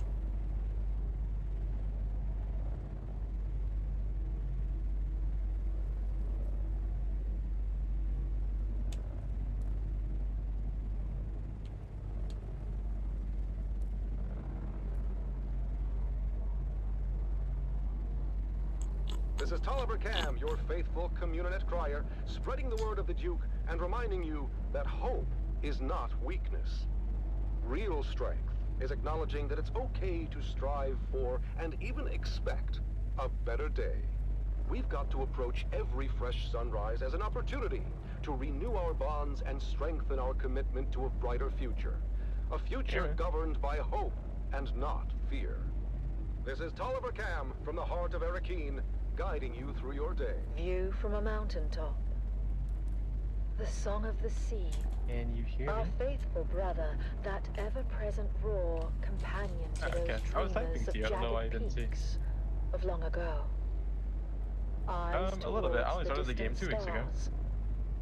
Visions not of glory, but of light and hope across the Oh, darkest I was saying I'm back. voids. I was typing back to you. I don't know why you didn't see it. Now, beneath an Typing empty in proximity, sky, so our yeah, I was banners typing back. gloriously fly. Dreams fulfilled, but lost. Light and hope consumed by darkness deeper than was known. And lost as well in desert, empty as can be. The song of that far away sea.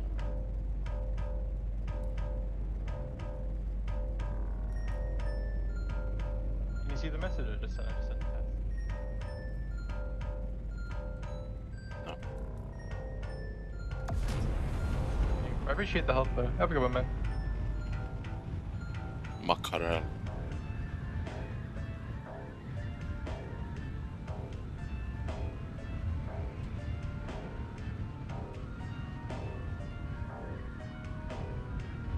See, I told you I have a way of getting people to talk properly.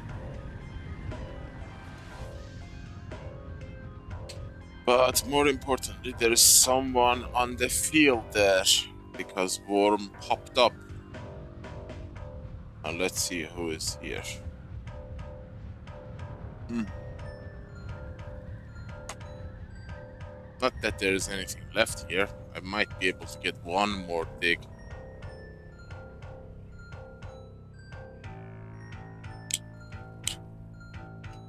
Hmm.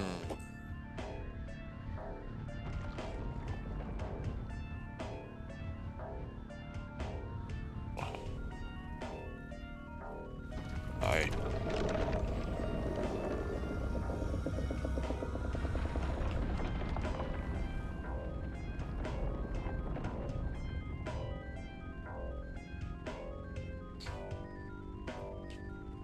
Hello.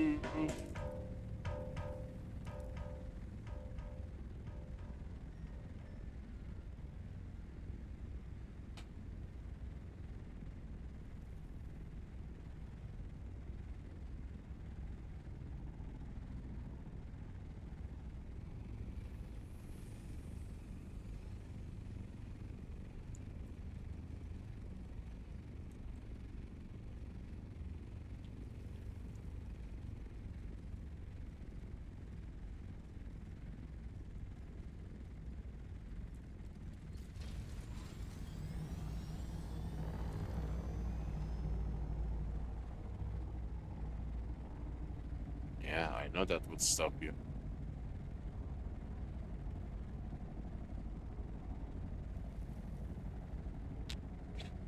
That's a fair offer.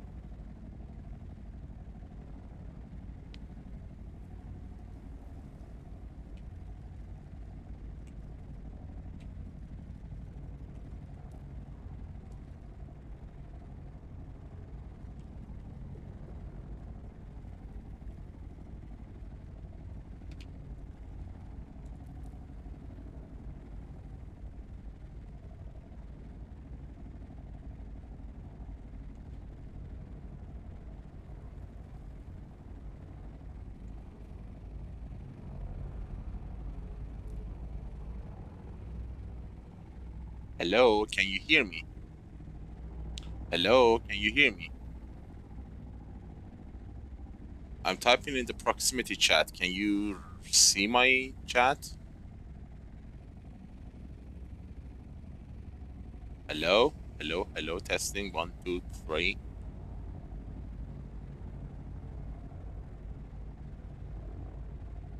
Hello?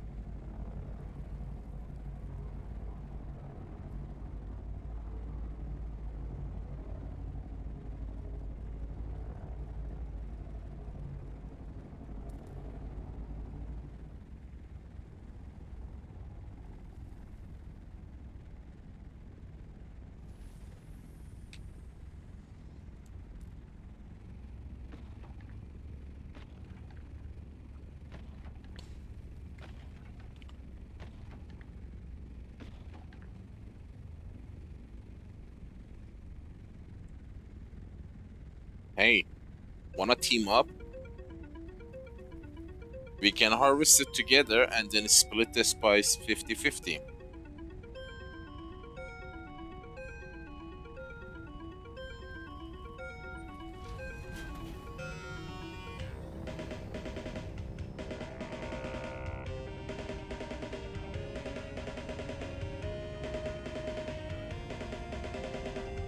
Dune, the battle for Arrakis.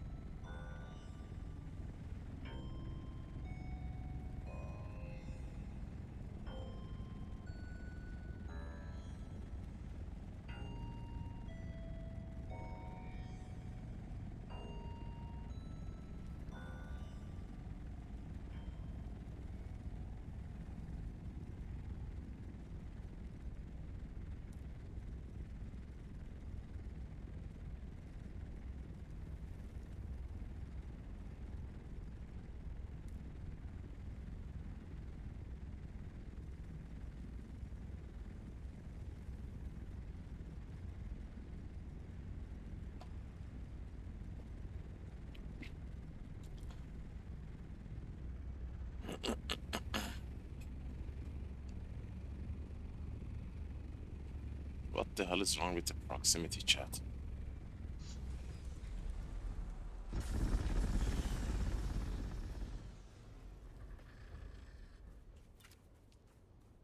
This thing is gonna break.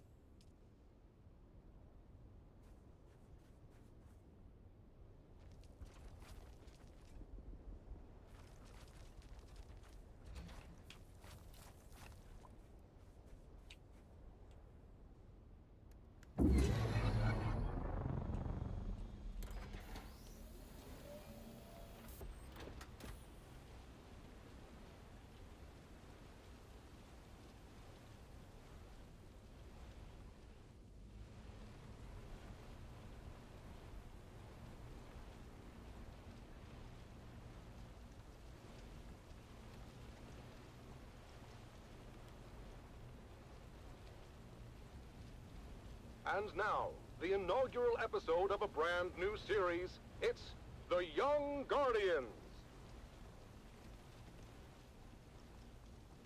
Gather round, fair listeners, as we join our story on the eve of destiny for 3 young lives. 3 faithful aspirants to Duke Leto Atreides' fabled House Guard prepare for their final test at the War Gymnasium. A test that will challenge their training, their courage, and define their future as defenders of House Atreides. Our story begins on the Armatura Green at the Cala City campus of the Atreides War Gym. It is here where the finest young aspirants are honed into noble House troops. I wonder if there is enough Shields up! Shields spice in the up! The field. honor of House Atreides rests on your shoulders! Let me test. Defend yourself! You can't serve the Duke if you're dead! Among the recruits, 3 stand out. Taran, a farmer's son with unyielding determination. Lyra, a skilled sharpshooter born into poverty. And little, Aemon, not too much. a 5th-born Atreides cousin, striving to exceed the lofty expectations that come with his name. I won't let you down, Lyra. You've trained too hard to fail now. Keep your focus, Taran. We'll get through this together. Come on now. We've got a real chance to graduate top of class. But Taran, Lyra, and Aemon are not the only ones vying for the top spot. Another group of cadets, led by the arrogant and cunning Aiden, has been their main competition and antagonists throughout their time at the War Gym. The amount of the spice in the reverse mode is not negligible, Boy and his and I hate that. patrol. Tell me, Aemon, how does it feel to coast on your family name? Shut up, Aiden. He's earned his place just like everyone else. Oh, Lyra, you're still here? I guess your folks found someone else to milk the goats. It's not worth it, Lyra. Focus on the test. We'll show them all what we're made of. As the aspirants ready themselves for graduation, only the final test stands in their way. A grueling 2-day endurance race to the summit of Mount Sayubi, known as the Peak of Valor Challenge. Ancient tradition states that the aspirant team planting their flag atop the summit first will be named top of class. Come on, keep it up! We're almost there. Just a little bit further. Watch out for that loose rock! As Taran and team near the summit, Lyra's footing gives way, and she slides roughly to a ledge below. Go on without me. Plant the bloody flag. Not happening, Lyra. Atreides leave no man behind. Hang on, Lyra. We're coming. Meanwhile, Aiden and his group are hot on their heels and seize the opportunity to rush to the summit. Come on, you maggots! Dig deeper than you ever have before! We're almost there!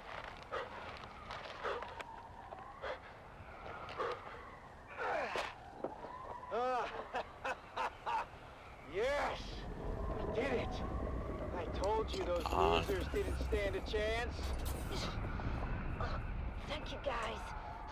I'm sorry I slowed us down. You're early. Don't worry about it. We're a team, remember? Despite their best efforts, Taran, Amon, and Lyra finished second in the challenge. May not be top of class, but we did right by our friend, and nothing will diminish that. The day before graduation, Taran and Lyra ventured into the lecture hall to return a borrowed tome, when something strange caught their eye. Huh. That's strange. The light's on in the Commandant's office. But we just saw the Commandant on the green. Then, who's in there? Aiden, what are you doing here? None of your business, peons. I was just leaving anyway. But Taran had noticed that Aiden slid something under his shirt. The Commandant's code book. What about it? Aiden just put it under his shirt. We have to tell Amon. Amon, you won't believe what Lyra and I just saw. Aiden is a thief. He stole the Commandant's code book from his office. My older brother quizzed me before. I thought it was nonsense at the time. He was asking about a possible Harkonnen infiltrator in our aspirant class. I thought he was just giving me a hard time, but... Yes, Aiden Hello, Mark. is the infiltrator. He must be. But what are we going How to are do you? about it? Leave Yes, that to me. they do. Not to mention my crawler engine and the centrifuge. They're about to explode. The graduation ceremony is a grand affair, as the Commandant presents deployment orders to the well-deserving class. Called to the stage, Aiden and his group walk triumphantly up the aisle, expecting to receive top-of-class honors. I told you fools who would end up on top. Aspirant Aiden, you and your group are hereby charged with espionage and treason against House Atreides. What? No, this is a misunderstanding. Unhand me! And since this is wartime, the Articles of Canley are clear on the sentence. As for the rest of you, you have all proven yourselves true warriors of House Atreides. You have earned the right to wear the Duke's coat of arms and uphold the responsibilities and traditions that come with it. Stand tall, for you are the future of our house. As Aiden and his group are led away by military police, Taran, Amon, and Lyra rise together with the rest of the class, Led away. proud and vindicated. Someone was butchered there. We actually did it. It's not about the accolades. It's about doing what's right. And so, with hearts full of pride and the weight of their ancestors' legacy resting upon their young shoulders, our young guardians go forth as true soldiers of House Atreides. I guess all that's left for us to do is unseal our orders and see where we're bound. Wherever we go, I just hope we're together. Shall we open them at the same time? On 3. 3, 2, 1. Arrakis. That's it then. We're going to war. Join us next time on The Young Guardians as our heroes continue their journey, facing new challenges as they uphold the legacy of House Atreides. Until then, remember, honor and loyalty are the true marks of a warrior.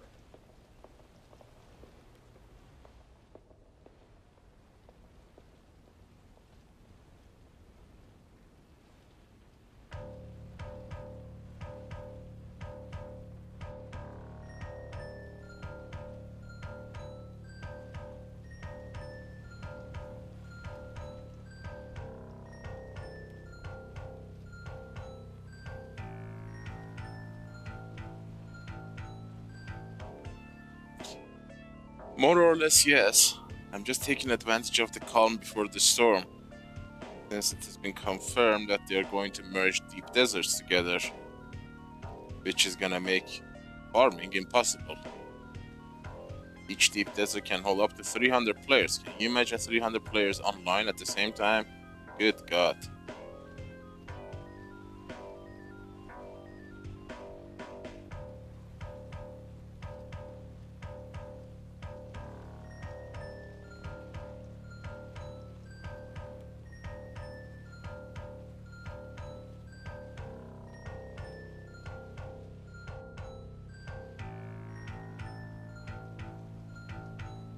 I don't know, I have this strong feeling this is a calm before the storm.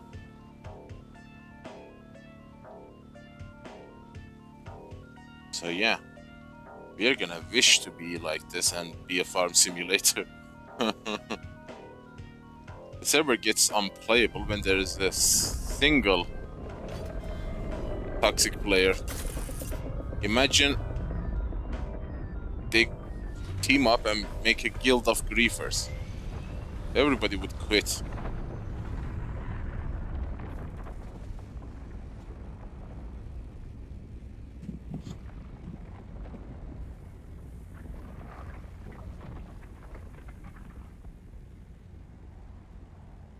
Right now, a single toxic player can ruin the deep desert.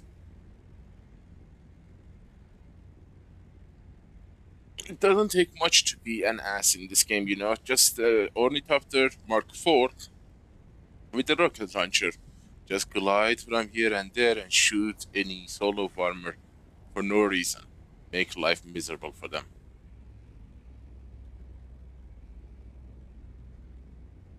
The game is incredibly easy for a griefer. They don't need to farm, they don't need to grind. All they need is a low-level Scott, which 50% of which can be found from the chests, and some batteries to make the rockets. That's it.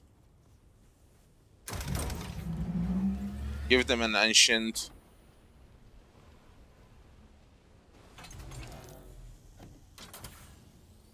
way. Okay, I ran out of repair. And they can be incredibly annoying.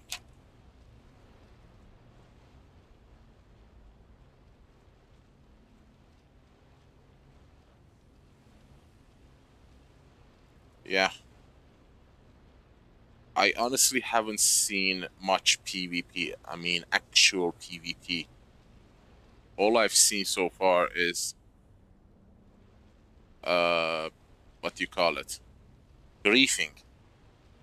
In the past 10 weeks of Deep Desert, I honestly have seen only 2 actual head-on large groups PvPing. Like I'm saying, like 5 Ornithopter versus 5 Ornithopter, something like that. Only twice. Otherwise, it's just 1 or 2 player teaming up, gliding from one point to another, shooting any solo farmer who cannot prepare or defend themselves, especially with the draw distance. And that is your PvP. That's not PvP actually, that is griefing. Most games ban players for that. Ever wonder what it's like out there beyond the safety of the city, where the sand shifts and ancient secrets hide beneath the dunes? Well, let me tell you, there's more out there than spice and sand. The Wastelander Chronicles takes us into the life of a scrappy young scavenger girl and her family as they brave war-torn battlefields, hunting salvage and other buried secrets. Stay tuned, because this is one tale you don't want to miss.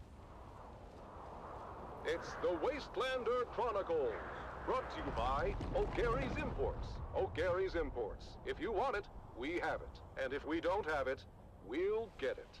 Join us now as we journey to the blistering sands of Arrakis, where we follow the adventures of the O'Gary clan, a pioneering family of salvage experts, as they scour No, this is too close, this is too close. crash sites to discover their next great haul.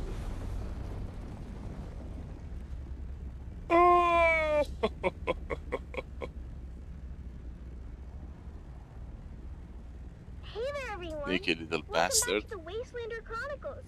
I'm your Badlands Scout, Sally O'Gary, and I've got a crazy story for you. It all started when my dad announced a surprise salvage mission. Yeah. If you're a new player, then you're gonna wish to play Farm Simulator in this game. After sunset, Dad has spent all day, as always, Believe you me, mining our storefront and toxic players in this game are extremely annoying. on the community. I always tease Dad and ask how it is he can listen to those encrypted channels, and he just shushes me and tells me to clean my guns. But this was the day Dad's patience and extra legal community receiver paid off. He overheard a distress call from the Leopoldus, a light freighter carrying machine parts out of Bella to Goose. What I'm Now, doing you should might be thinking, impossible, you know? Sally, what's so darn exciting about machine parts? But in the salvage game, we learned that a ship listing machine parts on its cargo manifest could be carrying anything from precision lasgun barrels to cybernetic eyeballs, so it's worth the trip. Of course, Dad's not the best with his numbers, so it was up to Mom to triangulate the coordinates and plot our course to the crash site in the Minor Erg. As always, when we piled into Clovis, our vintage 68 Chone Landmaster, Mom reminded us of the grim dangers waiting for us in the desert. Bandits, slavers, cultists, and of course, the old man of the desert himself, the Great Sandworm. When we finally arrived at the sector our coordinates were within, we hid Clovis under a tarp and moved in on foot. As always, it was up to me and my little brother Coda to scout ahead and look for danger. Now, you might be thinking, Sally, that seems like a grown-up job. Why would you and your cute little brother be sent ahead to scout? Are you The truth serious? is, we rely on that cuteness to lull our enemies into a false sense of security. Then, we kill them real good. Coda can separate a man from his jewels in less than 2 seconds. I've seen him do Didn't it. go away. But after a whole lot of dust and nothing, we finally came up upon the coordinates marked on our map. And what do you know? The crash ship was nowhere to be seen. Of course, Mom and Dad immediately set to arguing about it while the rest of us fanned out. You're an idiot, Finn O'Gary. It actually went away. Don't you dare blame my calculations on Interesting. this fiasco. I should have listened to my mother and entered the sisterhood. At least then, I'd be married off to a man of consequence. You wouldn't be married to anything but a mop and bucket. Instead of kids, you'd have hallways to clean. And you know those witches got a lot of hallways. What do you know about the Bene Gesserit? You don't even know how to add. I know one thing I'd like to subtract. Hey, Mom and Dad? Look what Phaedra and Bree just They found. can While try. my parents were bickering, my big sisters, Phaedra and Bree, had uncovered a hatch in the ground beneath layers of sand and scree. It took some cutting, some prying, and a whole lot of cussing, but my dad finally got the hatch to open to reveal a ladder going down. Dad led the way, his glow cutting through the darkness as we descended for what seemed like an eternity. The smooth ladder shaft was marked with ancient warning signs in a language that Phaedra said was Proto-Galactic, whatever that means. Dad said it meant that the place at the bottom of the ladder was a part of the old empire. Finn Jr. said they were around a really, really long time ago and sent their scientists all over the universe to very cool stuff. Dad said finding their old stuff is our family pastime.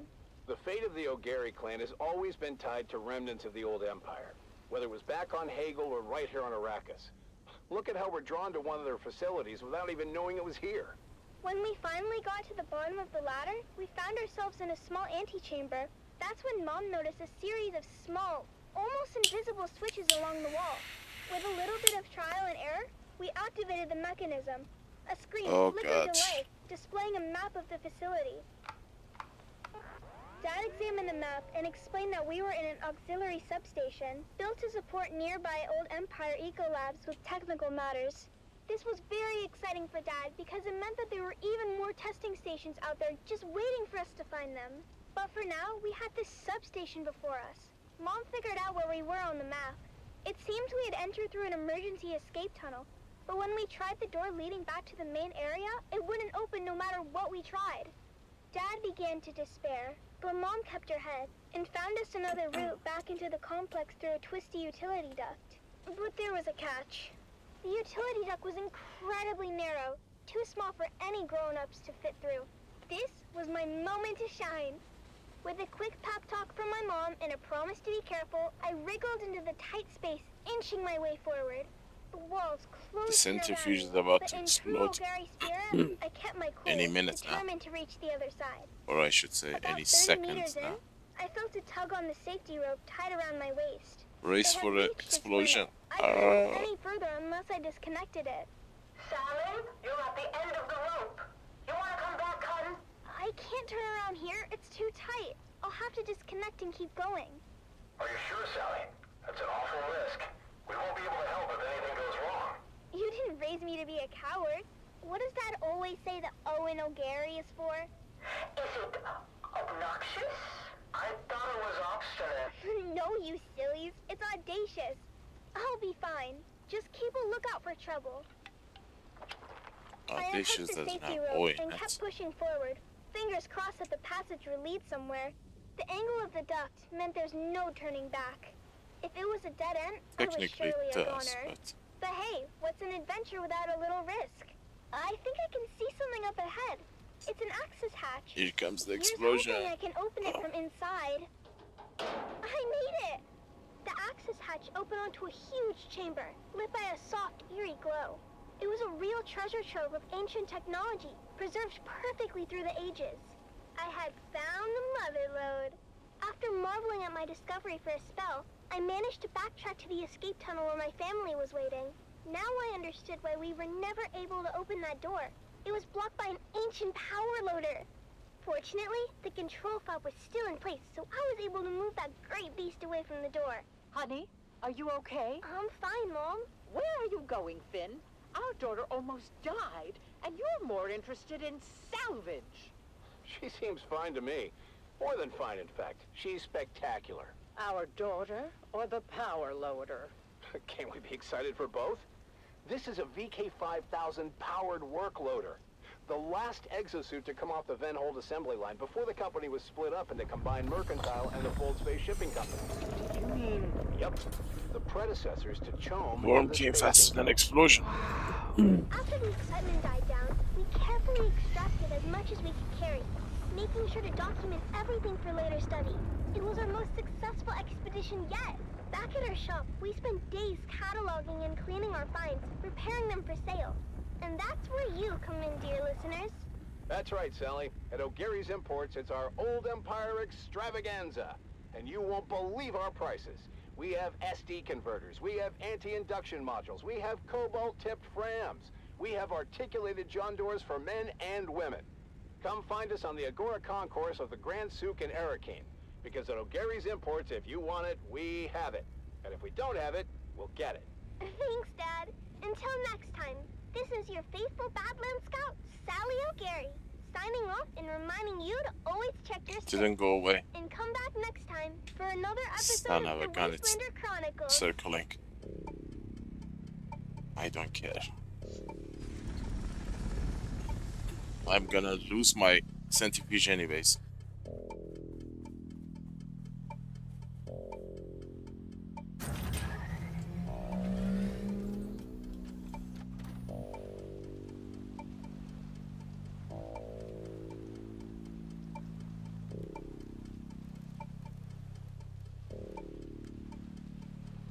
%.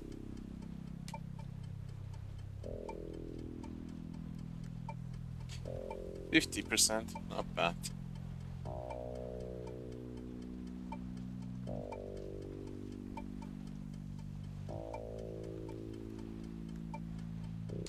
%. Oh, here we go. It's about to explode.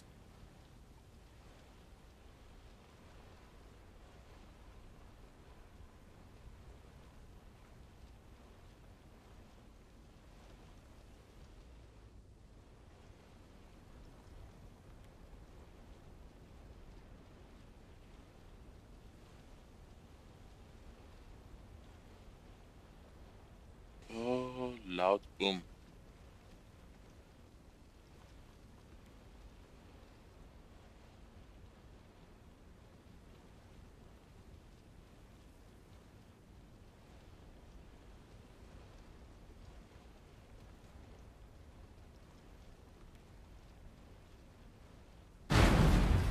Ouch.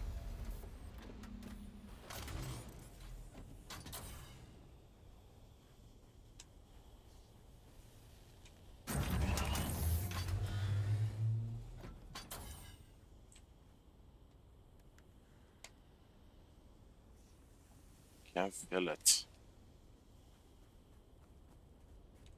Carrier doesn't have enough fuel, that's the problem.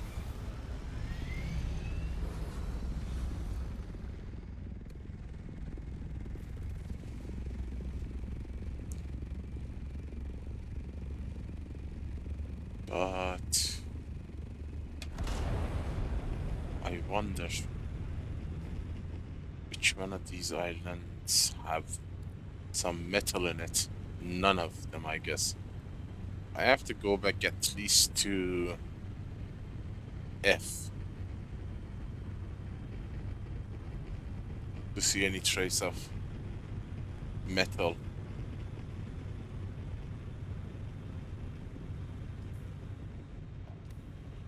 Relationship with her crew chief and wanted him out.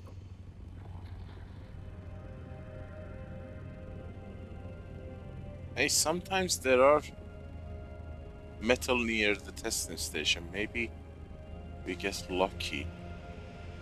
Sometimes, you know.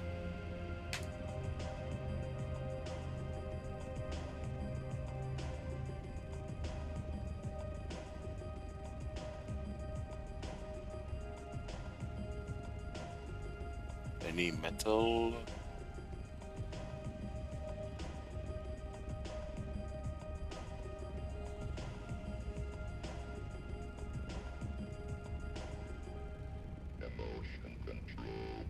I don't see any metal. Oh.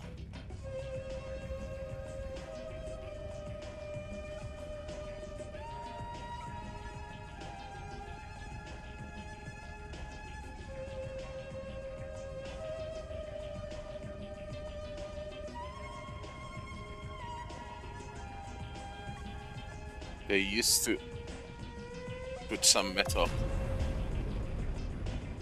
and I am running out of fuel.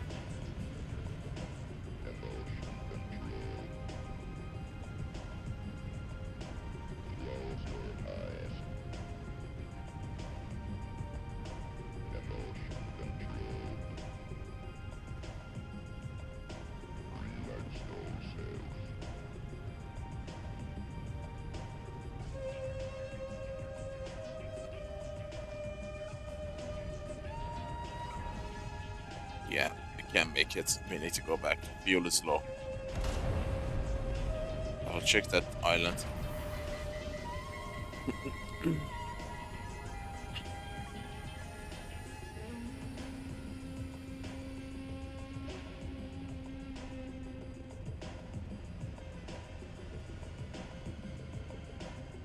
Is that metal? No. There's nothing here.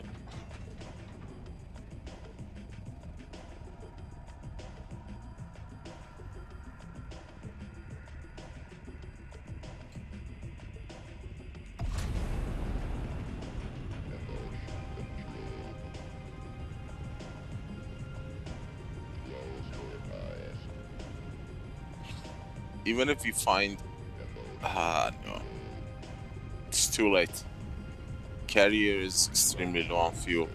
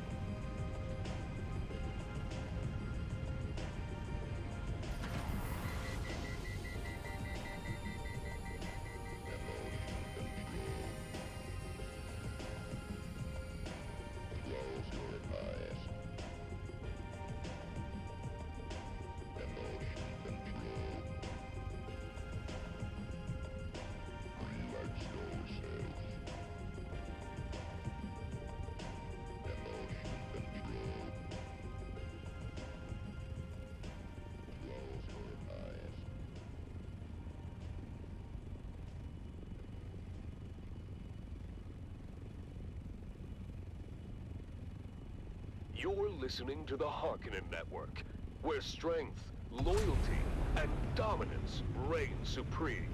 Strength through loyalty. Next up, dear listeners, what you have all been waiting for. It's finally time for the annual Harkonnen Family Games. I know you're all as excited as I am.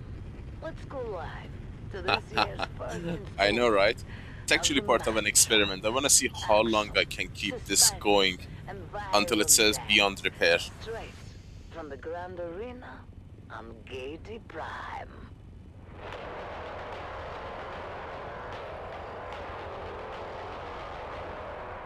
People of Arrakis, today marks the beginning of the annual Harkonnen Family Games, and the Grand Arena on Gaiety Prime has been transformed into a labyrinth filled with traps and deadly creatures from across the Imperium.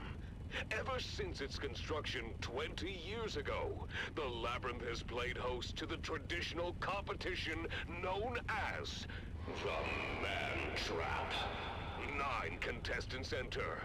Only one may leave, to be granted freedom and glory. Now, without further ado, let us go live to the action and our hosts, Maxim Sector weather alert. A large sandstorm is approaching. Oh look, cherry on the top. Sandstorm. Slave master of the labyrinth for the past 15 games. I am joined today by Vera Kutila, renowned biologist. Vera, tell us about your first memory of this hallowed competition. Oh, I still remember it to this day, Maxim. I was watching on the net when one of the contestants was constricted and swallowed by a Jalboa from Grumman. Sector weather alert. A large sandstorm is approaching. Yes, I remember it well. Oh, it was so exciting. You could see them flailing inside the beast as they were slowly digested. I was 9. I think it was at that moment I decided to become a biologist. Entertaining and educational. Without spoiling too much, I can say we'll probably get to put your knowledge to good use during this year's competition, Vera.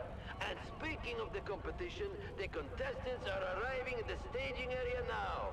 What do you know about the staging, Vera? I know that every contestant is given a number and then they enter in that order. Correct. And we keep 15 minutes of separation so that... Sector weather alert. A large sandstorm is approaching. Right at the entrance. Ah, yes. I remember when that rule was introduced. There used to be quite the bloodbath early on. Indeed. It was crowd-pleasing fun. But we prefer to prolong the game. Hence the rule change.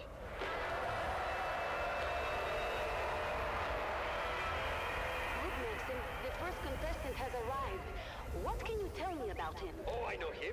That's Amado del Cin, a pirate from Lankivel. Abilur's men captured him during a raid, and he's been preparing for this competition in our slave pens ever since. He cuts quite the dashing figure, doesn't he? And dual sabers. He knows how to use them too. He claims to have killed over 200 men with them. Oh, exciting! We'll have to keep our eye on him. What about this next one? Got away with it for years until he took one from a distant cousin of the Baron. Sector weather alert. A large sandstorm is approaching. And stay free for long, my friend. Oh, he's a big one, isn't he? Why do they call him Holotam? It's a joke about how much he eats. People think his legs must be hollow. He looks very strong. Unlike this one. Who is this waif of a girl, Maxim? Ah, Kaelin Schiff. She was a serving girl for the late Lord Bertram of the manufactory. Don't underestimate her. She can be quite deadly with that needle gun she's cradling. And what was her crime? Well, she's the one who made the late Lord Bertram late. Vicious. Oh my, this next one seems interesting. Who is that?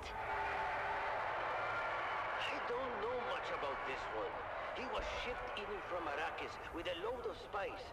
They just call him the Fremen, and he refuses to talk to anyone. Note the eyes, blue on blue. Sector weather alert. A large sandstorm is approaching. They seem so deadly. Have you ever had one in the games? No, though not for lack of trying. They're almost impossible to capture, short of using a nuke. And then, they wouldn't be much use at all. Well, let's hope that this Fremen is as deadly as the worms of his home planet. He looks savage, unlike the one behind him. Ah, that's the Grey Lady. Nobody knows where she came from. She just showed up on the streets of Giddy Prime one day.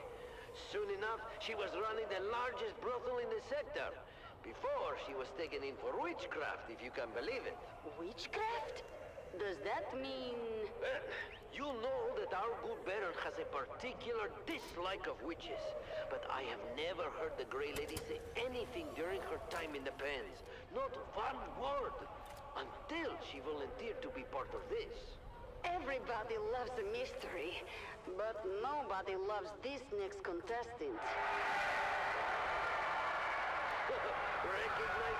Sector weather alert. A large sandstorm is approaching.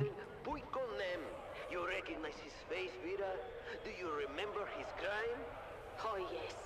He was in command on the day the Atreides made their suicide raid. He allowed them to destroy valuable resources.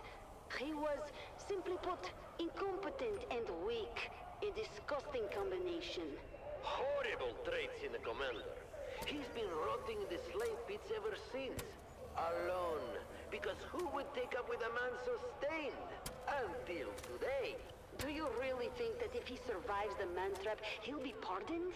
Officially, yes. But I don't think the people of Giddy Prime would ever be willing to forgive him. And the Baron might forgive, but he will never forget. Nor should he. Let's hope that Captain Nem finds his death in the labyrinth. But we've wasted enough breath on him. Who is the next pair? The twins Morani, a brother and sister, trained jongleurs. They were performing an opera here on Giddy Prime when one of the props malfunctioned and killed one of the Baron's guests. They were detained after their troupe was paid off, of course. Well, jongleurs should at least know how to put on a show. Oh, more than that. Trained acrobats, illusionists. They're my pick for to win the whole thing. Jongleurs have hidden depths. Fascinating. But to win, they would have to turn on one another. Only one of them can be the winner. The rules are quite clear. I know. And wouldn't that be an amazing way to end it all? Twin against twin? That would be an ending to talk about. And here is the last contestant. He doesn't look like much. He isn't. Fodder for the beasts. A lifelong slave born into service. His name is Kanto, but he's too low-born for a family name. And why did you select him for the competition? He looks like he won't last 15 minutes. I reached an agreement with his owner. Kanto is growing older and can easily be replaced, but he has a hidden talent, one I hope that we can draw forth during the competition. Oh, how interesting. Will you tell? Oh, no, my dear. Let's save some secrets for the audience to discover. So, those are our 9 contestants, lined up and ready to go. Any favorites, Vida? You know, I put my money on the Grey Lady. Witchcraft or not, I love a classy lady. And I have a soft spot for our swashbuckling pirate Amado. Shame to waste such a handsome wastrel. Good choices both. It's time to get this competition started. Are you ready? I've never been more ready. Are you ready, loyal listener? The contestants are prepared, the traps are set, and the creatures are starving. Stay tuned to this station, people of Arrakis, to hear more updates from Giddy Prime and the Man Trap.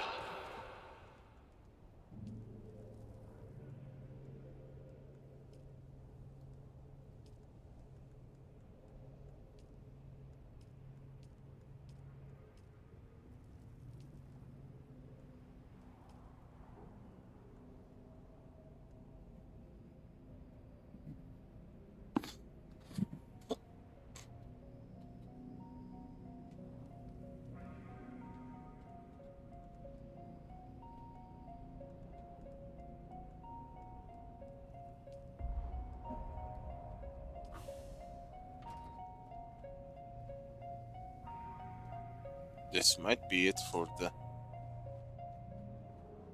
crawler centrifuge.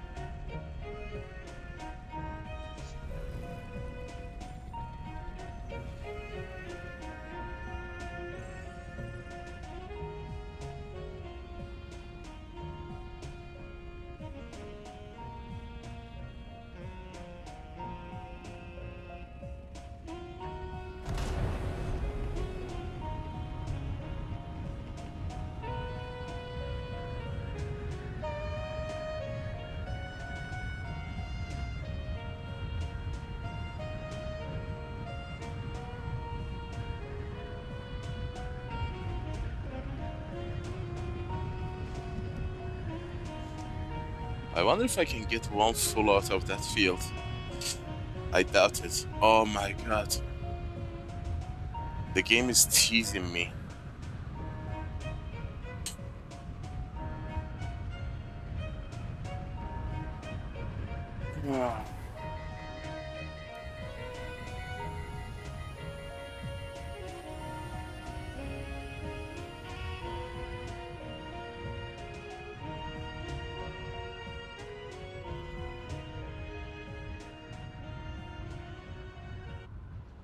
That was The Mantra, brought to you by the Halil Trading Company, exclusively on the Harkonnen network. Stay tuned for more exciting content. Harkonnen, we are Arrakis. You are listening to frequency 152.6, the voice of House Harkonnen. We are Arrakis. Now witness as the dark and tangled truths of House Atreides are revealed by the Convert. Greetings, Truth Seeker. I am the Convert, once a high-ranking advisor to the Intrigue. Don't worry. It's all clockwork. I cannot divulge my name, out of fear for my dear ones still trapped in House Atreides. I am not here to tell you what to think.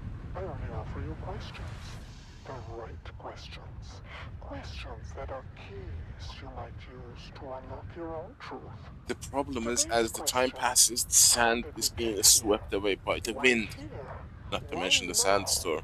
Why this chaos? Why this war of assassins? Why all of our lives disrupted and endangered by this conflict? Dear listener, in asking why, do not forget the how.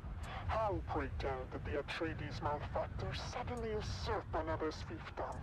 What manipulations and treachery must they have performed in the Landsraad to acquire Arrakis?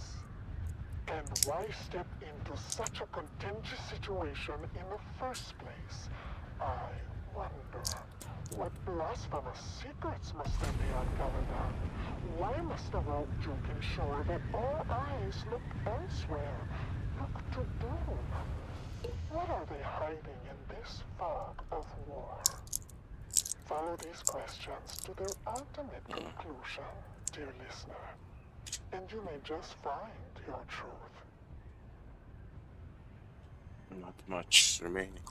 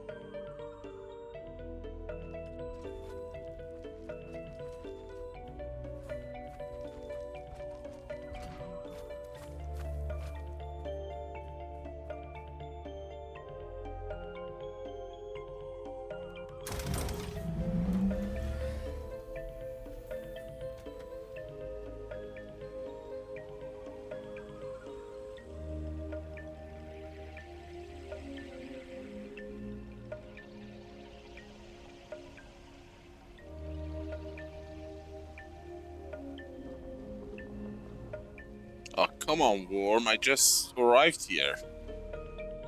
You son of a gun.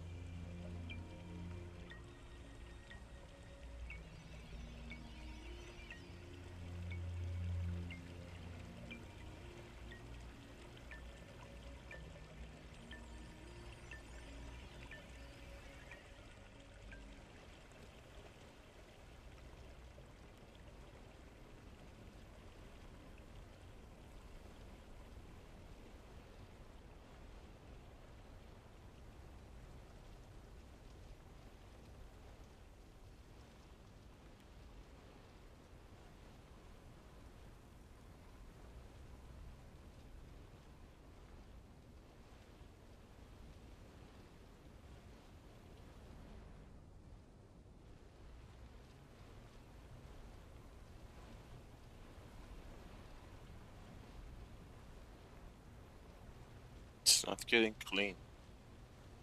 Why?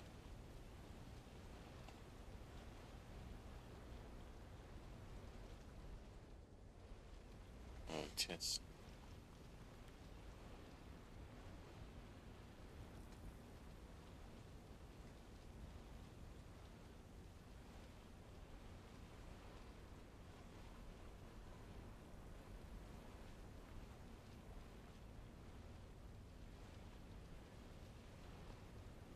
Alright, Mark. Thanks for stopping by. Hope to see you again. Stay frosty out there.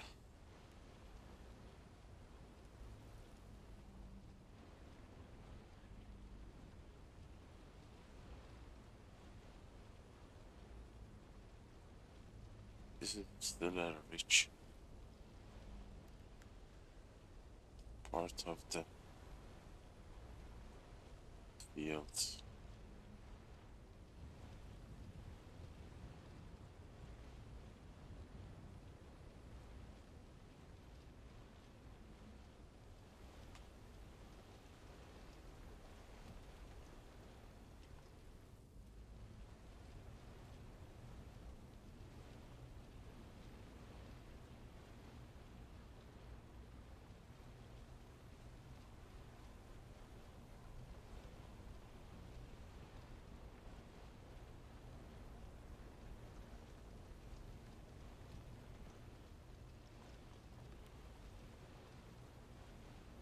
People of Arrakis, whether you serve House Harkonnen, the traitors of House Atreides, or a different path, know that the strength and discipline of Harkonnen is unmatched. Up next, another piece of inspiring music to keep you focused on your duties.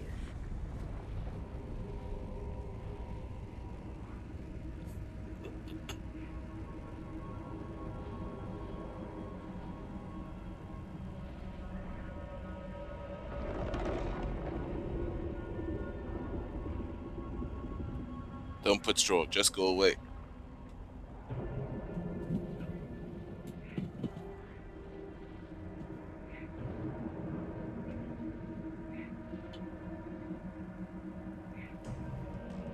Yeah, keep going.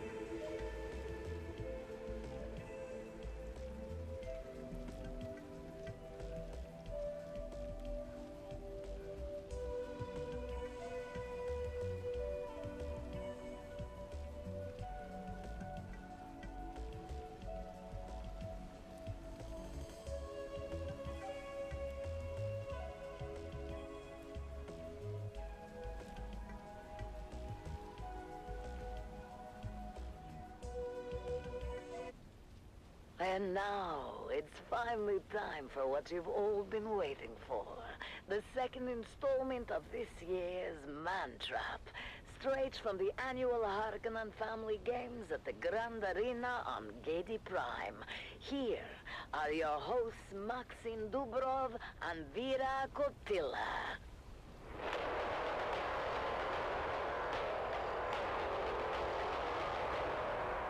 Welcome back, people of Arrakis, to the annual Harkonnen Family Games.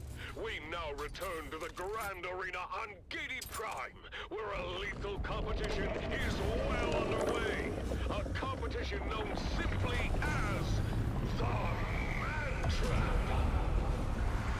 Let's join our hosts, Maxim Dubrov and Vera Kotila, for the latest update.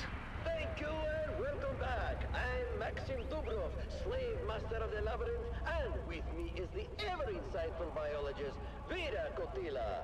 Vera, the competition has finally begun, and our contestants are making their way through That was the close. labyrinth. What do you make of the initial action so far? It's been thrilling, Maxim. We've already seen the pirate Amado Del Sin fend off a pack of swamp vipers with those dual sabers of his. Quite the display of skill. Indeed, Amado's reputation is well deserved. But let's not forget our other contestants. The street butcher known as H.O.T has made his way into the cavern of the Shrieking Maws. His sheer strength might give him an advantage there if he can keep his wits about him. Young Kaylin Sheep with her needle gun has proven to be surprisingly resourceful. She managed to avoid a deadly pitfall trap and take down a cave lurker with a well-aimed shot. Speaking of resourcefulness, the Grey Lady has just entered the Shadow Corridor. Let's hope her alleged witchcraft can help her navigate through the darkness. Oh, Maxim, look! The Fremen has encountered his first major challenge, the Steel Fang, a mechanical beast designed to hunt and destroy. Do you think he can handle it? The Fremen is a wildcard, Vera. His silence and demeanor suggest he's hiding considerable skill. We'll have to wait and see. Now, Maxim, we should discuss Funcom. He's struggling in the web of deception. His past failures are clearly haunting him. Do you think he stands a chance? Funcom's greatest enemy is himself. If he can overcome his doubts, he might survive. But I would not bet on it. And what of poor Kento?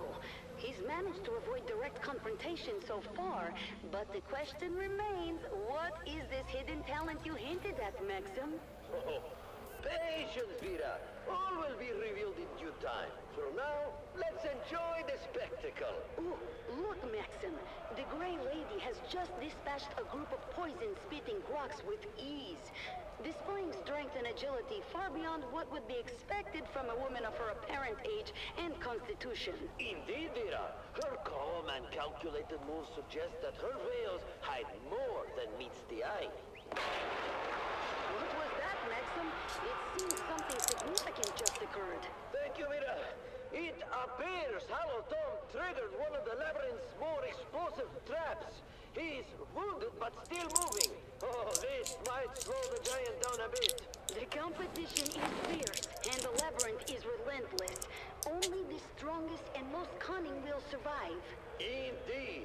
And now, let's turn our attention to the twins Morani. They are currently scaling the Serpent Spire. The spire, of course, is a towering structure that rises above the labyrinth, giving those who brave it a unique opportunity to survey the entire labyrinth and learn its secrets. Yes, Maxim. Their movements are almost poetic. Each step precise, each leap calculated. The spire is one of the recurring features of the labyrinth, and a unique challenge. From its height, the entire labyrinth is visible, and any climber can also be seen by the other contestants. Look at them go! The Morani twins truly are a sight to behold. Their synchronization is flawless, making their way past deadly overhangs and precarious ledges. But wait! The female sibling seems to have misjudged a jump! Oh no! She has fallen! One of the twins has fallen, hitting several jagged rocks on the way down. This may be a serious injury indeed. A devastating turn of events for these favorite contestants. The female twin is still alive, but it doesn't look good. She's badly injured. The twins' bond and skills have proven to be extraordinary, but this mishap could change everything. Her brother is making his way down to help her. The Morani twins' fate hangs in the balance. Will they be able to continue, or will this injury prove too much to overcome? Stay tuned as the drama unfolds.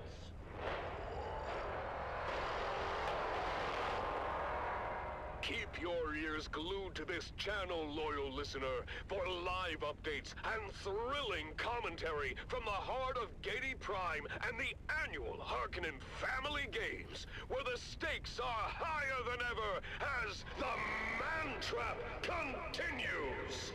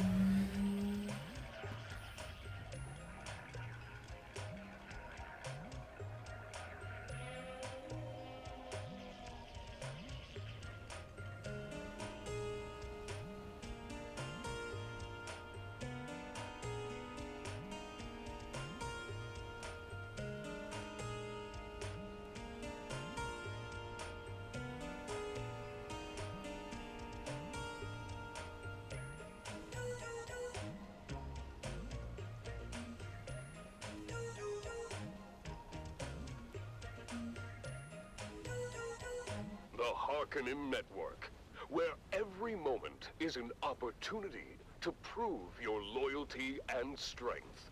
Strength through loyalty. You are listening to frequency 152.6, the voice of House Harkonnen.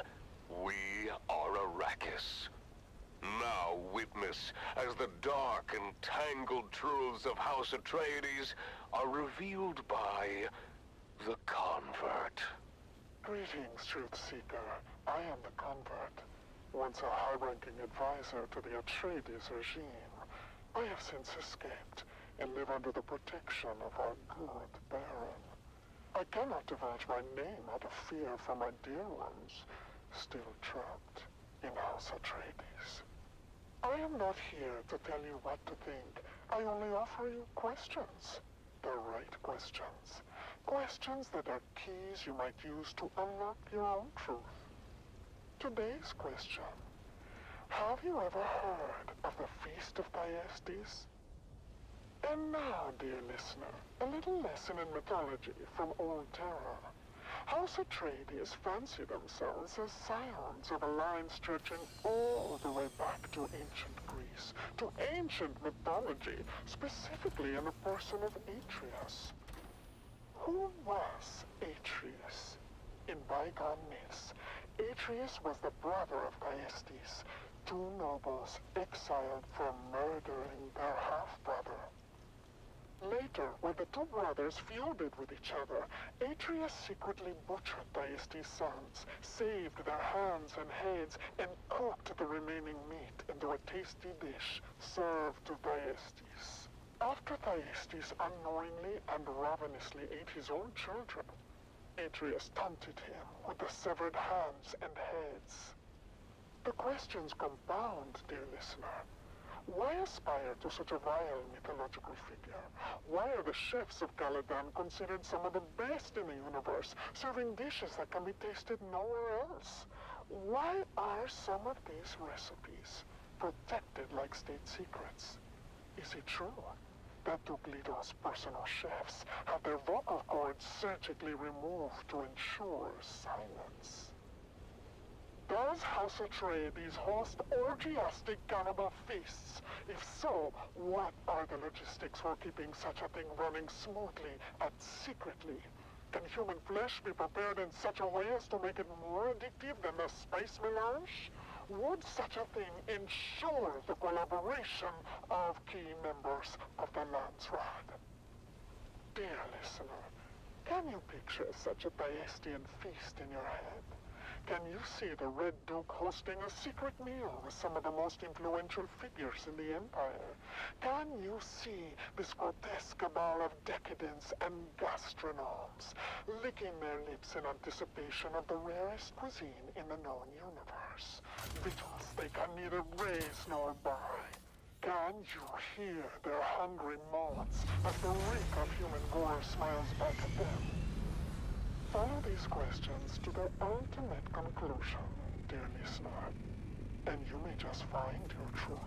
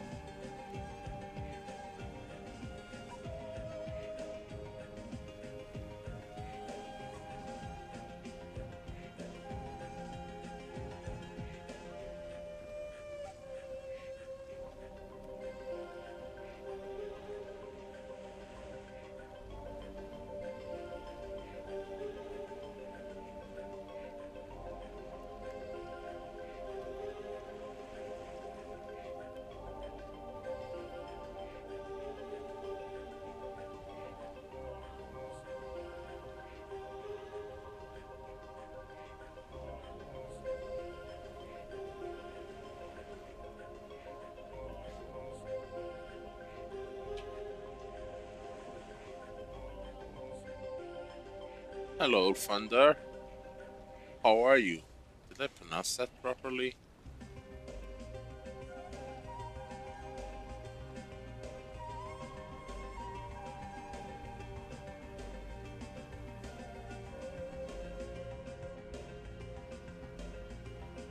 Oh, Thunder. Is that a Nordic name?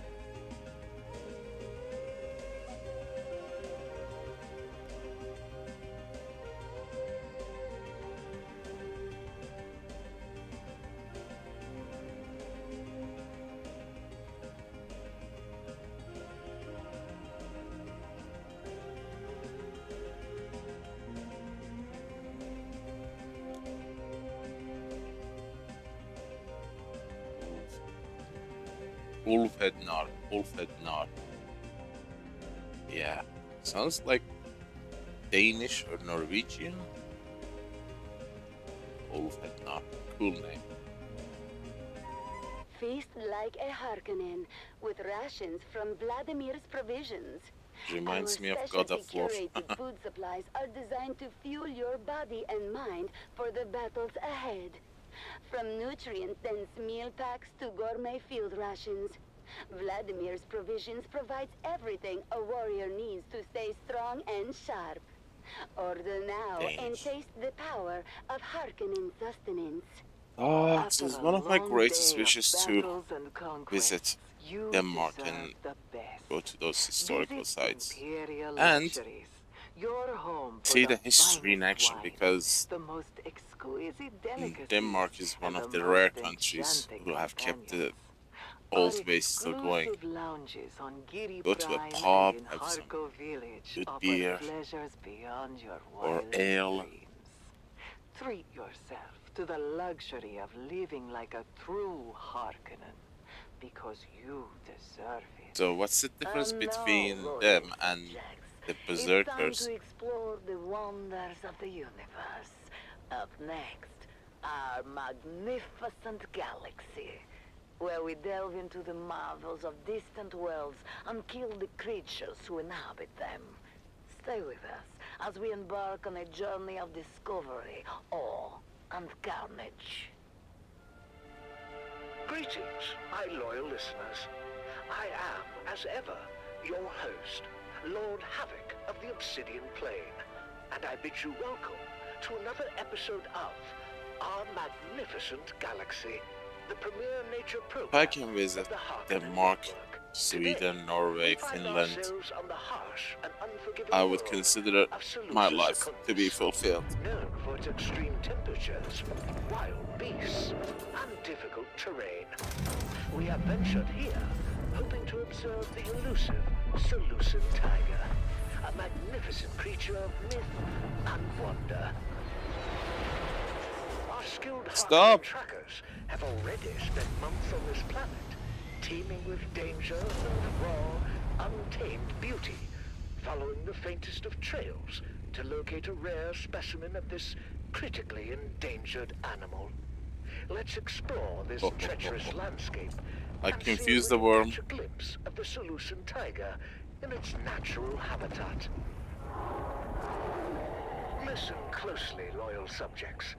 The Seleucid tiger, famed for its hypnotizing, kaleidoscopic eyes, is a master of stealth, blending seamlessly with its rugged surroundings. I see. Be very quiet to come close.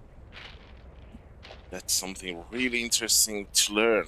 There, movement just beyond that ridge. Wolfender and Berserkers. Lord Havoc, sir, we've confirmed Very interesting. the last known Seleucid Thank you tiger is for that. close by. Excellent work.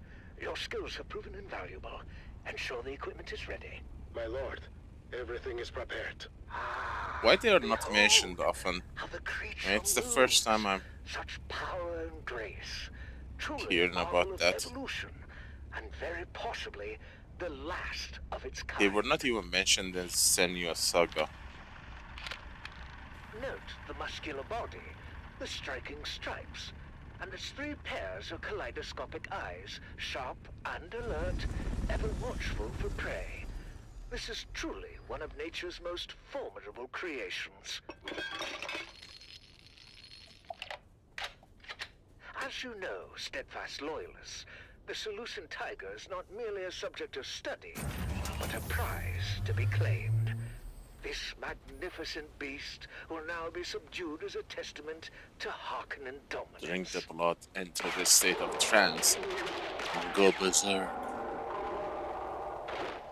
Excellent shot! The beast is down! Secure it before it Yes, awakens. that's true. I'm just saying that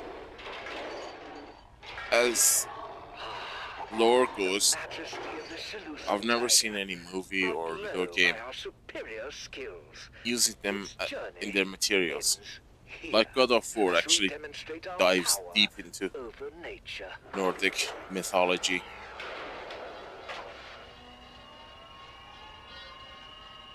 Death by the lethal Zenobia injection is a slow, agonizing process necessary to assert our control. Well, to be honest with you, I was hoping that I actually managed to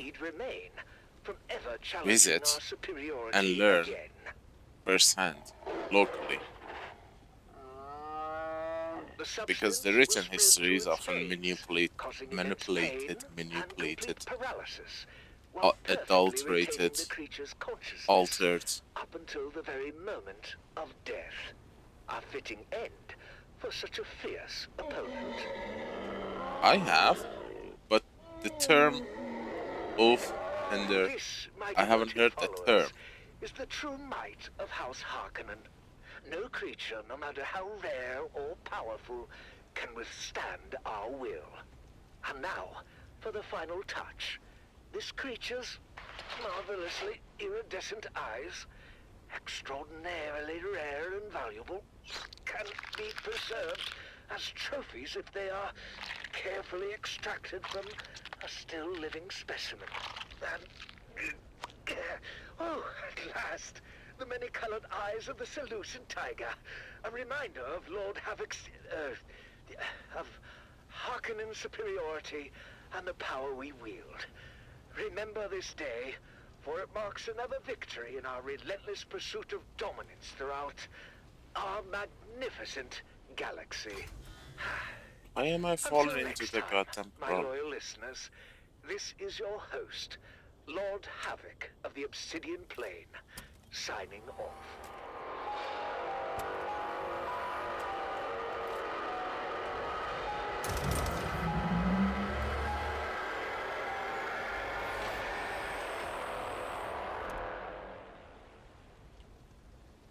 Stay tuned to the Harkonnen Network, where loyalty, strength, and victory are celebrated. Strength through loyalty. Well, it seems that episode Yes, of our that's why I magnificent was galaxy ran so a bit longer than scheduled. keen on picking it up. I've always believed that I punctuality like is the the Nordic soul of mythology efficiency. and But perhaps the wonders of our universe I've been are exposed to worth it the extra more time, than other mythologies. Now, Like let's I get know back more on about track northern with mythologies some than Greek, let's say. inspiring music. That's why that term stood up for me. Because I said, oh, why haven't I heard that term before? Especially when you explain that they are sharing the similar roots as berserkers.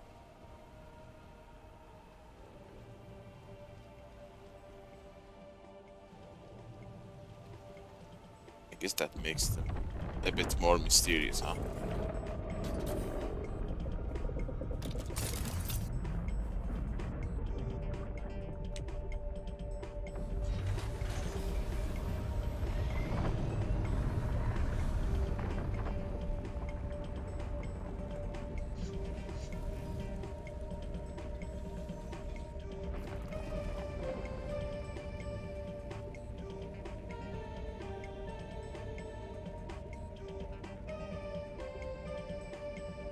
I see.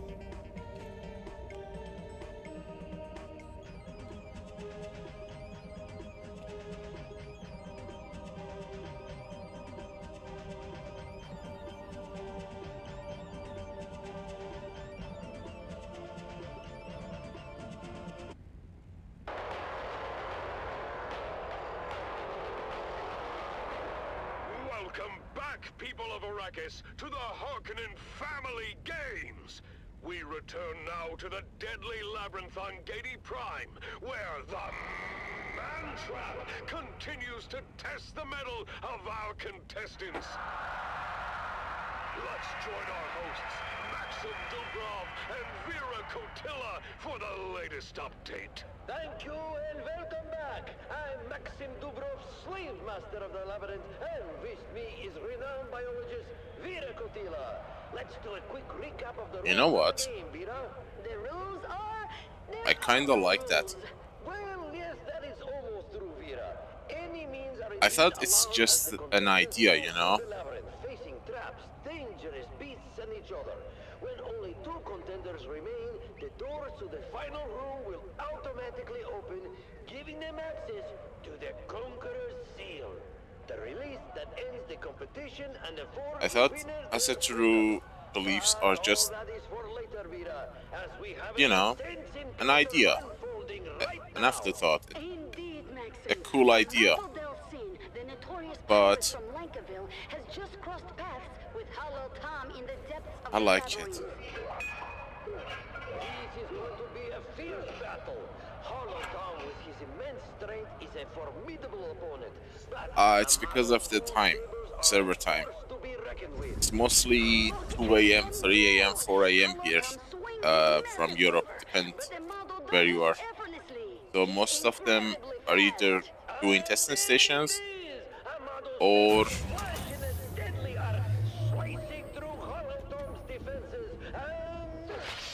are in the Haga Basin doing the landslide. No, the server is not dead, it's just the timing. There are a lot of players here. Just that Amado's reputation as a pirate is legendary. He's known not only for his combat skills, the server time would be 4:30 a.m.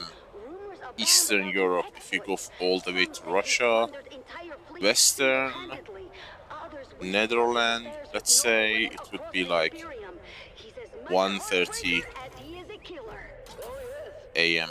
So kinda is a time thing as well as it's a weekend. So you know, it's almost weekend I think. Yeah, Saturday. And his looks don't hurt either. Tall, dark, and dangerous.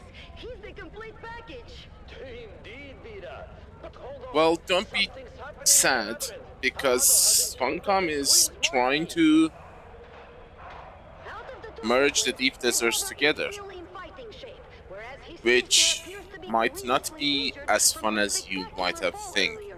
Each deep desert holds 300 online players. Can you imagine 300 live players in the same server? Can you imagine the chaos, griefing, toxicity? Boy oh boy, you're gonna miss these silent moments.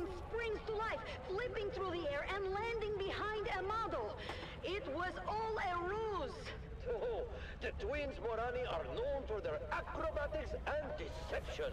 This was a well-executed trap. Unbelievable!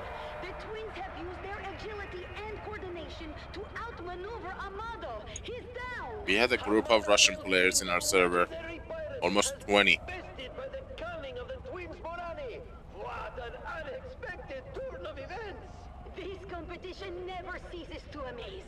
The twins have shown that wit and agility can overcome even the most formidable opponent. As we continue to follow the twists and turns of the man trap, stay tuned. The excitement is far from over. Keep your ears glued to the Harkonnen channel for live updates and They made life so miserable for everyone in my deep desert. The stakes are higher than ever, and the fierce competition continues in the Man Trap.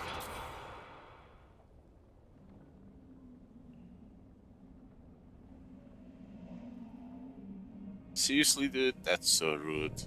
Bump into me like that.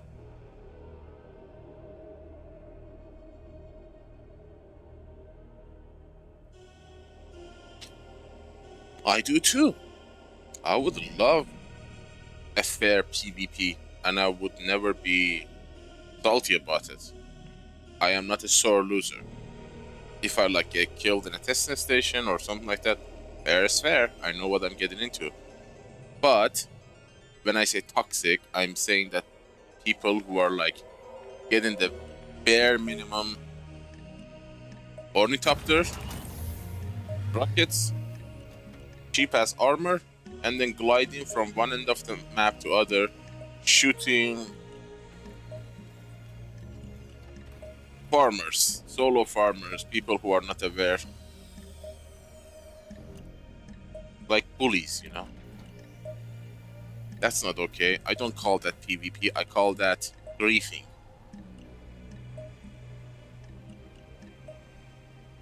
Trust me, they would glide for hours, like 4 or 5 hours, just to find one unaware solo farmer to, you know, kill and then destroy their ornithopter. Every moment is an opportunity to prove your loyalty and strength. Strength through loyalty. You are listening to the Dune Watch Network. We see all. And now your host, Darko Draganov. Hello, Arrakis! Welcome to the broadcasting arm of the Dune Watch Network, where you are the Baron's eyes. House Harkonnen has 1,000,000 eyes. Remember, dangers from within are even more treacherous than dangers from without. It is your vigilant eyes and your truth-speaking mouths that keep us all safe. Let's dive right into whispers and rumors. Yeah, but randomly attacking people, why? There is no gain. That was my problem. Yeah, someone like me, I'm farming here. If someone attacks me and takes my spice, that's fair. But when someone is farming ore, there's no gain in that. You just destroy and then move away. Because you are bored. Most of you, according to the tips and messages we've received, are not convinced. The prevailing theory is that these ritualistically I'm specifically referring to profane rites performed by the primitive people who attack solo farmers who cannot compete with us and then gleefully destroy their ornithopters, either tampered them or used lasgun to destroy it piece by piece beyond recovery. Our children. Stay vigilant and never suffer a Fremen to live. And now it's time for you, the loyal citizens of House Harkonnen, to speak your truth in a little segment we call Voice of the Yes. Voice of the people. Why do you think I'm playing solo? Because there is no reward in teaming up and doing things together. But the moment they add something of value and fun that can be accomplished only as a team, count me in. Should I confront this person? Should I just wait and see? What should I do? Well, Anonymous, I'll give you the advice I would give any citizen. Contact the authorities or submit a report to us immediately. Do not wait. With Dune Watch, you may not be as anonymous as you think. Dune Watch. And that brings us to the Baron's most wanted. Baron's most wanted. No surprises for our listeners today. Our #1 most wanted remains Zantara, the self-styled lion of the desert. The Imperial bounty for Zantara currently rests at 1,000,000 Solaris. I am not against PvP at all. I am against griefing. And it's not the PvP player's fault that the Funcom didn't provide it's time to honor our hero. a decent endgame PvP loop, so you know, they would engage in it. Citizen X, whose identity will remain a secret to protect them from political retaliation, uncovered a plot by the degenerate House Atreides. I usually have a buddy. Today I'm alone. None of them are online. I mean, they were went offline. But also the false flag intelligence operation that would blame this poisoning on the hardy industrial processes of House Harkonnen. Cheers to this. I am friend with almost half, if not more, of this deep desert. So I usually team up with them. One flies a carrier and one farms. Then we share the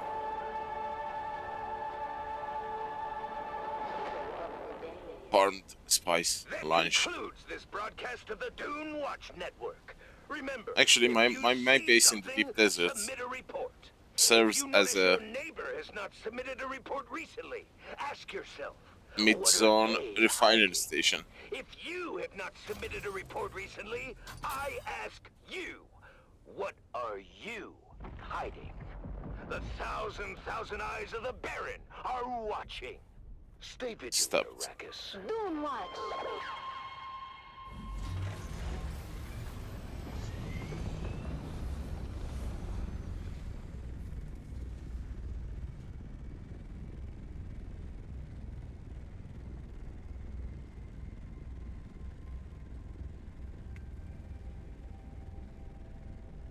Yeah, I keep forgetting to fix that. I don't know why YouTube automatically sets the chat delay to 10 seconds or 5 seconds. I have to do a test stream afterwards.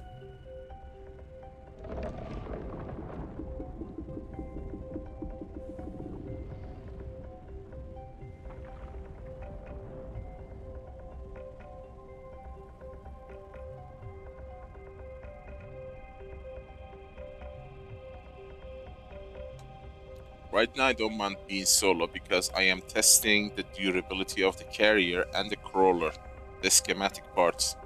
I want to see how much I can push it before, you know, they become beyond repair.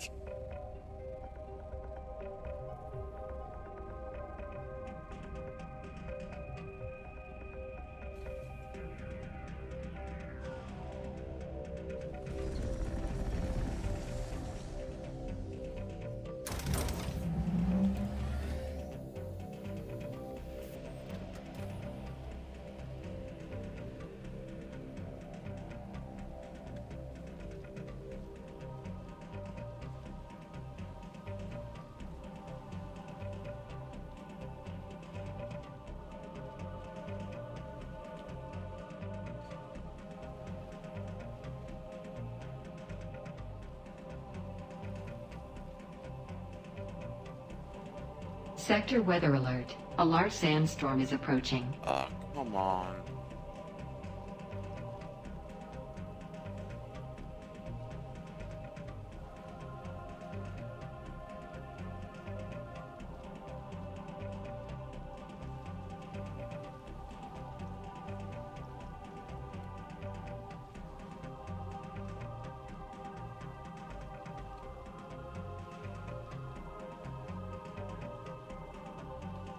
It's fine, it's fine.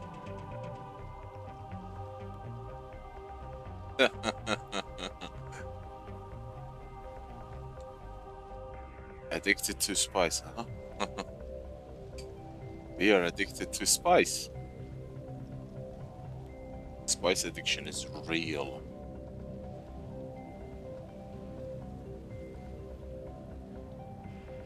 How much have I filled this thing?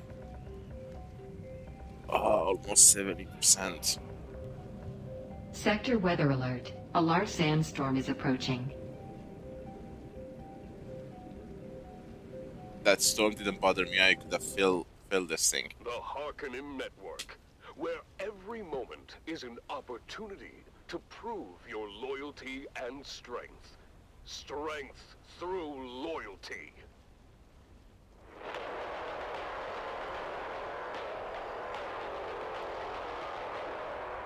Welcome back, people of Arrakis, to the annual Harkonnen Family Games! The Mantrap competition continues with thrilling developments as our contestants face ever-increasing dangers. Let's join our hosts, Maxim Dubrov and Vera Kotila, for the latest updates.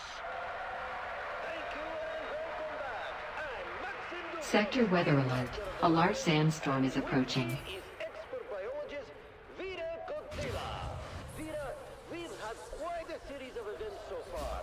Let's do a quick recap of the remaining contestants and their current positions. Indeed, Maxim. First up, we have Amado Delcin, the pirate who recently met his end at the hands of the twins Morani. Hello Tom has also fallen, leaving us with 7 remaining contestants. That's right. Let's start with the Fremen. He has just Let's see what happens. against the Steel Fang and is making his way through The next major update is in December. is truly something to behold. Absolutely. Next, we have the Grey Lady, who has expertly navigated the Shadow Corridor. Her calm and calculated approach has allowed her to dispatch several poison-spitting grubs. That is too close. She remains an enigma, but her skills are undeniable. Sector weather alert. A large sandstorm is approaching. 4 minutes. Where is it coming from? No denying that he has shown surprising resilience. Kaylin Sheaf, the former serving girl, has managed to evade numerous traps. Her agility and quick thinking have kept her alive so far. The Fremen is catching up to Funcom, and it seems inevitable that they will clash before long. Unless Nem is killed by Kaylin Sheaf first. That's right, Max. Oh, I can feel it. I can feel it. 4 minutes. It doesn't feel like 4 minutes. It feels... The worm is close. God damn it, the worm is stalking me. The tension is palpable. Funcom and Kaylin Sheaf are circling each other warily, both aware of the deadly drop that awaits any misstep. Kaylin makes the first move, firing her needle. Sector weather alert. A large sandstorm is approaching.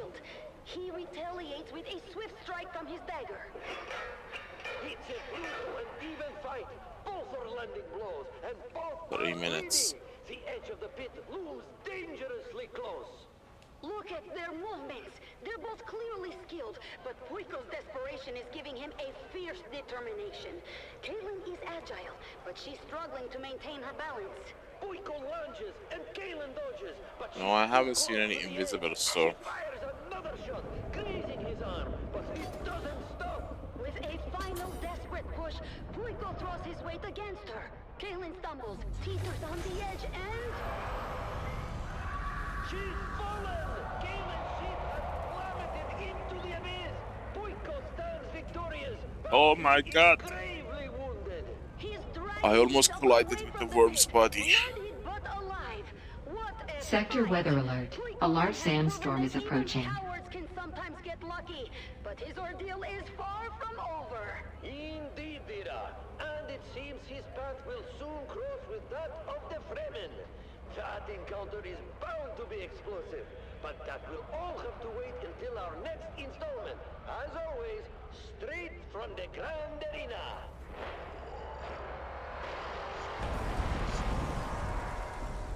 Stay tuned, people of Arrakis, for more live updates and thrilling commentary from the heart of Gady Prime and Come on, come on, come on. Mantrap. This is a bad idea. This is a bad idea. Storm is coming directly on my path. And to outrun it, I have to go further to the east, which is gonna drain my fuel. Sector weather alert. A large sandstorm is approaching. Time to pack it up.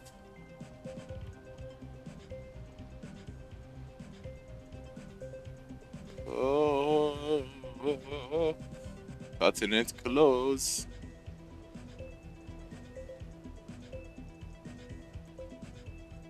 This is the strength of spice addiction, guys.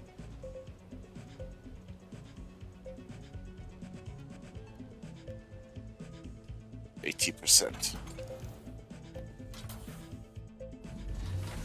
My carrier is low on fuel. Oh my god, look at the storm.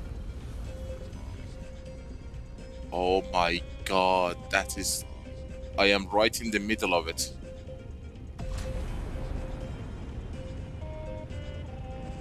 To exit, I have to go this way. Might actually exit easily.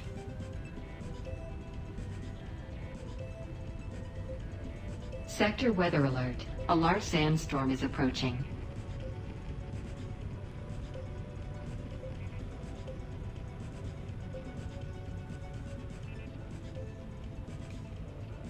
Yep, we are free, I think.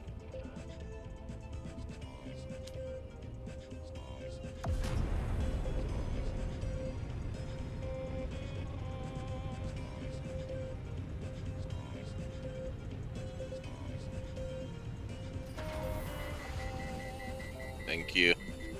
I will try.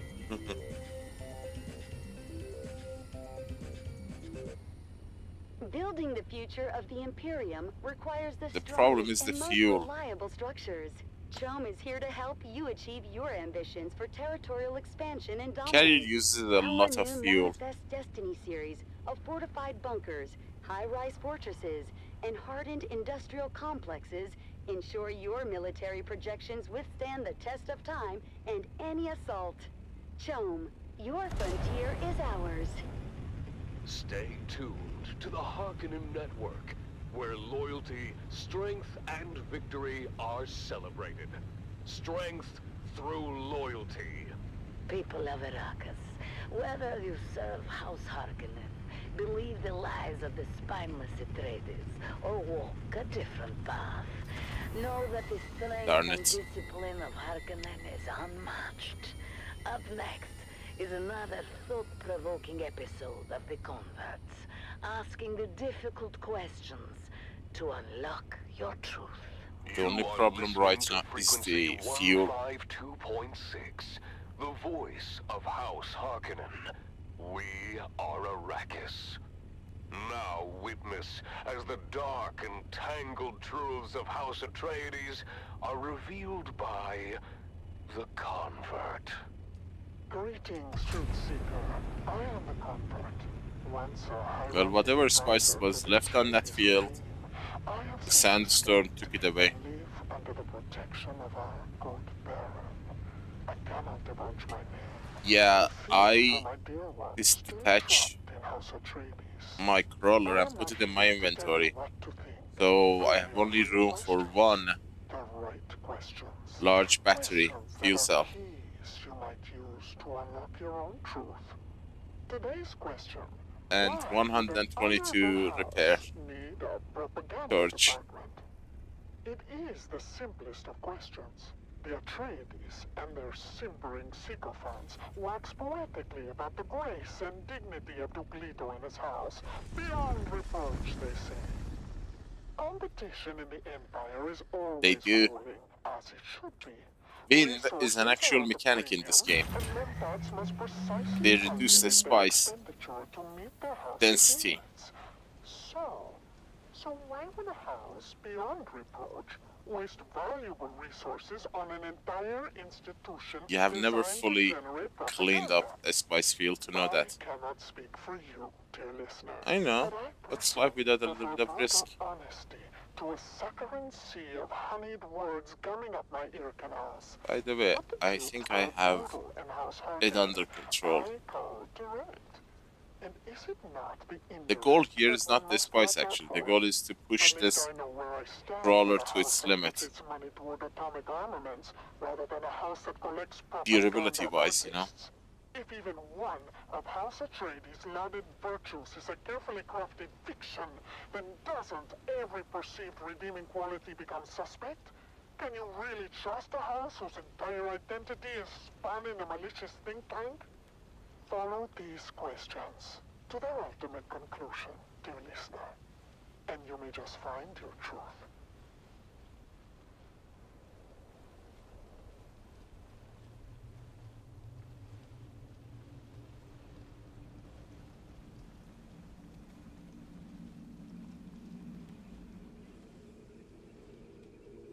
You're done.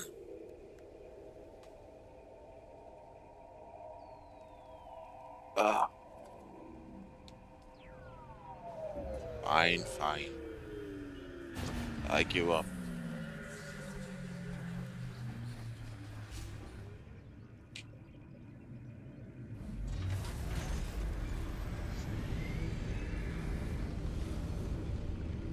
Yes, wind from any source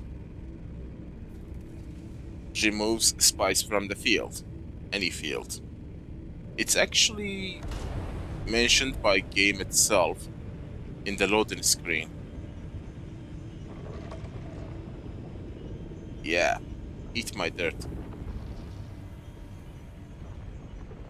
So, even the ornithopter, the carrier, if you hover too long on a spice field, too close to the ground, that flapping reduces the density of the spice field. So far, the record I have set is 230-ish thousand spice from a large field. So I have a theory that we can actually get 250,000 spice per field. The Harkonnen Network, where every moment But the is an problem is, by the time opportunity you to reach prove that your amount, loyalty and wind strength. takes away the Strength spice, so through the field becomes loyalty. less dense.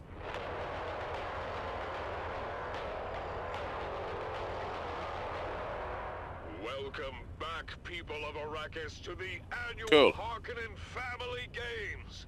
The Man-Trap competition continues with ever-increasing intensity. Let's begin with a quick recap of those who have fallen. Yeah. Del Land on Cid, a spice and field, in a Keelan large Sheep spice are field. all Sometimes eliminated the from the game actually competition. acts up Their struggles have and come to an end. removes the spice.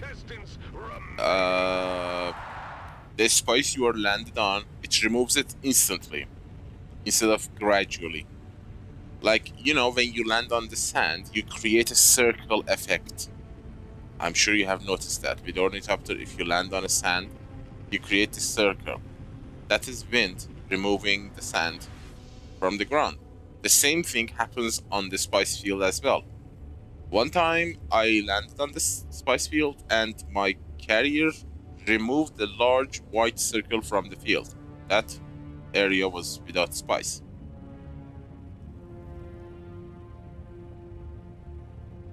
Even though, haven't you noticed that the spice field color gets paler and paler the more they don't touch it?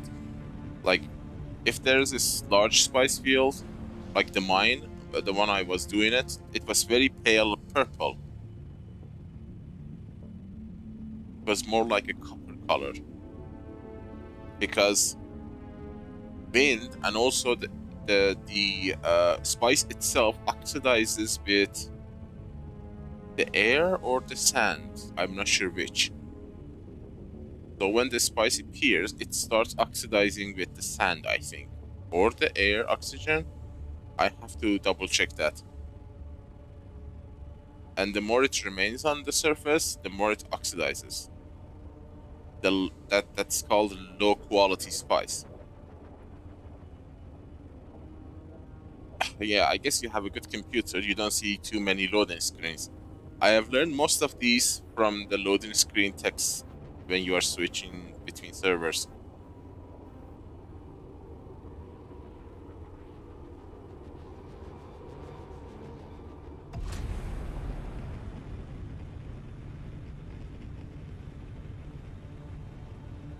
They have.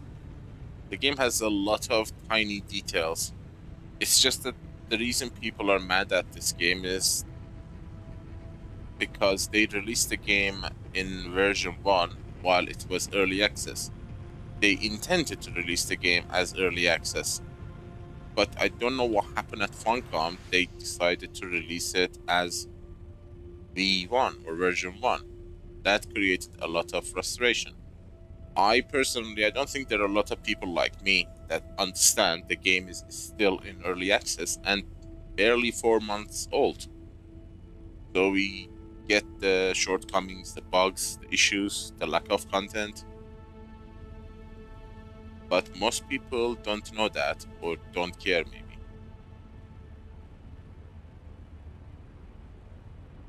I mean, the community pressure was too high. They actually dumped Chapter 2 without polishing it, just to say that, yeah, we released something, anything, just have something added to the game. They shouldn't have done that. Because, you know, I was really... Zantara was growing on me. Especially if you know the lore of the Dune. And his death was like... they didn't do it justice. I hope they come and revisit and fix it. They do it a lot. If you haven't played the game in a long time, if you go back and start a new character, you're gonna see quite a few changes.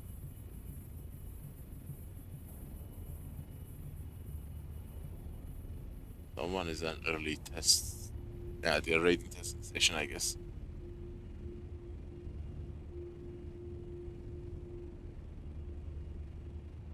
Well, those loading screen texts are kind of a tutorial, you know? Passive tutorial. They explain certain aspects of the game or the story.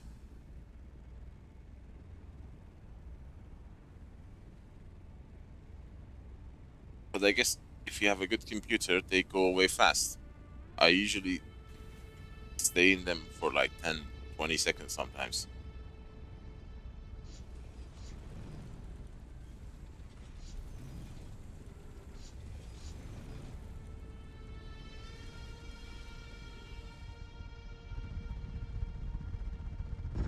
Good. Even in my slow day, I bring back 2 crawlers of spice. This is considered my slow day.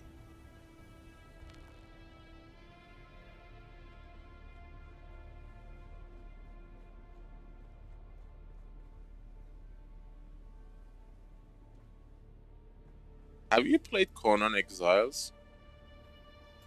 If you have played that game, you would know what you are dealing with. Funcom is not a normal studio.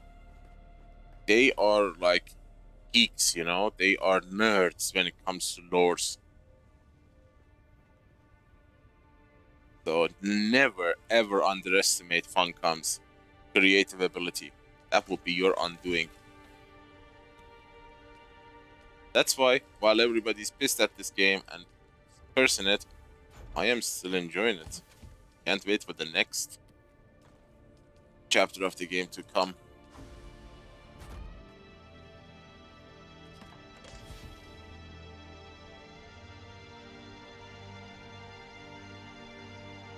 Well then you know.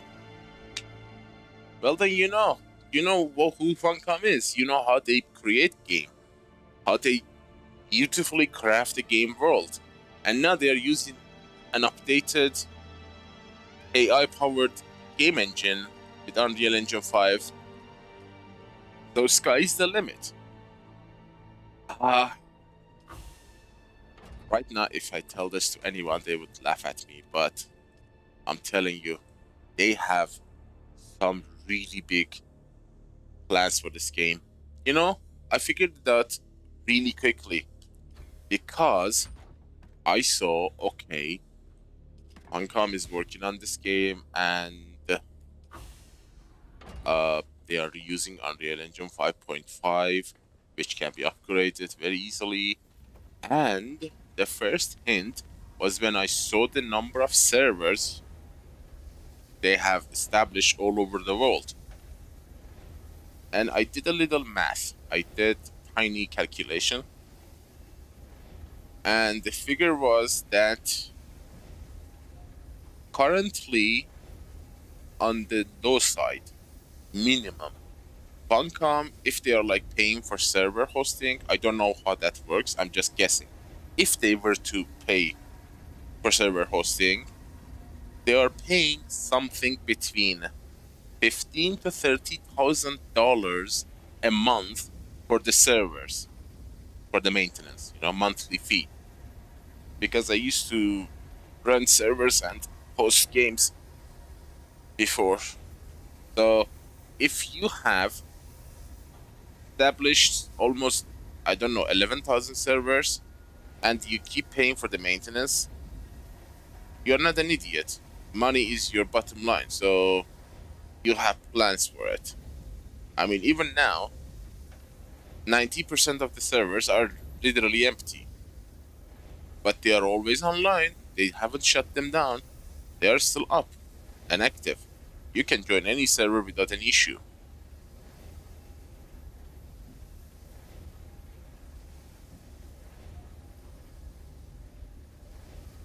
And also, the fact that you can travel between servers, that technology was the second clue for me. They have figured out the server meshing technology in a way that you can travel between grids, also create worlds within worlds. You exit the Haga Basin to a shared server, which is called Overworld. And then from there you can go to different servers, size of which can be infinite. Right now we can go to Arrakeen, we can go to Deep Desert, we can go to Harko Village, we can go to the water shippers during the mission, Old Cartag. The map is large. Imagine they put like 20 more of these maps. You can just exit Haga Base and go to them. They are larger than Haga base. You can even start your second base there. At the end of chapter 1, or is it 2? I don't know. Zantara tells you Fremen are not dead. They are in the south. So that means the game is gonna open up the southern part of the Arrakis for us.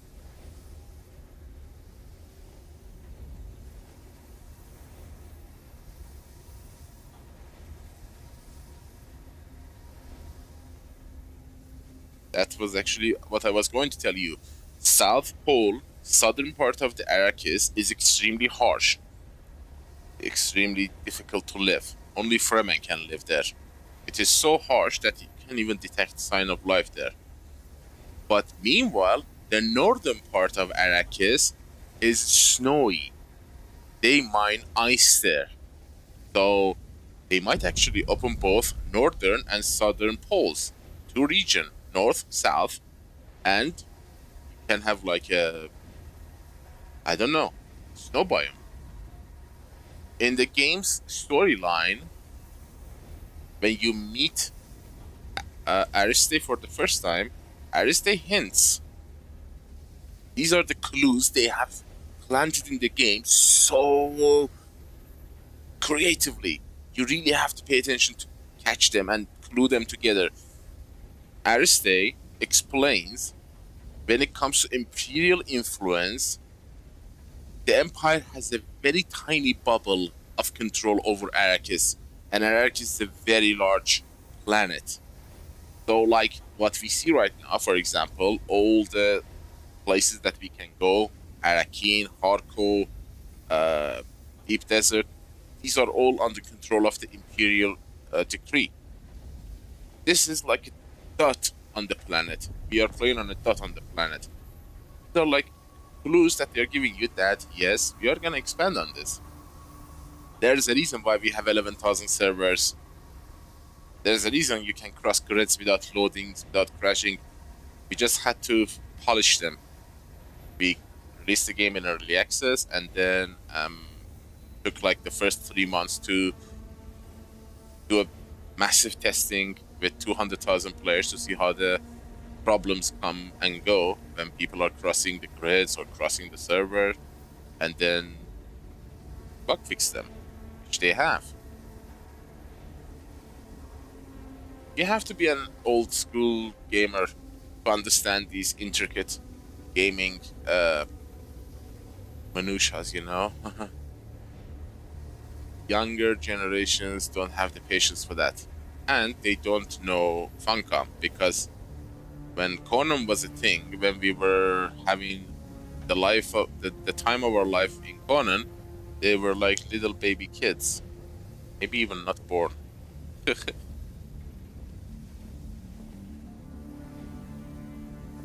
And finally, the last piece that puts it all together, I'm just guessing, these are all theories based on educated guesses, not wild wishes. None of these are wishes. These are educated guesses based on what we have seen, what the game has given us, and what the developers have hinted at. Also, the history of this development team. The final piece is that they are using Dune, which spans 35,000 years of history. It is an infinite source of lore, you know? It's inexhaustible source of content. You can create so much from that book.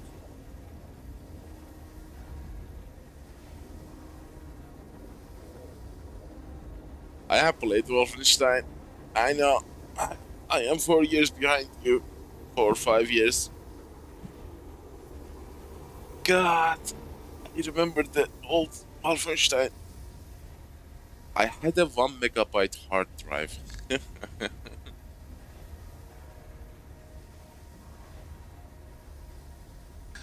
Oh my god. My hard drive was 1 megabyte. And the team at Funcom, thank God for that, are not Gen Zers. They are like not millennia. They are a generation between Gen X and millennials. They are a generation between us and Well, the youngest one is the guy, they call him Joel. Joel. He's almost 44, 45. It's our age. That is a great news for us because they know what they're doing. I hope that they shut their ears toward criticism, like hate talk, and keep on working on the game. Because, no matter how thick-skinned you are, too much hate criticism gets you. And I hope they are shielded from that by the community managers.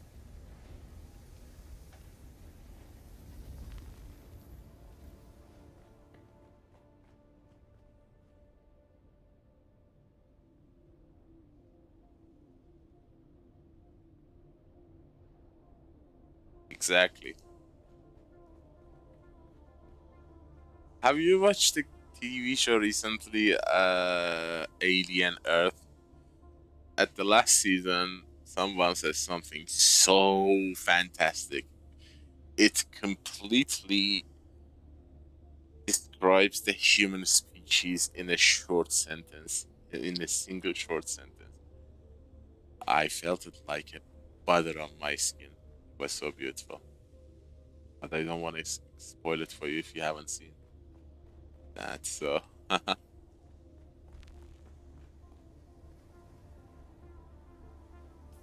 Patience is truly a virtue. Well, the season 1 is over. I don't know if they're gonna do season 2, 3, but the season 1 just finished yesterday, so you can go binge it. It is fantastic. You're gonna like it.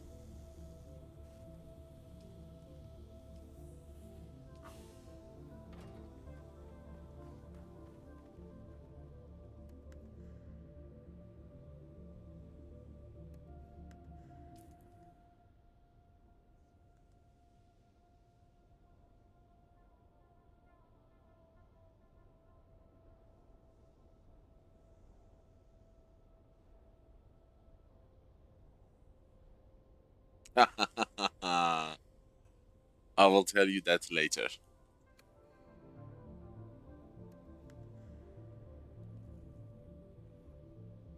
I'm working on a Discord channel.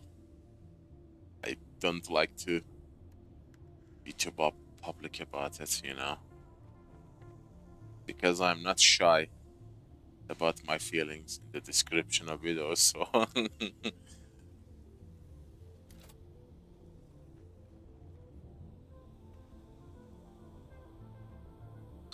No, but it's not that far away. I mean, ideologically, the ruling body. But you can take an educated guess.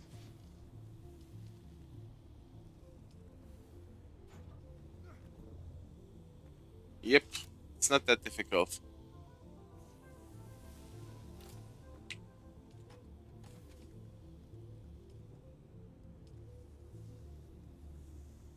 It's a place that we have fiber optic internet connection, but 90%, 95% of the internet is blocked by them. So that only narrows it down to one location. It can't be China because, they don't have any access to worldwide net, I guess. They have a very restricted internet. It's different.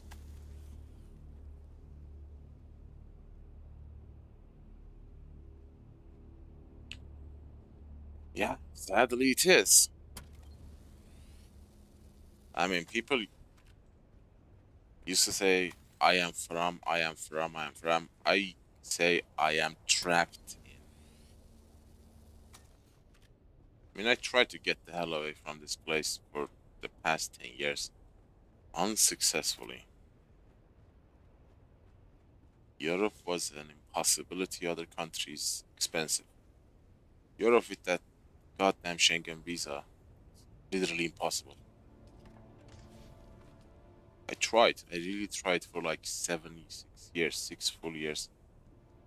I didn't actually go through the process because if you fail once, you're gonna fail always because they keep a record of your attempts. So I've kept my one shot, and I'm only gonna take that if I am 100% sure I'm gonna make it.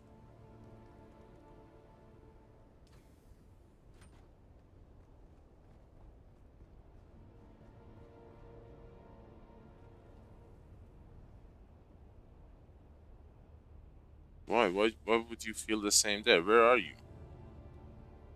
From the way you are using your nicknames, I would say you are a Scandinavian country resident.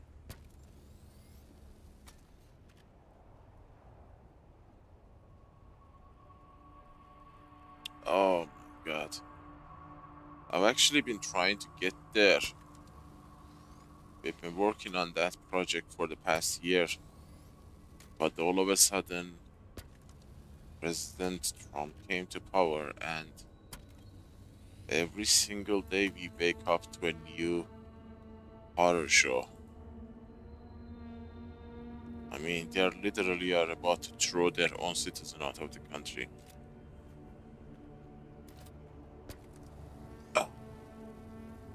Honestly, this has been a project me and a friend have been trying to figure out a way for the past year, actually. And then the all hell broke loose. Can you imagine? I have endured a life like this for the past 15 years. Then I find a way, figure out, and then actually get to US, land on the airport, and then get deported to a country in Africa. Oh my god. Oh my god. Even saying it out loud makes me get goosebumps of fear. Oh my god.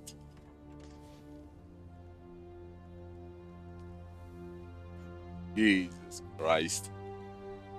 I mean, take things seriously, but don't push it to the sixth gear. Insanity. I don't know what the hell is wrong with the parties over there. Every time one side comes to power, they take everything to the maximum. Doesn't matter which side, it just every side takes things to the most extreme. Nobody wants to go to the center. Yes, border needs fixing. Don't do it like that. That's so harsh. I mean, it was so harsh, they actually deported few actual residents. But don't need to talk about it. It's all over the news. It's impossible to avoid it.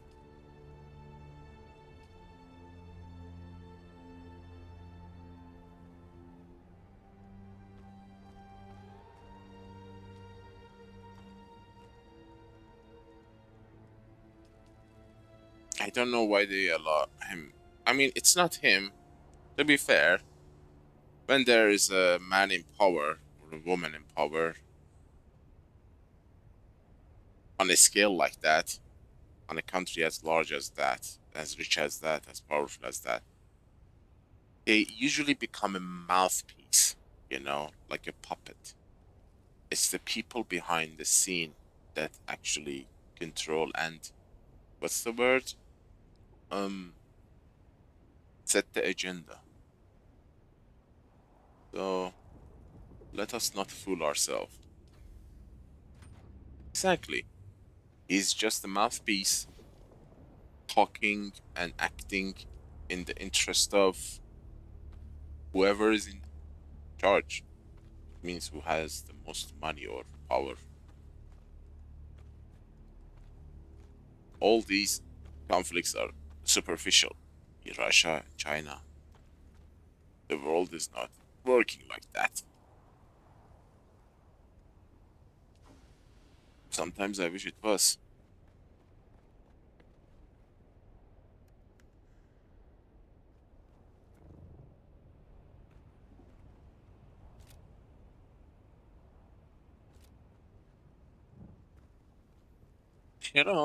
It's because of him. Like, 90, 95% of the internet is blocked here by the government, so I cannot access anything significant. Reddit, YouTube, Twitch, Facebook, X, any basic website without VPN. And even if I could, the rest of the internet is blocked by the United States laws and sanctions. So, damned if I do, damned if I don't. It's just such an unfair position. Like rock and a hard place. I am the very definition of that.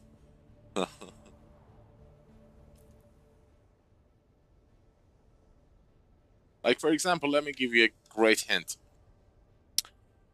I've been working on this YouTube channel for the past 2 years, and YouTube hasn't even listed my country, so I can select it as a location, which has created a red flag in my account, which was solved recently automatically after talking with the Gemini. Apparently, they actually read that thing.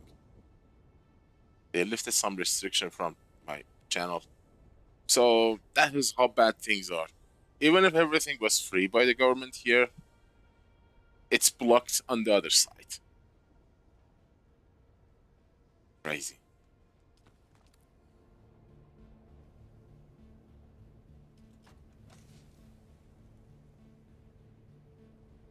No, it's not the Congress, man. The man who holds the money, holds the power. So who is holding the money? Who has the money?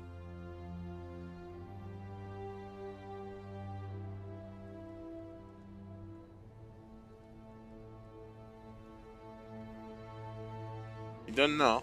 They will never let us know that. So I wouldn't even try to guess.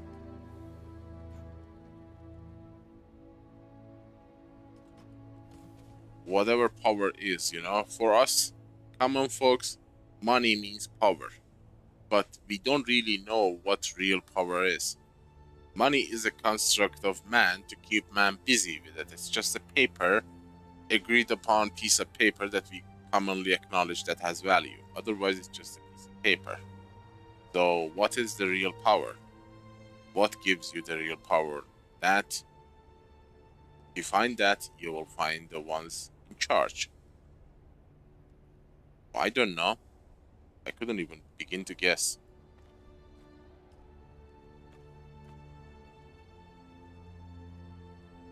Because if I was that smart, I would be one of them,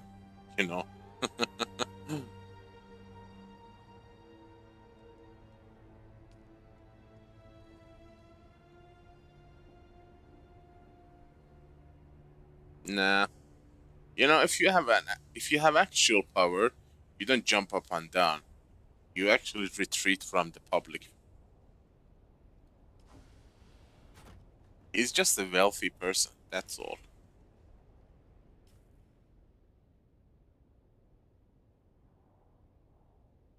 They say he's the richest man in the world. Yeah, right.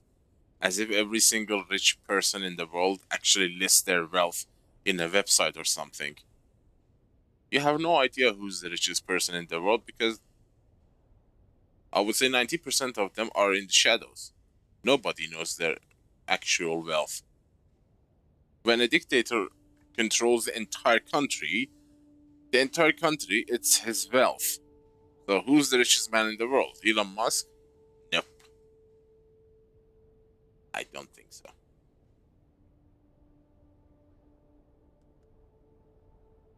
It's just, I'm just theorizing, I don't think I have that brain power to actually come up with real answers.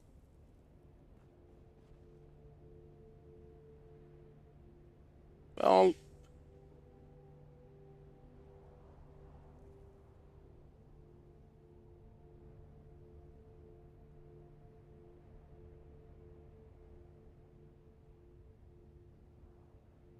that breaks my heart, That complacency breaks my heart. I'm being really sincere now because, that place is a beacon. It's like a lighthouse in the middle of a typhoon. If that works, that means we can work, humanity can work. If it doesn't work, then it means we can't work out. So many in the world are rooting for that country. Not the country, the idea of that place. We don't see it as a country, borders, or whatever. We see it as an idea. We see it as a possibility. If they can pull it off, that means there is hope for us. And the fact that every day we keep seeing whatever is going on right now, it's a goddamn heartache. I personally take whatever is going on there really personally, as if they are happening to me. Honestly, there is not much left in this world to have faith in. So, when you are in that state, and the only country that would make sense is failing like that, you feel like, what's the point? But I still believe in the power of the people. It was the people who actually gave birth to that place. So, I haven't lost faith in the people. Yes, it's the people who have ruined it, but it's the people who have, made it possible in the first place, and it's going to be the people who actually going to fix it, if it is going to be fixed. Otherwise, doesn't matter where you are, USA, Indonesia, Africa, Australia, North Pole, South Pole, it's all the same. It's all the same. You're just fooling yourself.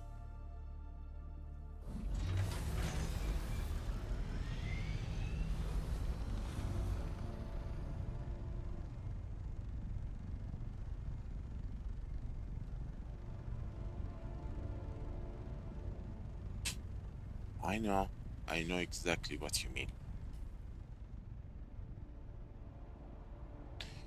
I don't know what is need to happen. What is that critical mass? That boiling point is going to be, because that is something I have wondering about. I don't know why. I mean, when I look at the people who live here, where I am, I don't know what they are tolerating, whatever this is here. But I can find a few reasons. Fear, maybe. I say, okay, they are afraid, they're scared. That could be a reason. But when I look at there, I see every single person there is armed to the teeth. Or if they want to be, they can be armed to the teeth. Nobody can control them. At least in theory, So why are they tolerating this? I'm not saying they should go out and fight as a war. No. I'm saying I wonder what that critical mass is gonna be, when that boiling point is gonna hit. There are a lot of unhappy people out there, and there are a lot of bad things are happening. So it's actually really interesting to see what is gonna be the last straw, because people there are very patient, kind of admirably patient. I just hope nothing happens that cannot be reversed, especially with the stupid AI given free reign.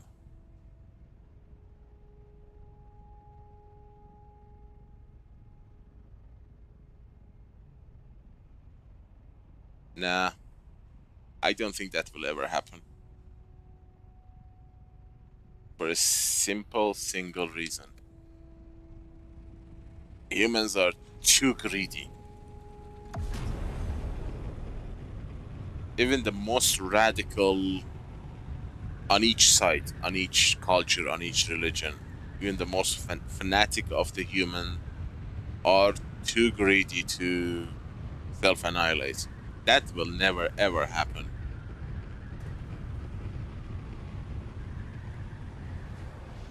Thankfully, it's one thing that will, what's the word? Self-assured destruction, mutually assured destruction. So that's why that will never happen. As long as you can't claim it, then you won't do it.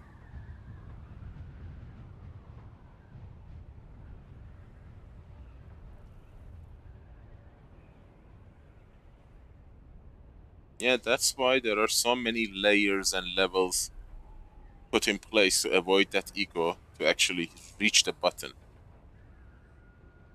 They say the president has the power, but they're not going to reveal to the public how many people are in that chain before that actual button is pushed. So if I were you, I wouldn't be worried about that.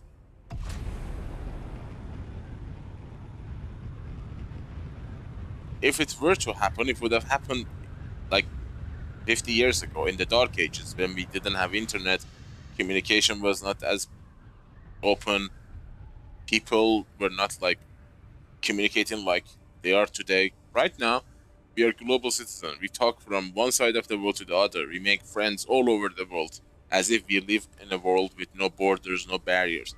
So we know each other a lot better than we did 50 years ago. And tensions were super high back then, especially when there were a lot of rebel groups and these revolutionary people ideologically. They are all gone now. We live in a technocratic society globally. So with this much knowledge, people don't hate each other that much as they did 50 years ago. There are no Fidel Castros in the world. There are no Mao's in the world. They're all gone. Whatever is left is the sad shell of a ideology that's long dead. And all the fanatics and radicals you see are the fringes. And as long as you are on the fringe, you are not a threat.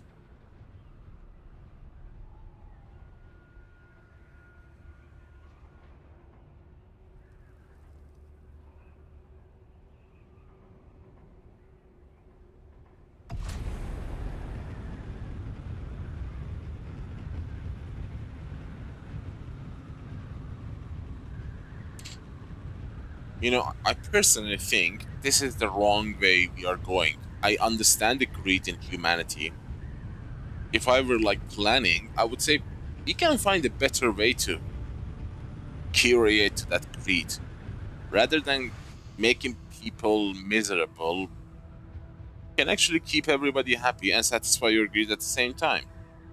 You don't actually need to be cruel, because we live in a universe that is infinite. So even if you can get to the closest asteroid and start mining it, you can become satiated beyond your wildest dream. But the problem is not only the greed, it is I don't actually know the English word for this. Feeling good in a position of power by seeing others suffer. What would you call that? I mean, you already are rich, you already are powerful, but you take a special kind of pleasure by seeing rest of the world in suffering and misery. That is actually the core reason of why our world is the way it is. I wanted to say this, but I am sure there's a psychology related word for it.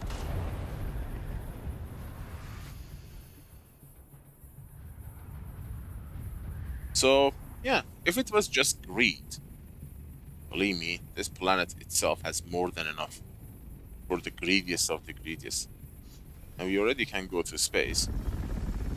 We can bring a single tiniest asteroid, pure gold. The gold would be cheaper than iron. So it's not just greed. It is the feeling of feeling superior. The people who are like that, they don't want to see others enjoy life as well. They actually take pleasure by seeing, yes, they are the only one who enjoy life.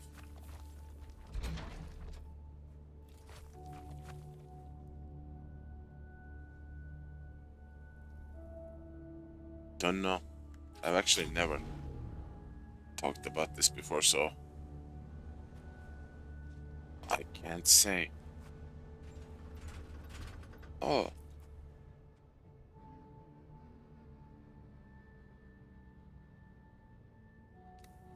I was meant to go to Titanium. I came on our island closer.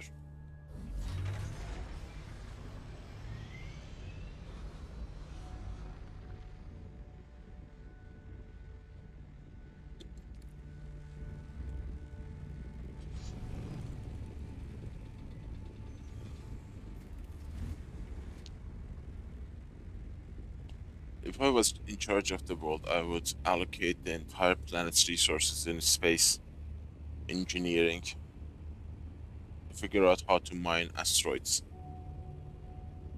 and use all our intellectual and scientific power to understand and utilize space refining so we can actually mine and refine whatever we need in space without ever bringing anything back to Earth. Just the raw material, refined material. All those words are close, but it's not the actual word I'm looking for. But megalomaniac actually comes close. It's a mix of sadist, megalomaniac, sociopath, maybe. Maybe there isn't a word for what I'm describing. No one word.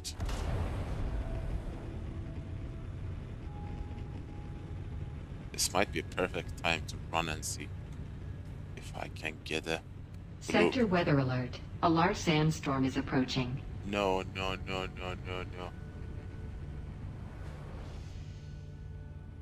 I'm about to take a really big and stupid risk.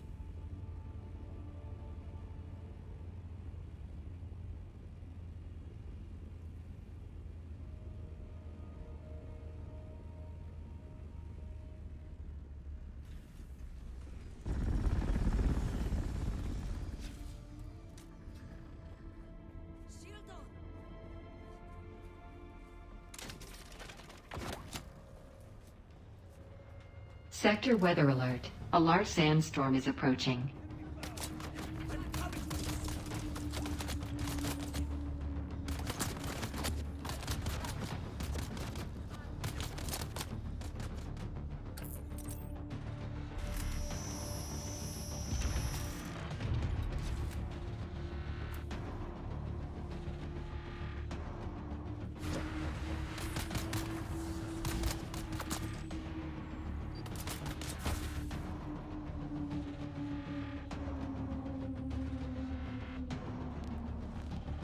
It was a pleasure meeting you too.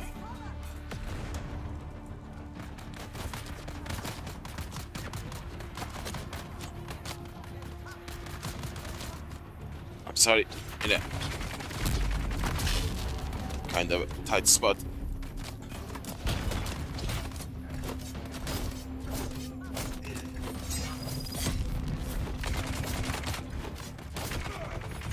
Sector weather alert. A large sandstorm is approaching.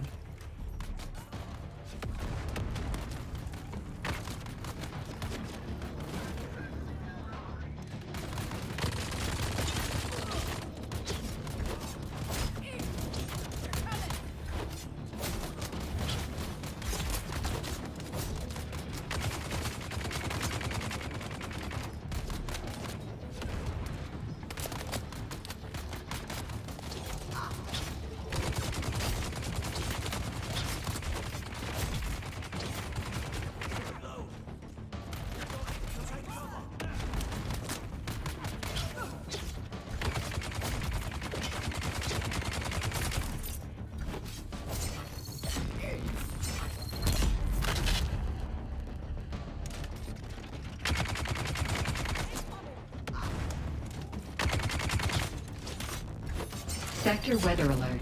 A large sandstorm is approaching. Yes. I'm so sorry. Oh, please tell me there is a... It's looted. You son of a... I'm never gonna get this loot.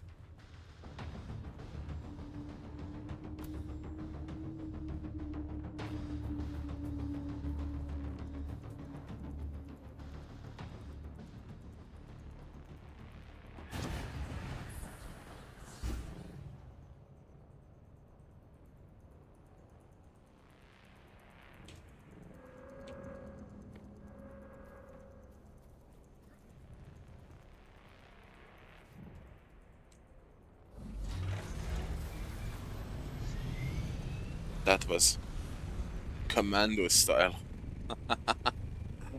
Oh boy. Where's the storm coming Sector from? weather alert. A large sandstorm is approaching. Yes, let me know. It was a pleasure meeting you, my dear.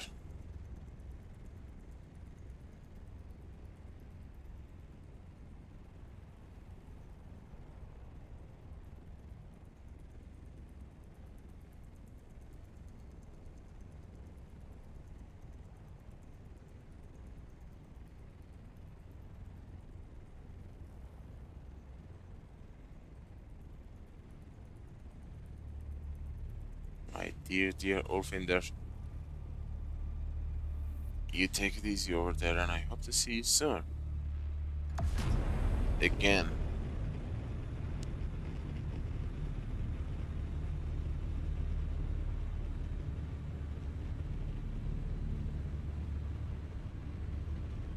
Sector weather alert. A large sandstorm is approaching.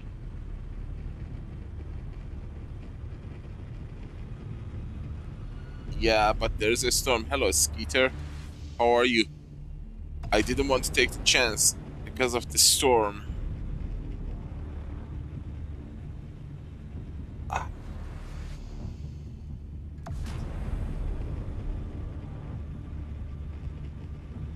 I'm right in the middle of it. I will check it when I'm returning. I saw someone flying over my base. I think it's looted recently.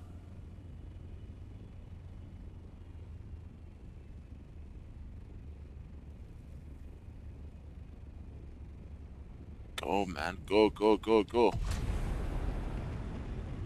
If I find a rock or something Sector here, weather alert. A large sandstorm is approaching. I am dead. Right there.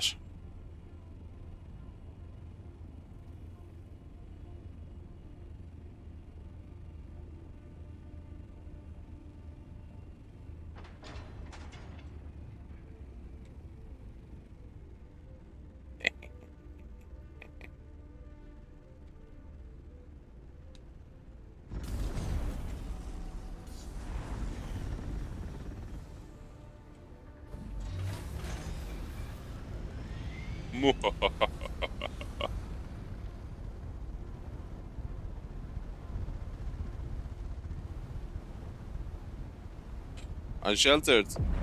Unsheltered! The damn thing was sheltered! What the hell? The game screwed me. Oh no. I can't see Jack.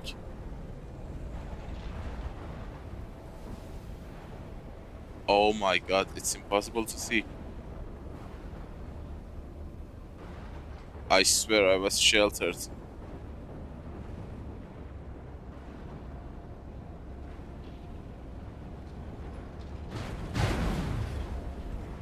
And I lost the wings. Damn it.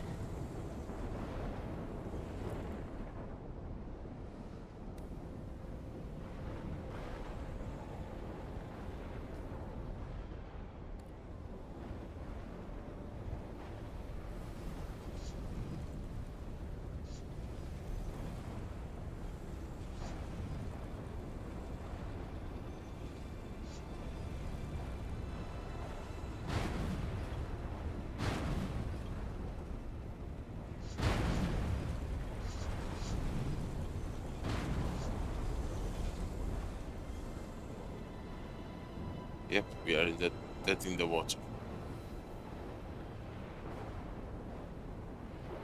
I was sheltered. The game screwed me.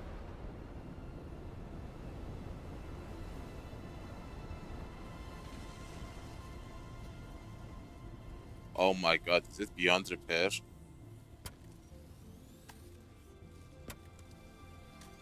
No, it's not.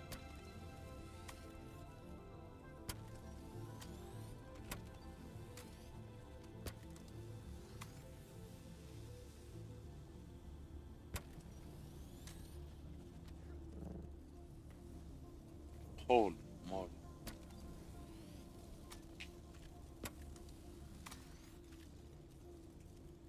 out of ammo. Can I fly it? Is it flyable? No, it is not. Any metal? Where's the buggy? How did I get from there to... Yeah. Huh. Buggy's still alive.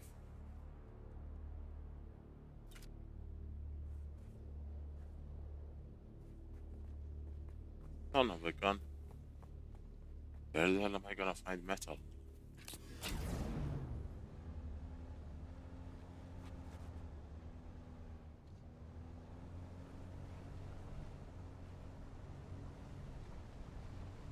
This is a titanium land.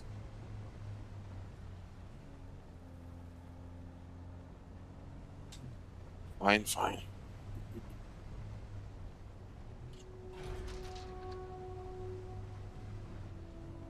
You guys sit tight.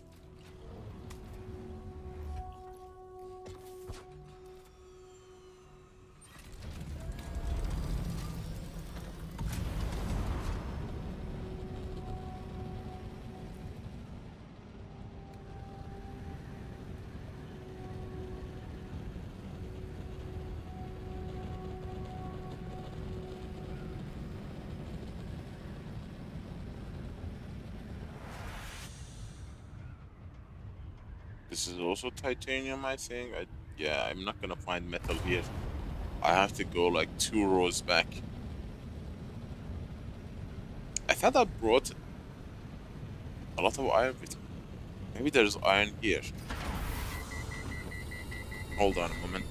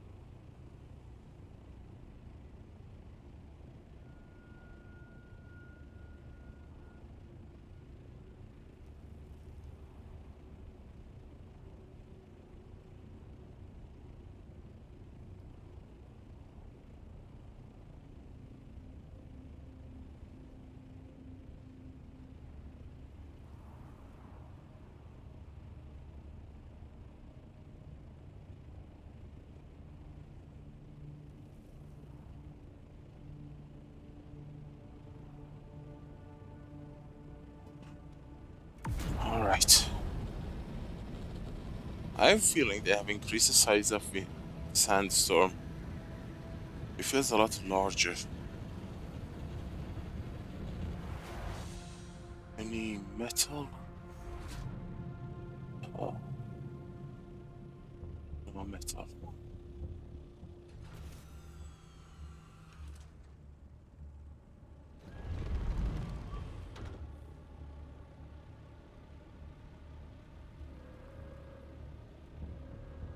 There used to be...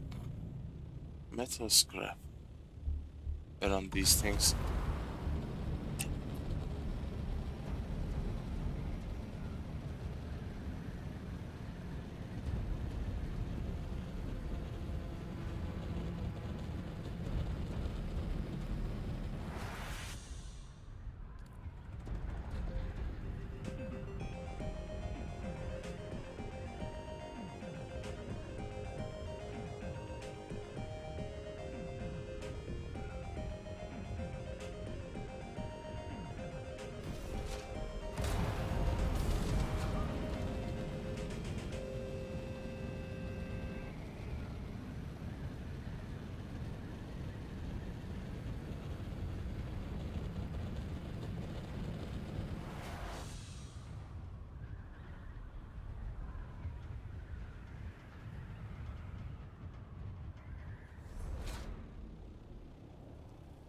This is Dune man Keith Villari, reminding you to ground yourself and your equipment when a sandstorm is reported. My crew kept working through the first and second warnings until static electricity shorted out our transmitter. As a result, we missed the warning, telling us the storm was bearing down on our position. Aye. Many widows were made that day. Be profitable. Be safe.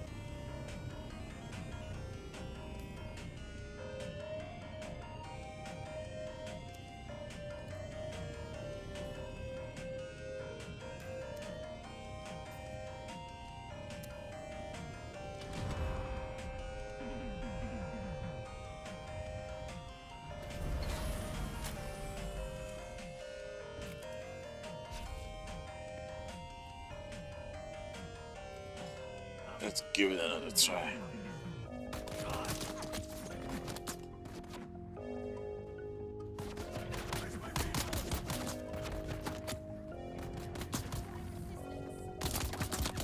Oops.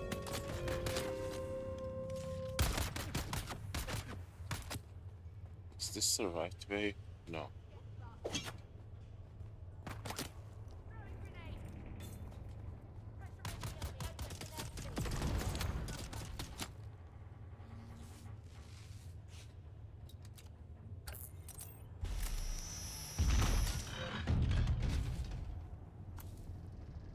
Let me get a single replica.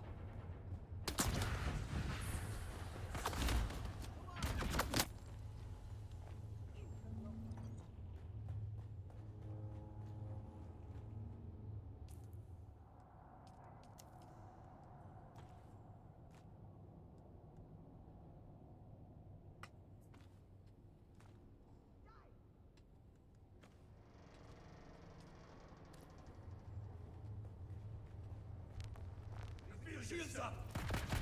Coming! Enemy sighted!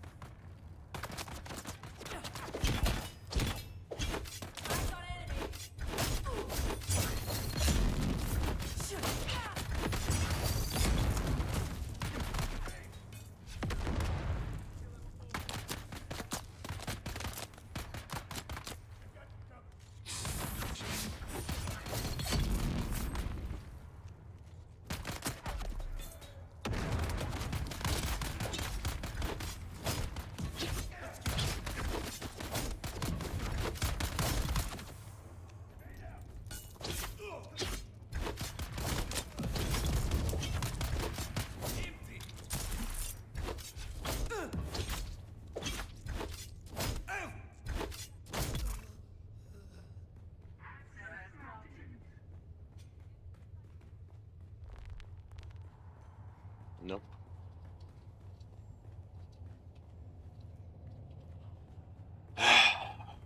Could be 2 minutes, it could be 10 hours. Who knows? Secrets and lies run deep in the crew of a legendary spice harvester. It seems there is more to fear on the dunes than monstrous worms and deadly storms. Sometimes, death comes in the guise of those you trust the most. Join us on our continued search for the truth behind the disappearance of Chief Jarek Thorne. It's Death on the Titan, Episode 2, Web of Fear. Crew Chief Jarek Thorne died under questionable circumstances following a heated argument with deckhand Rico Marr. And while searching Rico's locker, Captain Noah discovered a coded message from Atreides intelligence addressed to the dead crew chief.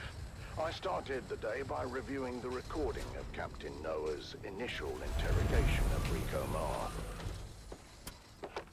Rico, now why don't you come clean? We found the Minimic film in your locker. How'd it get there? Look, you can tell me, or you can wait until whatever hatchet man the Spice Miners Guild is sending. And you know what his job is gonna be. To solve Chief Thorne's murder. No, you idiot. Chief Thorne's death is the least of it. The man the Guild sends is here to get the spice flowing again. And that won't happen until the crew settles. It won't? No, unfortunately for you. Chief Thorne was well liked, and the crew was out for blood. I suppose the easiest thing for me to do would be to hand you over. Let the crew tear you apart, throw the pieces overboard. I don't know anything about any Minimic film or anything like that. Someone must have planted it. I need more from you, Rico. How did you know about the message, and who ordered you to steal it? No. Why would I risk everything for some stupid message? Yes, Thorne and I fought. But that doesn't mean I killed him. Rico was adamant that he spent the night of Thorne's murder alone, in his bunk. That is, until a witness came forward saying otherwise. Sorry, Captain, I didn't remember it first, but I did see Rico that night. You saw him? Where? Slipping into the sugar wire hut. Okay, I was there. I saw the message come in and I took it. But I didn't kill Thorne. It was at this point I arrived on the Titan and witnessed the following. Why did you take the message? I thought it might give me some dirt on Thorne. Something I could use against him. He was threatening to ruin my life. Give me your hand, Rico. Sir? Your hand, son. Place it flat on the table. Like this. That knife is clear through your hand. And if you ever want to have relations with it again, it's time to start talking. Or I could just twist. No further application of pressure was necessary, as Rico Marr finally confessed. Tessa put me up to it. It was her all along. She knew Thorne was getting those messages. She wanted to expose him, get him kicked out. It was all her idea. Tessa Lim, the engineer. My investigation into Tessa Lim took me to the operator of the sugar wire shack during Thorne's rotation. Conflict? You could say there was conflict between Thorne and Tessa. We couldn't decide if they hated each other or had some secret, twisted thing going on when no one was looking. Guess hate won out in the end. What was the source of conflict between Thorne and Tessa? Everything. From resource allocation to safety protocols. She was never happy with a single decision he made. What about the encrypted messages? Thorne received a few of them over the past months. I never decoded them. Thorne handled that himself. One by one, the pieces began to fall into place. Engineer Tessa Lim had a combative relationship with her crew chief and wanted him out of the way. But I knew there had to be more to it. And to discover what that was, I would have to go to the source. Thank you for cooperating, Tessa. Oh, what choice do I have? None. Tell me about Thorn. Thorn was a special kind of incompetent. The dangerous kind. In spite of what you think, it wasn't personal. His bad decisions put our lives at risk. He was well regarded by the crew. Big whoop. So he was popular. Doesn't mean he was good at his job. How does Rico fit into it? I never told Rico to steal anything. But I knew Thorn was receiving those messages on the down low. And when Rico came back with his face busted in, maybe I put the idea in his head. To steal the message. Yeah, but if anyone needs to be investigated here, it's Lena Orlov. Hart and Thorn had something going on. Interesting. I've heard from others that you and Thorn had something going on. Don't make me throw up. Jarek Thorn makes the Harkonnen look attractive by comparison. Tell me about Orlov. To start with, Rico sleeps in a bunk. Thorn has a cabin with a door. So, unless Orlov can see through wood, how could she know that Rico was in Thorn's quarters that night? She must have been there, right? Inside Thorn's cabin. How else could she have such intimate knowledge of his thoughts and plans? The accusations were flying Damn it. fast and loose, and tensions were running high. As I wrapped up the interview with Tessa, she dropped another bombshell. And if Rico was supposed to be in the sugar wire shack alone that night, where was Jeb, our trusted operator?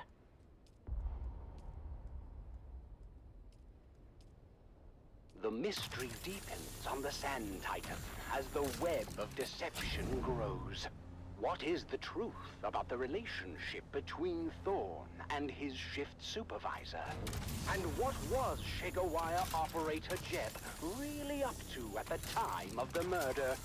The truth is out there, dear listener, buried in the sands of fate. Join us again next time as we uncover more secrets and lies on Death on the Titan.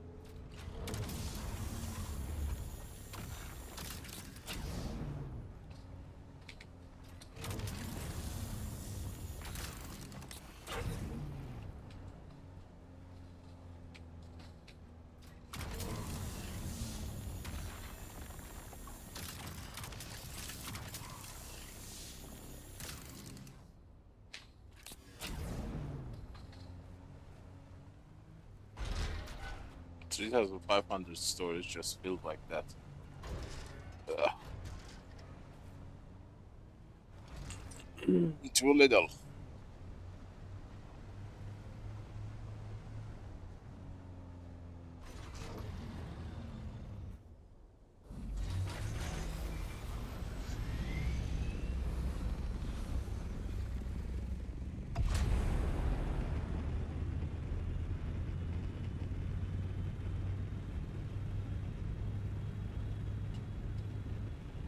This is Harvester Radio, the voice of the Spice Miners Guild, broadcasting from Heaviston Depository at frequency 732.4 on your local Communinet dial.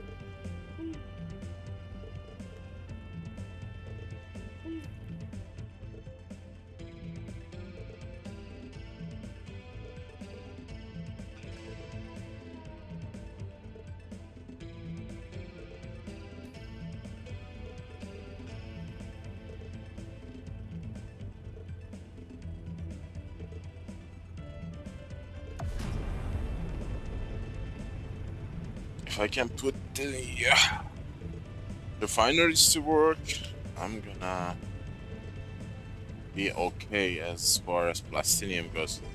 Spice is gonna run for 12 hours.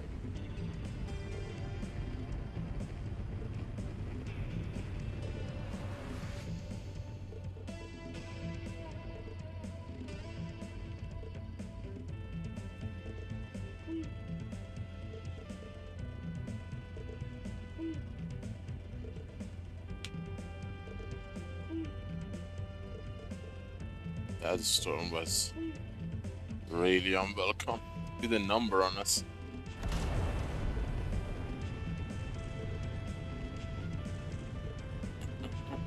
I have to build a new PCU as well.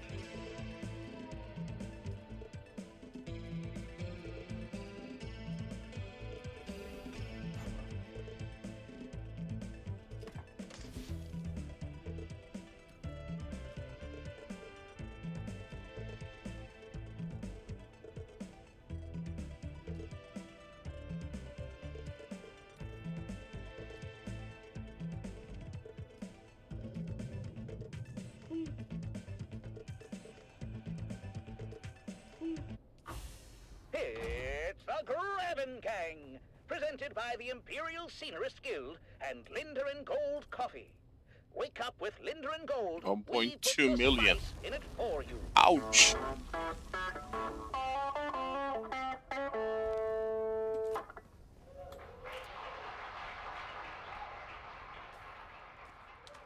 The Graben Gang was recorded before a live studio audience. Another day, another soul.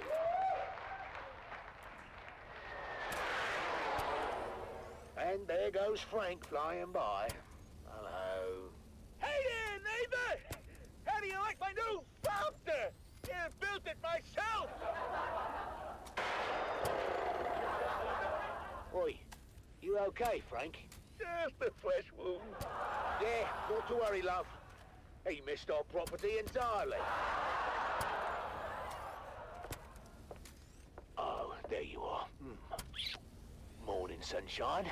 Graben life isn't for the faint of heart, but at least we keep it interesting. Now, if I can just get this old water recycler working, who in the right mind would make it like... Oh, come on. Oh, fantastic. Oh, the screws are made out of Swiss cheese. Now, that's quality work here, boys. Yeah, lovely. Oh, you... Taking chassis, son of a mine. That thing's older than your jokes. Give it up already. No. Don't you listen to her, Betty. Who's Betty? What? The water recycler, of course. At least we know who we're burying when she conks out for the last time. Yeah, right. Yeah, almost got it. She just needs a little coaxing, and she'll start purring. R.I.P. Betty. Gone, but not forgotten. Maybe you should get Frank to help. Do you remember the last time we got Frank to help? You were visiting your sister in Hurricane, and Depot 12 got popped with that surprise inspection, yeah? Well, you don't remember? The man said my hair was 3 centimeters over guild regs. Oh, now I remember. You were kinda shaggy, Dove. Well, I had no choice. I needed it cut. And I told you to wait until I got home. I don't know why you would ever go to Frank. Well, I look like a bloody Harkonnen for weeks, love.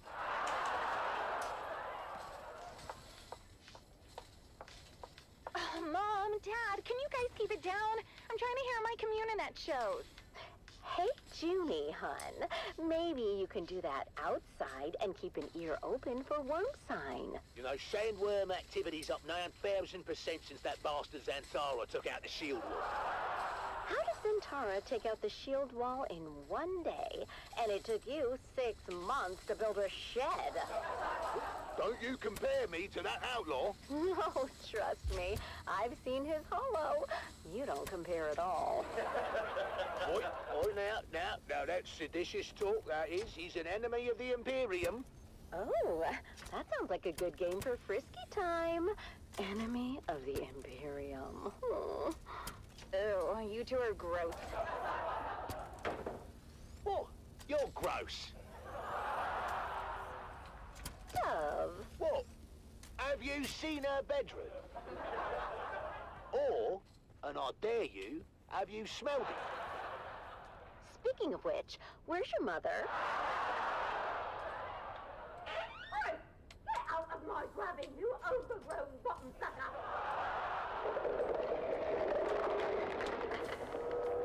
Mum, what are you doing?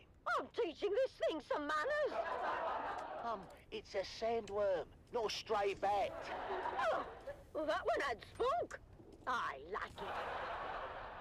Why do we have to live with the worms? I can take anything, Arrakis. But enough with the worms already.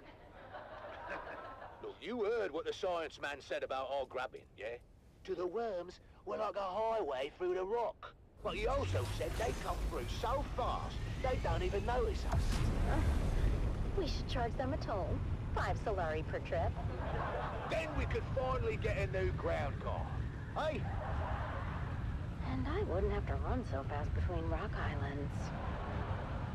Speaking of which, it's off to the trade post.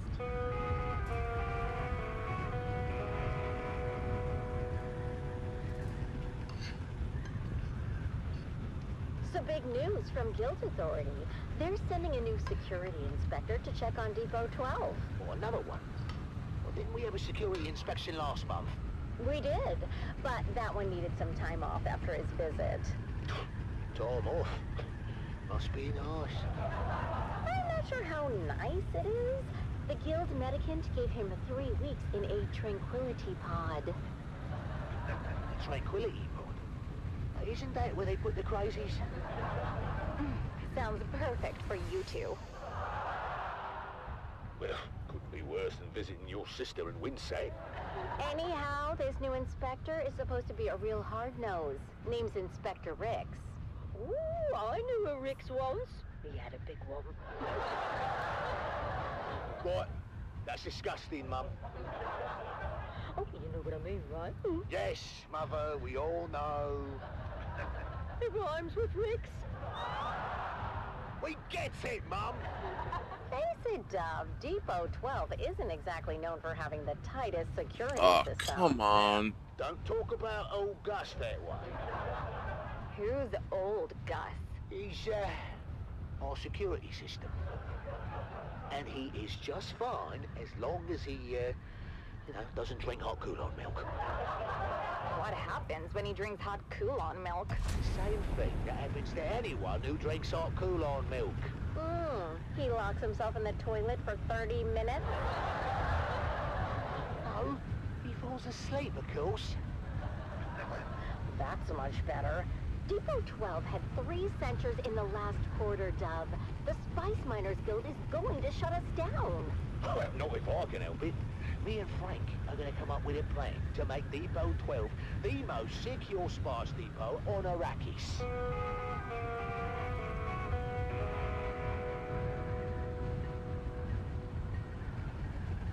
Relaxed, huh? He's got us covered. Yeah, that's what I'm afraid of. Hey, don't knock until you hear the plan, buddy boy. I rigged together a special security apparatus. Frank, my dear, you are still picking bits of your last apparatus from your arse. Don't remind me. Yeah, trust me, buddy. This one is foolproof. My best invention yet. And that is what I'm afraid of. Good morning, Depot 12. I'm here to conduct a thorough inspection of your current security initiatives. This sector is one of the worst in the Imperial Basin. You blame the key hub for that, Inspector. I'll decide where the blame goes, Dune man. Now, show me your security. Very good, Inspector. Frank. Oh, that's my cue. Automaton awaken! What am I looking at? My new sentry automaton. I named him Gary.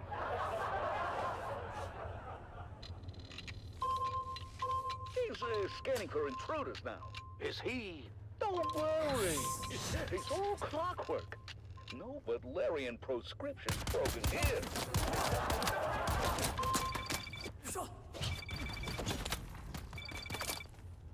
Frank, he must think we are the intruders, eh? Oh, that's good. What do you mean that's not good, Frank?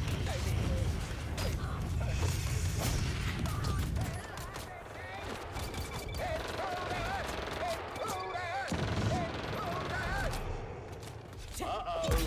Looks like we're gonna need another inspector.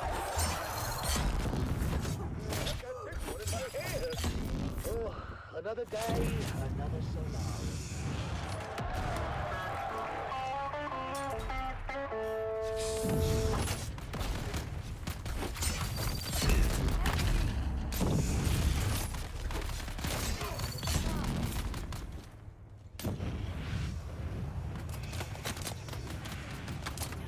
Need to reload.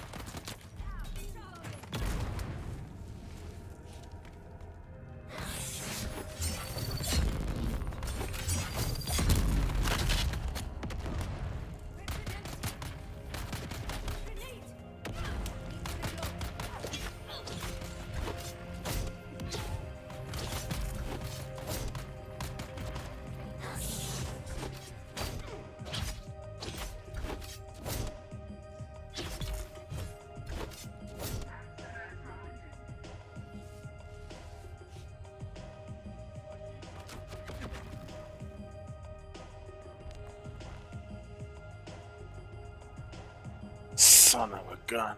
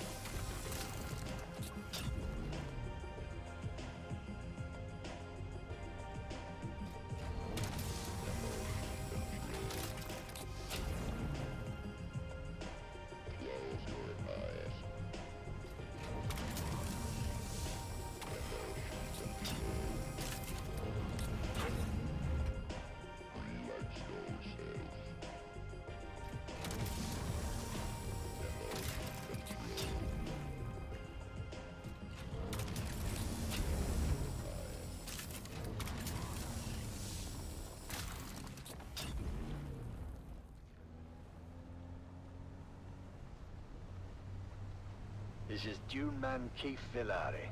All guild brothers know about the danger of entanglement in harvesters. But what about the cost and equipment downtime? Each moving part must be carefully sanitized of blood, bone, and other viscera, costing your guild greatly in lost time and efficiency. Be profitable. Be safe. The Combined Hornet Communinet Theater presents an Arakin Playhouse production of 5 Days at Carthage. Brought to you by the generous patronage of the Padishah Emperor and the tireless support of the Spice Miners Fellowship and the Leisure Committee. And now, it's time to dim the lights and return with us to those fateful days before catastrophe came calling. It's part 1 of 5 Days at Carthage.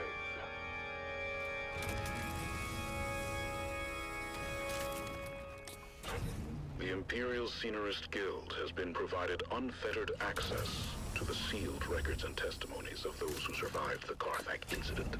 The following dramatization represents the official truth, as judged and signed by the Imperial Chamber Court and Audit Council. So let us journey then to the burning sands of Arrakis. a desert planet in a far-flung corner of the known universe. The year is 10-1-94, and the war of assassins between House Atreides and their ancient enemy House Harkonnen is well underway. Our tale unfolds in the teeming industrial sprawl of Carthage, the seat of Harkonnen power on Arrakis. It's early morning in the Peon Quarter, as the workers ready themselves for a long day. These two might do the trick. Name.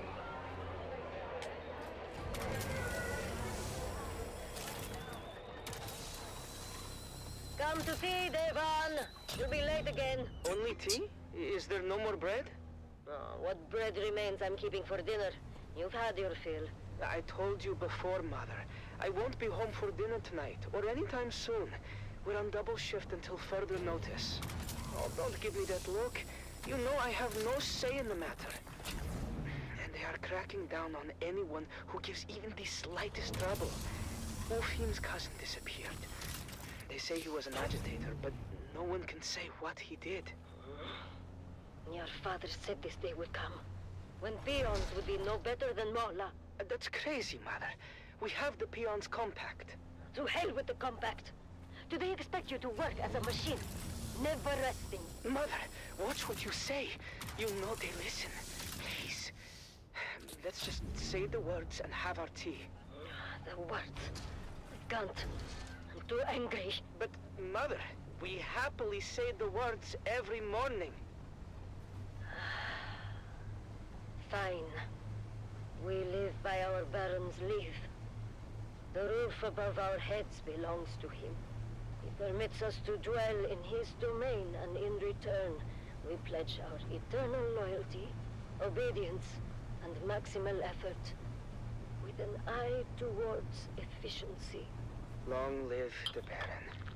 I'm sorry, Mother, but if you must blame someone, blame Zantara. His most recent attack destroyed our last phased ion refinery in the northern precinct. Fremen bastard. Hey! Your father had Fremen blood on his mother's side. It's a blessing he didn't live to see what happened to them. I say good riddance. It's said they practiced cannibalism. Don't be a fool, Devon. Those are all Imperial lies. It's well known that the Ikwan dead will remove the blood of their dead to make water. Mother. Open your eyes, my son! I wasn't going to tell you, but thanks to your Fremen hero, we're test firing a long-throw Cutter-A auger today with an ungraded barrel. Is that dangerous? Only if the phase differential is off by more than 0.0003. Devon, you can't. I forbid it. Why are they making you do this? Because, Mother, Zantara destroyed the last facility that made and tested precision las barrels. No. I've got to go. Be careful, Devon. I feel something very bad is coming. This should fix our Plastinium situation quite drastically. Almost 5,000 extraction this week. Speaking of extraction, this new game I really want to test. Arc Raiders. This game is taking so much of my time, and there are so many games I want to try. God, I want to play Arc Raiders. Be sure to let the Baron know next time we have dinner. For now, let's get on with our job. You had dinner with the Baron? No, Arek. He was being sarcastic. And I will say it again. The long-throw cutaway auger is a precision tool and requires equal precision in its maintenance. Never in my 97 years as a peon have I test-fired an ungraded barrel.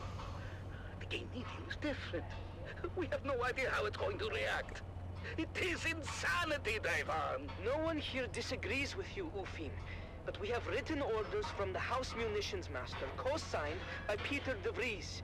They need this laser auger online yesterday. Because there is no risk to them. Let Peter de Vries test-fire the laser. There's too many eyes on us to mess this up.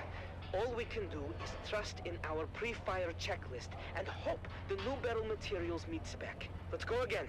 Spooling up Mason condensers. Mason condensers at full potential. Are we clear to start the firing cycle? Eisendrath control is in the green. All natives, 100% alignment. Signal wave guide, in range. Arek, how's the mesh? Phased ion is in the mesh. Optical pump is engaged and the coils are hot. Okay then, let's take it slow. Engaging throttle. Shut it down! Shut it down! Arek! Venting pig tanks! Submerging coils in 3, 2, coil submerge! What have we done?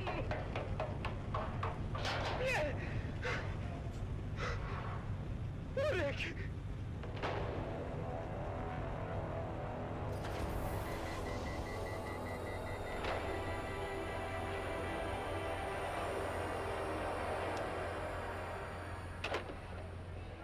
Devan, come.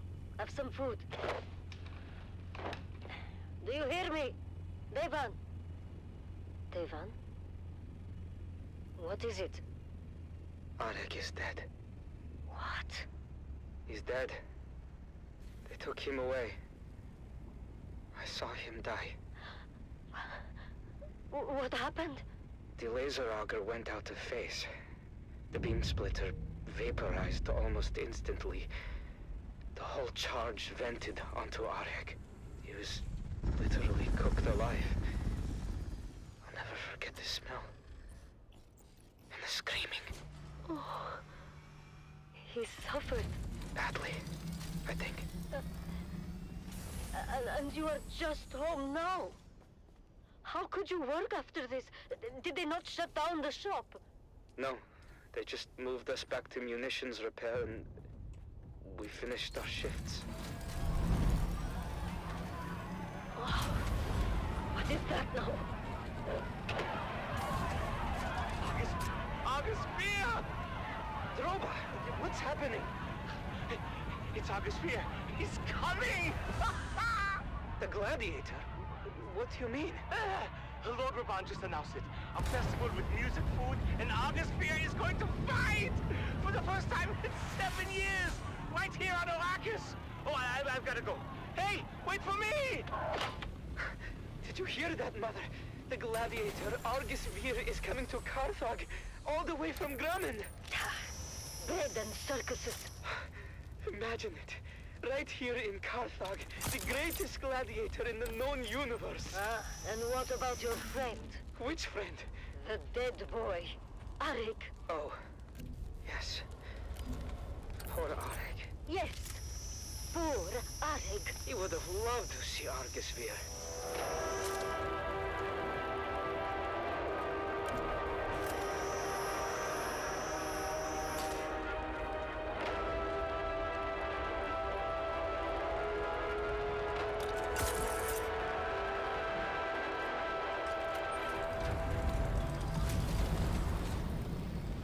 Surgical.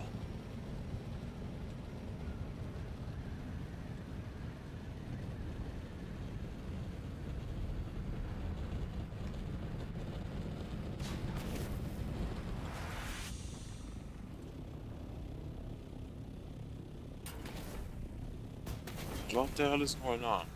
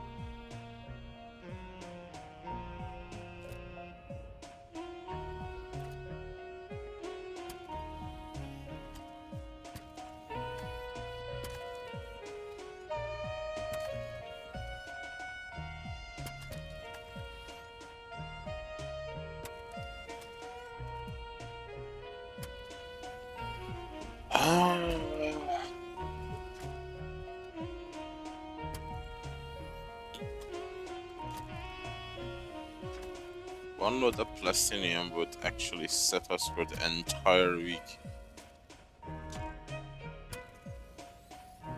And one more strontium, 3 more titanium. That would be our quota for this week. But then again, that requires a massive load of water, which I don't have at the moment.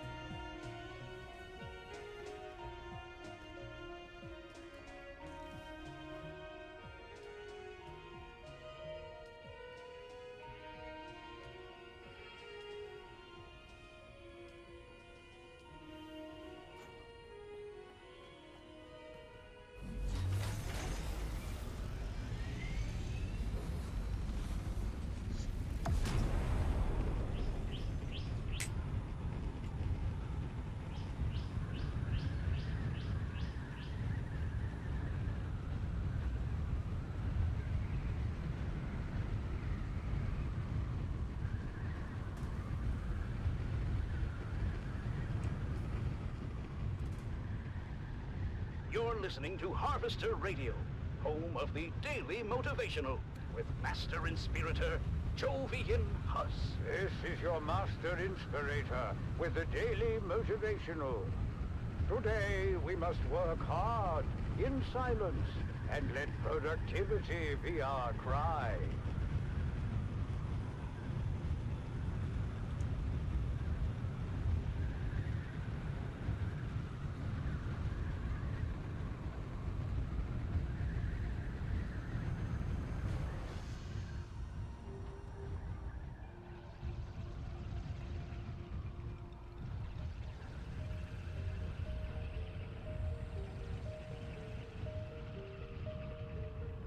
Sector weather alert. A large sandstorm is approaching.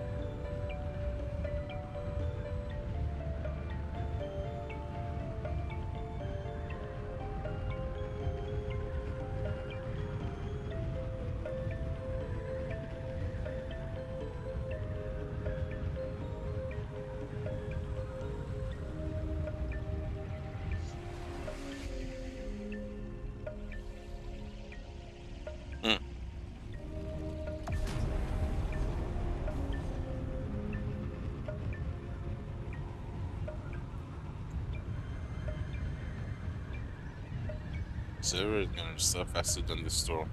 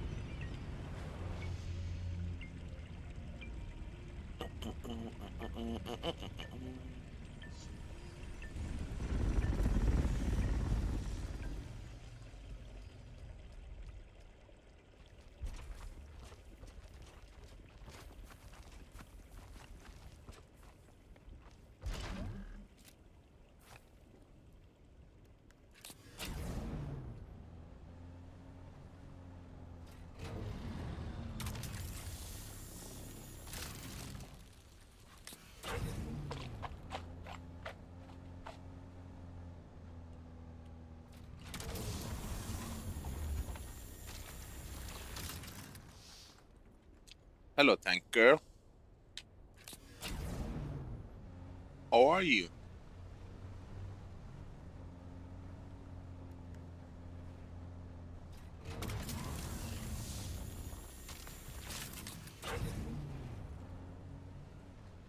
mystery deepens aboard the Sand I'm doing Titan, good too. as Thanks crew for chief asking. Jarek Thorne's death remains unsolved, and the flies begin to circle. It's Death on the Titan, Episode 3, The Visitor. We need to talk about where you were, Jeb, the night Crew Chief Thorne died.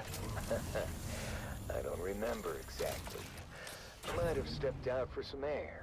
I just needed a break. The work gets stressful, you know. You were running dark that night, but the weather hooks were engaged on Pad 1. Why do you think that is? I don't know. Malfunction. What do we know about weather hooks? They're used to secure ornithopters in bad weather. But isn't it true that weather hooks can only be engaged from the cockpit of a thopter? I don't know. I'm a comms guy. Do you recall seeing an ornithopter? No, I don't recall seeing a thopter or anything, really. You sure about that? A thopter's hard to miss, even in a storm. Especially if it engaged the weather hooks. Well, I honestly can't recall anything like that. Maybe the hooks malfunctioned. I'm sure it's happened. Everything else malfunctions before long on this tub. Of course, we could find no evidence of any unscheduled thopter landing on the Titan. But maybe someone else knows something. Maybe someone knows exactly who landed on the flight deck that night. I told you already. I don't know anything. Am I free to go? With Jeb's memory failing to provide any clarity, I turned my attention to Shift Supervisor Lena Orlov. Several things she let slip hinted at a closer relationship with Crew Chief Thorne. There had to be more to their connection than she was letting on. There was nothing going on between us. We were just colleagues. Tessa mentioned that you and Thorne had a close relationship. Well, Tessa's wrong. There was nothing romantic between us. Why would she lie about something like that? Maybe she's trying to deflect suspicion from herself. You know what? That's exactly what I thought too. But then, she played me this. I'm glad we've had these moments together, Lena. Me too, Jarek. I don't think I could survive another day in this barren wasteland without you. What a bitch. Who goes around recording the conversations of their crewmates? She was keeping tabs on Thorne, documenting his lack of leadership skills. Oh, she wouldn't shut up about that. I should have just transferred her to another rotation. Tell me about you and Thorne. All right. We were involved, but we were happy. I had no reason to harm him. If you had nothing to hide, why keep it a secret? Because it's personal. It had nothing to do with his death. Did anyone else know about your relationship? No, we kept it private. It was nobody's business. Tessa has always had it out for Thorne. She's just trying to stir up trouble. Tell me about Jeb. Not about him. His alibi is weak. As is his assertion So that where he he started. received Thorne's secret messages, but had no interest or capacity to decode them. He had the capacity, if he wanted to. We both had the same signals training. Does that mean you could decode the message too? Yes, I could. Then tell me, what did the secret messages say? Stay tuned for our next exciting episode, where secrets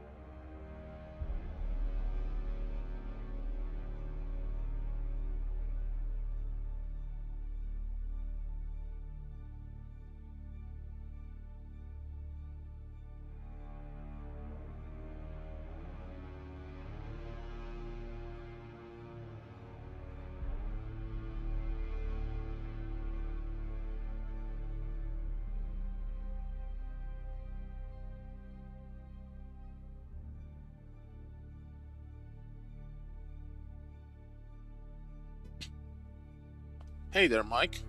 What's up? What did happen to you?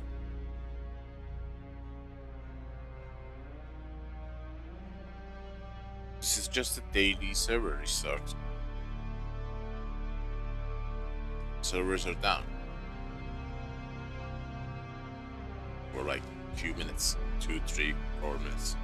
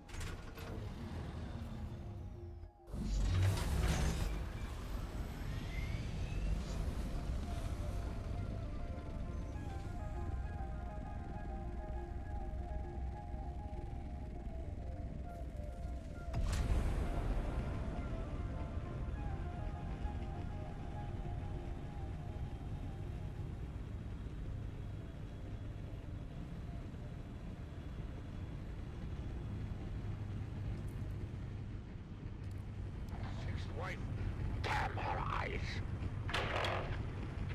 Oh, hello. You're not the... Really? Dang it.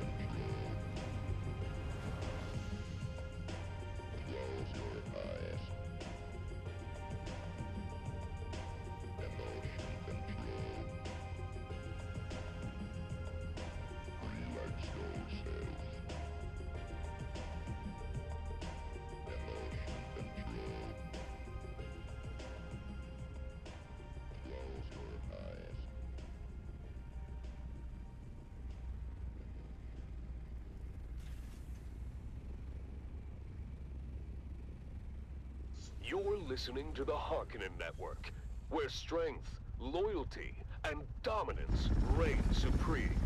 Strength through loyalty. Next up, dear listeners, what you have all been waiting for. It's finally time for the annual Harkonnen Family Games.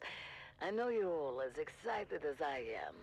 Let's go live to this year's first installment of the Man Trap. Action, suspense, and violent death. Straight from the Grand Arena on Gaiety Prime.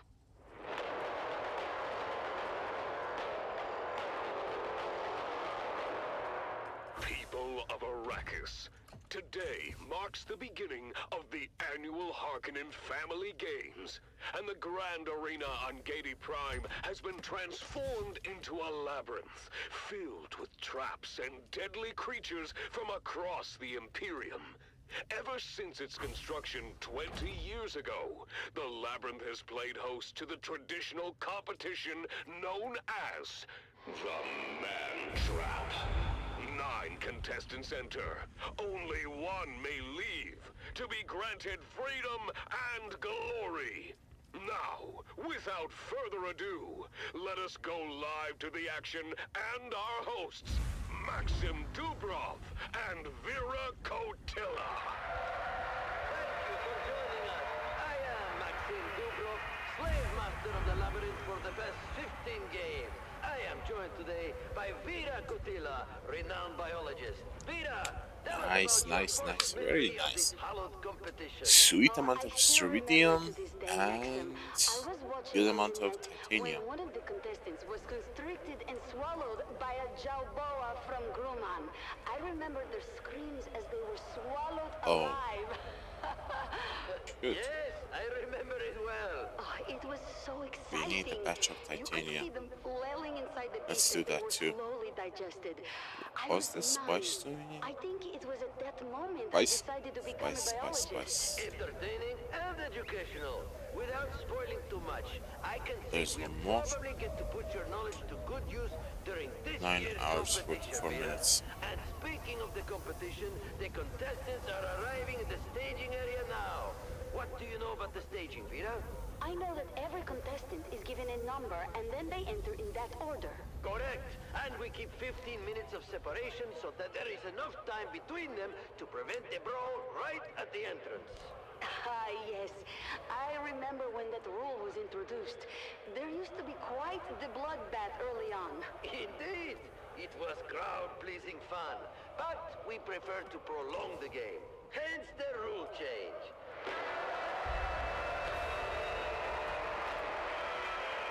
Look, Maxim, the first contestant has arrived. What can you tell me about him? Oh, I know him. That's Amado del Cid, a pirate from Lankivel. Abilur's men captured him during a raid, and he's been preparing for this competition in our slave pens ever since. He cuts quite the dashing figure, doesn't he? And dual sabers. He knows how to use them too. He claims to have killed over 200 men with them. Oh, exciting! We'll have to keep our eye on him. What about this next one? Got away with it for years until he took one from a distant cousin of the Baron. You don't mess with noble property and stay free for long, my friend. Oh, he's a big one, isn't he? Why do they call him Holotam? It's a joke about how much he eats. People think his legs must be hollow. He looks very strong. Unlike this one. Who is this waif of a girl, Maxim? Ah, Kaylin Schiff. She was a serving girl for the late Lord Petrim of the manufactory. Don't underestimate her. She can be quite deadly with that needle gun she's cradling. And what was her crime? Well, she's the one who made the late Lord Petrim late. Vicious. Oh my, this next one seems interesting. Who is that? I don't know much about this one. He was shipped in from Arrakis with a load of spice. They just call him the Fremen, and he refuses to talk to anyone. Note the eyes, blue on blue. Fascinating. I've always wanted to study the sandworms of Arrakis. They seem so deadly. Have you ever had one in the games? No, though not for lack of trying. They're almost impossible to capture, short of using a nuke. And then, they wouldn't be much use at all. Well, let's hope that this Fremen is as deadly as the worms of his home planet. He looks savage, unlike the one behind him. Ah, that's the Grey Lady. Nobody knows where she came from. She just showed up on the streets of Giddy Prime one day. Soon enough, she was running the largest brothel in the sector. Before, she was taken in for witchcraft, if you can believe it. Witchcraft? Does that mean... Well, you know that our good Baron has a particular dislike of witches. But I have never heard the Grey Lady say anything during her time in the pens. Not one word. Until she volunteered to be part of this. Everybody loves a mystery, but nobody loves this next contestant. Recognize him, do you? I'm not surprised. Former guard captain Funcom. You recognize his face, Vera? Do you remember his crime? Oh, yes.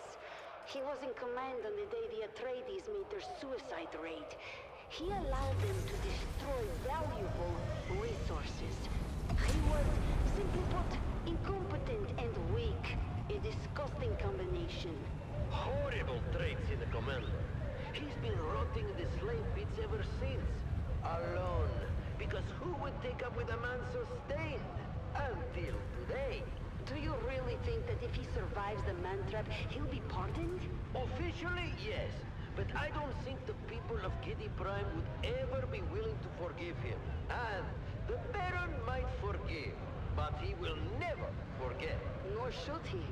Let's hope that Captain Nem finds his death in the labyrinth. But we wasted enough breath on him.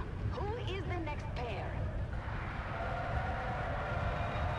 The twins Morani, a brother and sister, trained jongleurs, saying we're performing an opera here on Giddy Prime when one of the props malfunctioned and killed one of the Baron's guests. They were detained after their troupe was paid off, of course. Well, jongleurs should at least know how to put on a show. Oh, more than that. Trained acrobats, illusionists. They're my pick for to win the whole thing. Jongleurs have hidden depths. Fascinating. But to win, they would have to turn on one another. Only one of them can be the winner. The rules are quite clear. I know. And wouldn't that be an amazing way to end it all? Twin against twin? That would be an ending to talk about. And here is the last contestant. He doesn't look like much. He isn't. Fodder for the beasts. A lifelong slave born into service. His name is Canto, but he's too low-born for a family name. And why did you select him for the competition? He looks like he won't last 15 minutes. I reached an agreement with his owner. Canto is growing older and can easily be replaced, but he has a hidden talent. One I hope that we can draw forth during the competition. Oh, how interesting. Will you tell? Oh, no, my dear. Let's save some secrets for the audience to discover. So, those are our 9 contestants, lined up and ready to go. Any favorites, Vera? You know, I put my money on the Grey Lady. Witchcraft or not, I love a classy lady. And I have a soft spot for our swashbuckling pirate Amado. Shame to waste such a handsome wastrel. Good choices, both. It's time to get this competition started. Are you ready? I've never been more ready. Are you ready? Give me one sword. My sword is almost broken. Prepared. The traps are set, and the creatures are starving. Stay tuned to this station, people of Arrakis, to hear more updates from Giddy Prime and the Man Trap.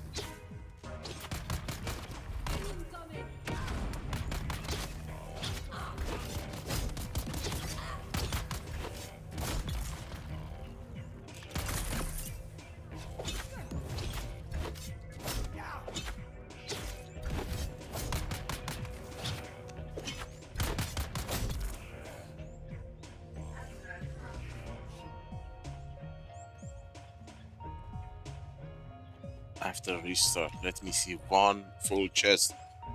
Freaking finally. No, no. That was the lowest possible chance. I needed a sword. Son of a... I hate you.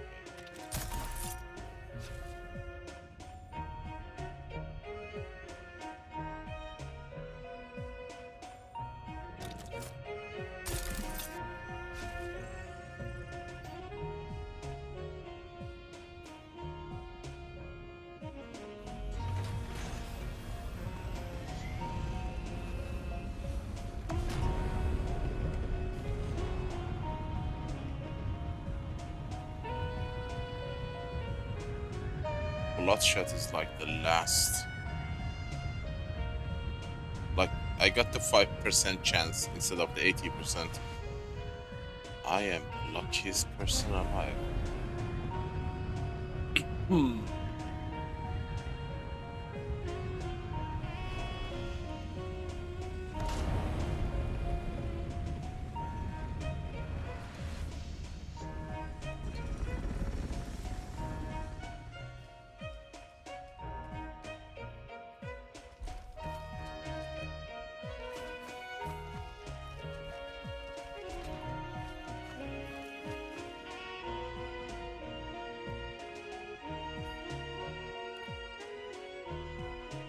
What?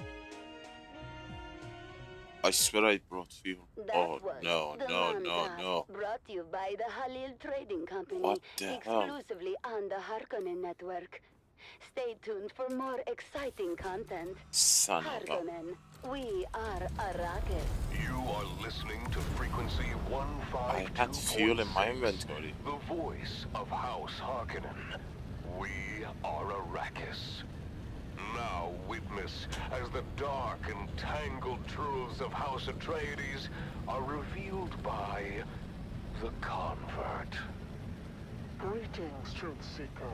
I am the Convert, once a high-ranking advisor to the Atreides regime. I have since escaped and live under the protection of our good Baron. I cannot divulge my name out of fear for my dear ones still trapped in House Atreides. I am not here to tell you what to think. I only offer you questions. The right questions. Questions that are keys you might use to unlock your own truth. Today's question: how did we get here? Why here? Why now? Why this chaos? Why this war of assassins? Why all of our lives disrupted and endangered by this conflict? Dear listener, in asking why, do not forget the how. How, pray tell, did the Atreides malefactors suddenly usurp another's fiefdom? What manipulations and treachery must they have performed in the Landsraad to acquire Arrakis? And why step into such a contentious situation in the first place? I wonder. What blasphemous secrets must there be on Caladan? Why must the Rogue Duke ensure that all eyes look elsewhere? Look to Dune. What are they hiding in this fog of war? Follow these questions to their ultimate conclusion, dear listener, and you may just find your truth.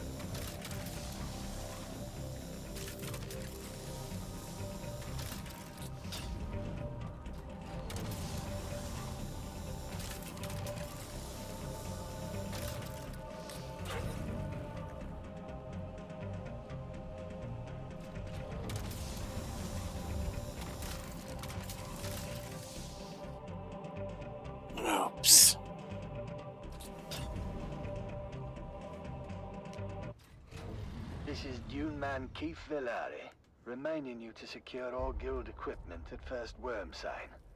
My crew waited too long and lost both crawler and carry-over for the Leviathan.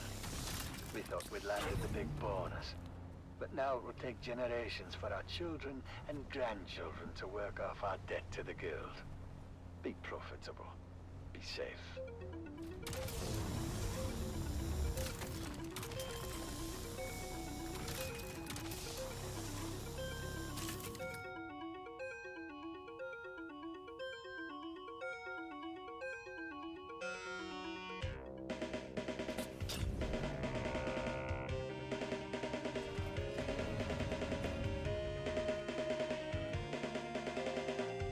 Dune, the battle for Arrakis.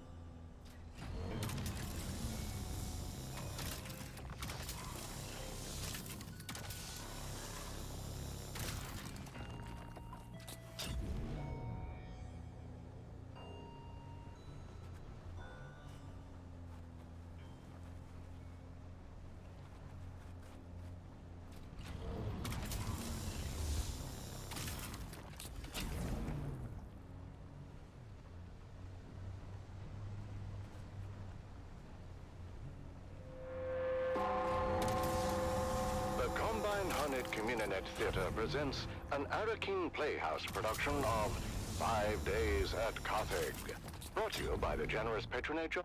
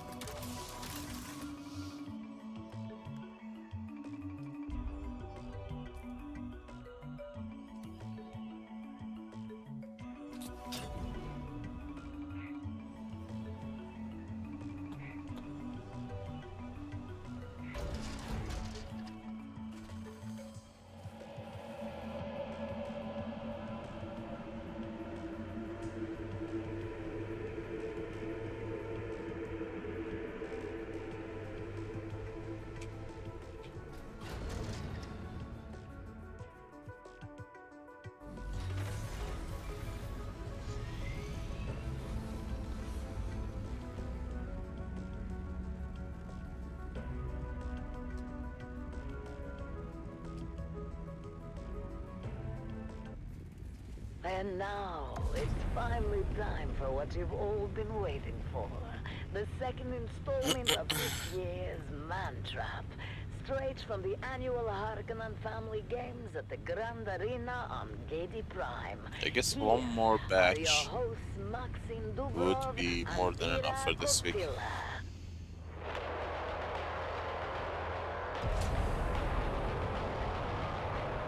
But that's another time. Welcome back, people of Arrakis, to the annual Harkonnen Family Games. We now return to the Grand Arena on Gedi Prime, where a lethal competition is well underway. A competition known simply as the Man Trap. Let's join our hosts, Maxim Dubrov and Vera Kotila, for the latest update.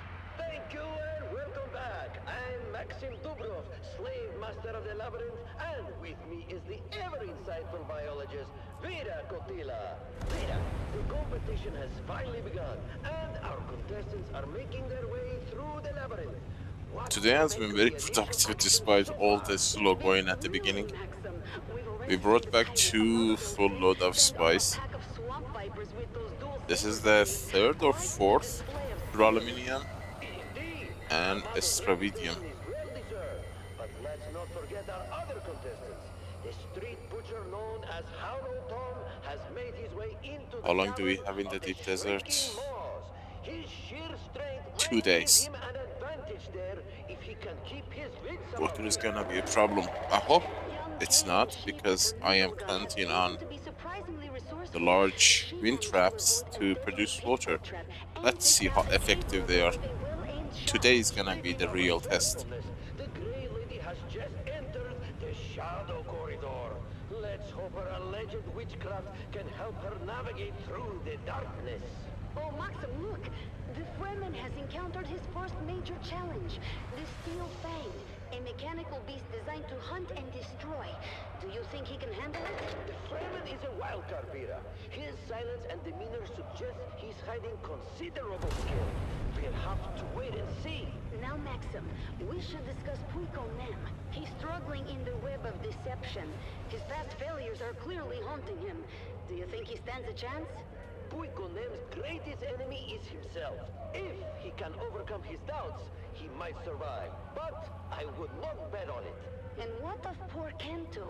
He's managed to avoid direct confrontation so far, but the question remains, what is this hidden talent you hinted at, Maxim? Oh, patience, Vera. All will be revealed in due time. For now, let's enjoy the spectacle. Ooh, look, Maxim. The Grey Lady has just dispatched a group of poison-spitting rocks with ease, displaying strength and agility far beyond what would be expected from a woman of her apparent age and constitution. Indeed, Vera. Her calm and calculated moves suggest that her veils hide more than meets the eye. What was that, Maxim? It seems something significant just occurred. Thank you, Vera. It appears H.O.T triggered one of the labyrinth's more explosive traps. He's wounded but still moving. Oh, this might slow the giant down a bit. The competition is fierce, and the labyrinth is relentless. Only the strongest and most cunning will survive. Indeed. And now, let's turn our attention to the twins Morani. They are currently scaling the Serpent Spire. The spire, of course, is a towering structure that rises above the labyrinth, giving those who brave it a unique opportunity to survey the entire labyrinth and learn its secrets. Yes, Maxim. Their movements are almost poetic. Each step precise, each leap calculated. The spire is one of the recurring features of the labyrinth, and a unique challenge. From its heights, the entire labyrinth is visible, and any climber can also be seen by the other contestants. Look at them go! The Morani twins truly are a sight to behold. Their synchronization is flawless, making their way past deadly overhangs and precarious ledges. But wait! The female sibling seems to have misjudged a jump! Oh no! She has fallen! One of the twins has fallen, hitting several jagged rocks on the way down. This may be a serious injury indeed. A devastating turn of events for the 600,000 water. The female twin is still alive, but it doesn't look good. She's badly injured.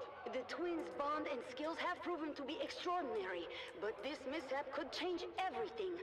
Her brother is making his way down to help her. The Morani twins' fate hangs in the balance. Will they be able to continue, or will this injury prove too much to overcome? Stay tuned as the 5 hours. Ho, ho, ho.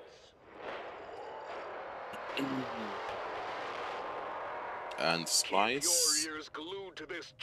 10 hours, 9 hours. And thrilling commentary from the heart of Gady Prime and the annual Harkonnen Family Games, where the 9 hours, 16 minutes. higher than ever as I'm gonna be done by the time we join the game.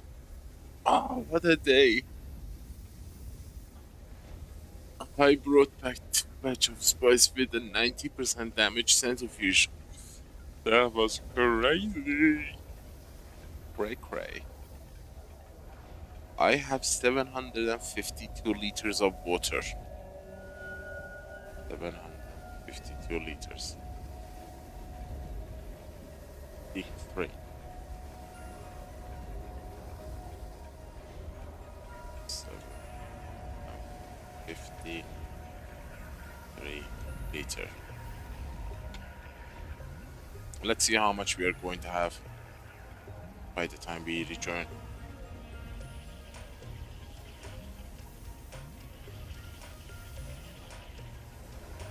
Our wind traps are working. 17 wind traps.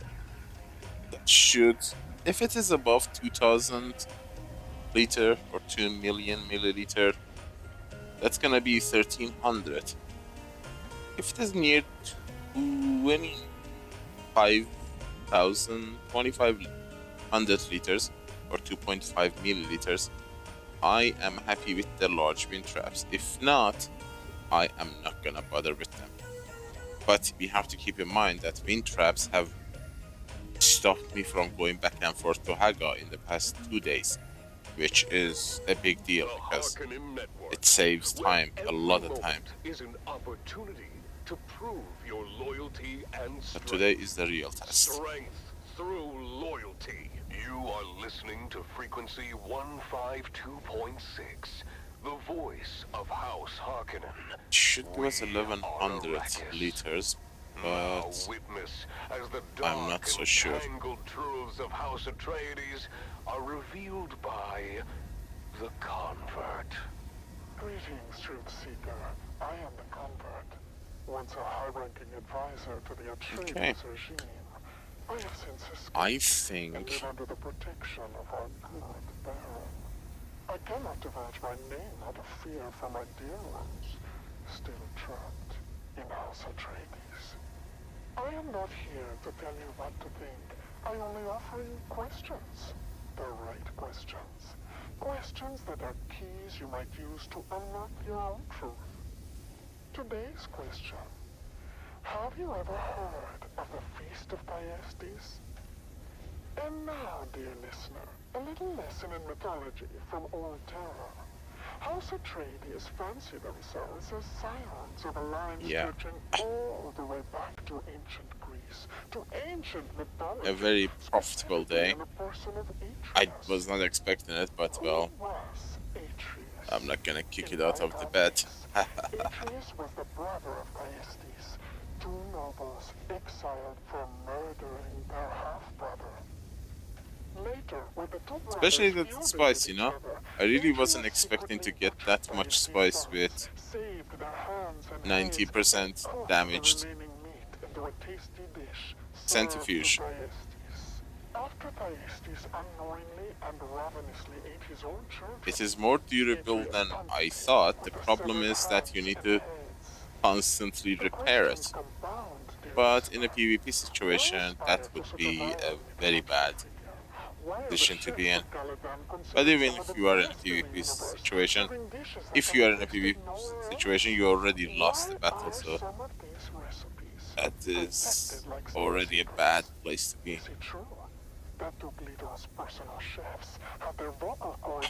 Okay guys, I'm gonna stop this episode of Dune Awakening here.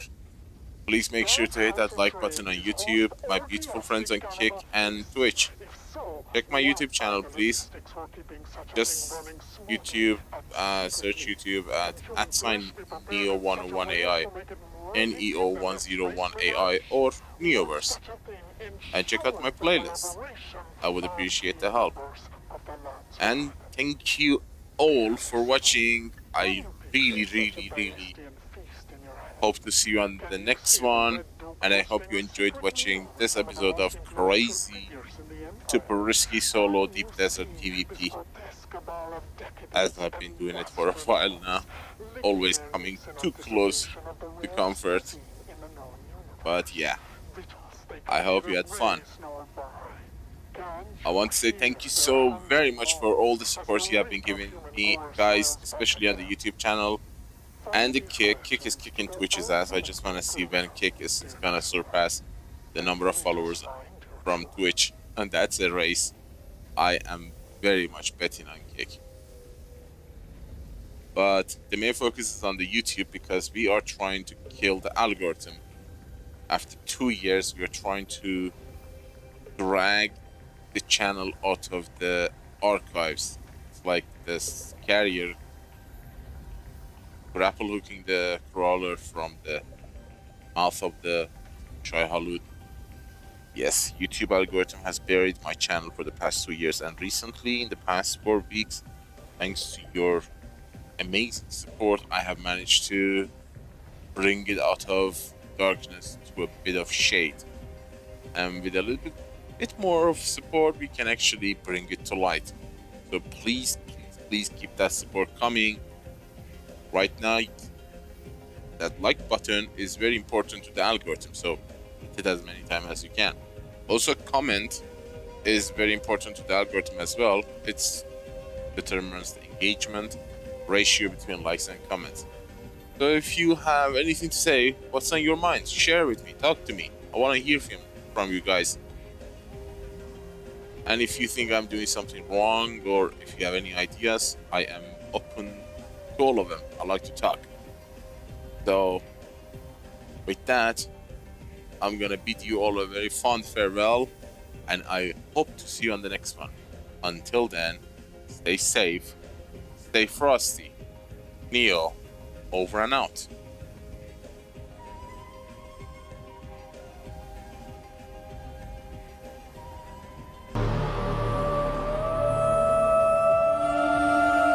I have a dream. It starts in the desert. You're alone. Dying. Friendless. You cling to life.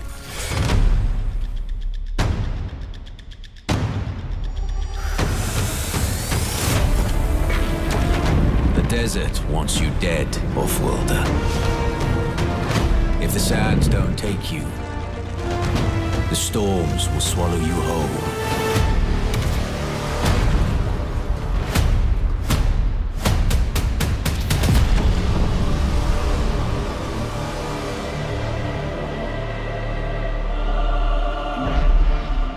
In every danger, there is opportunity. The foundation of something greater. A power waiting to be harnessed. Desert power.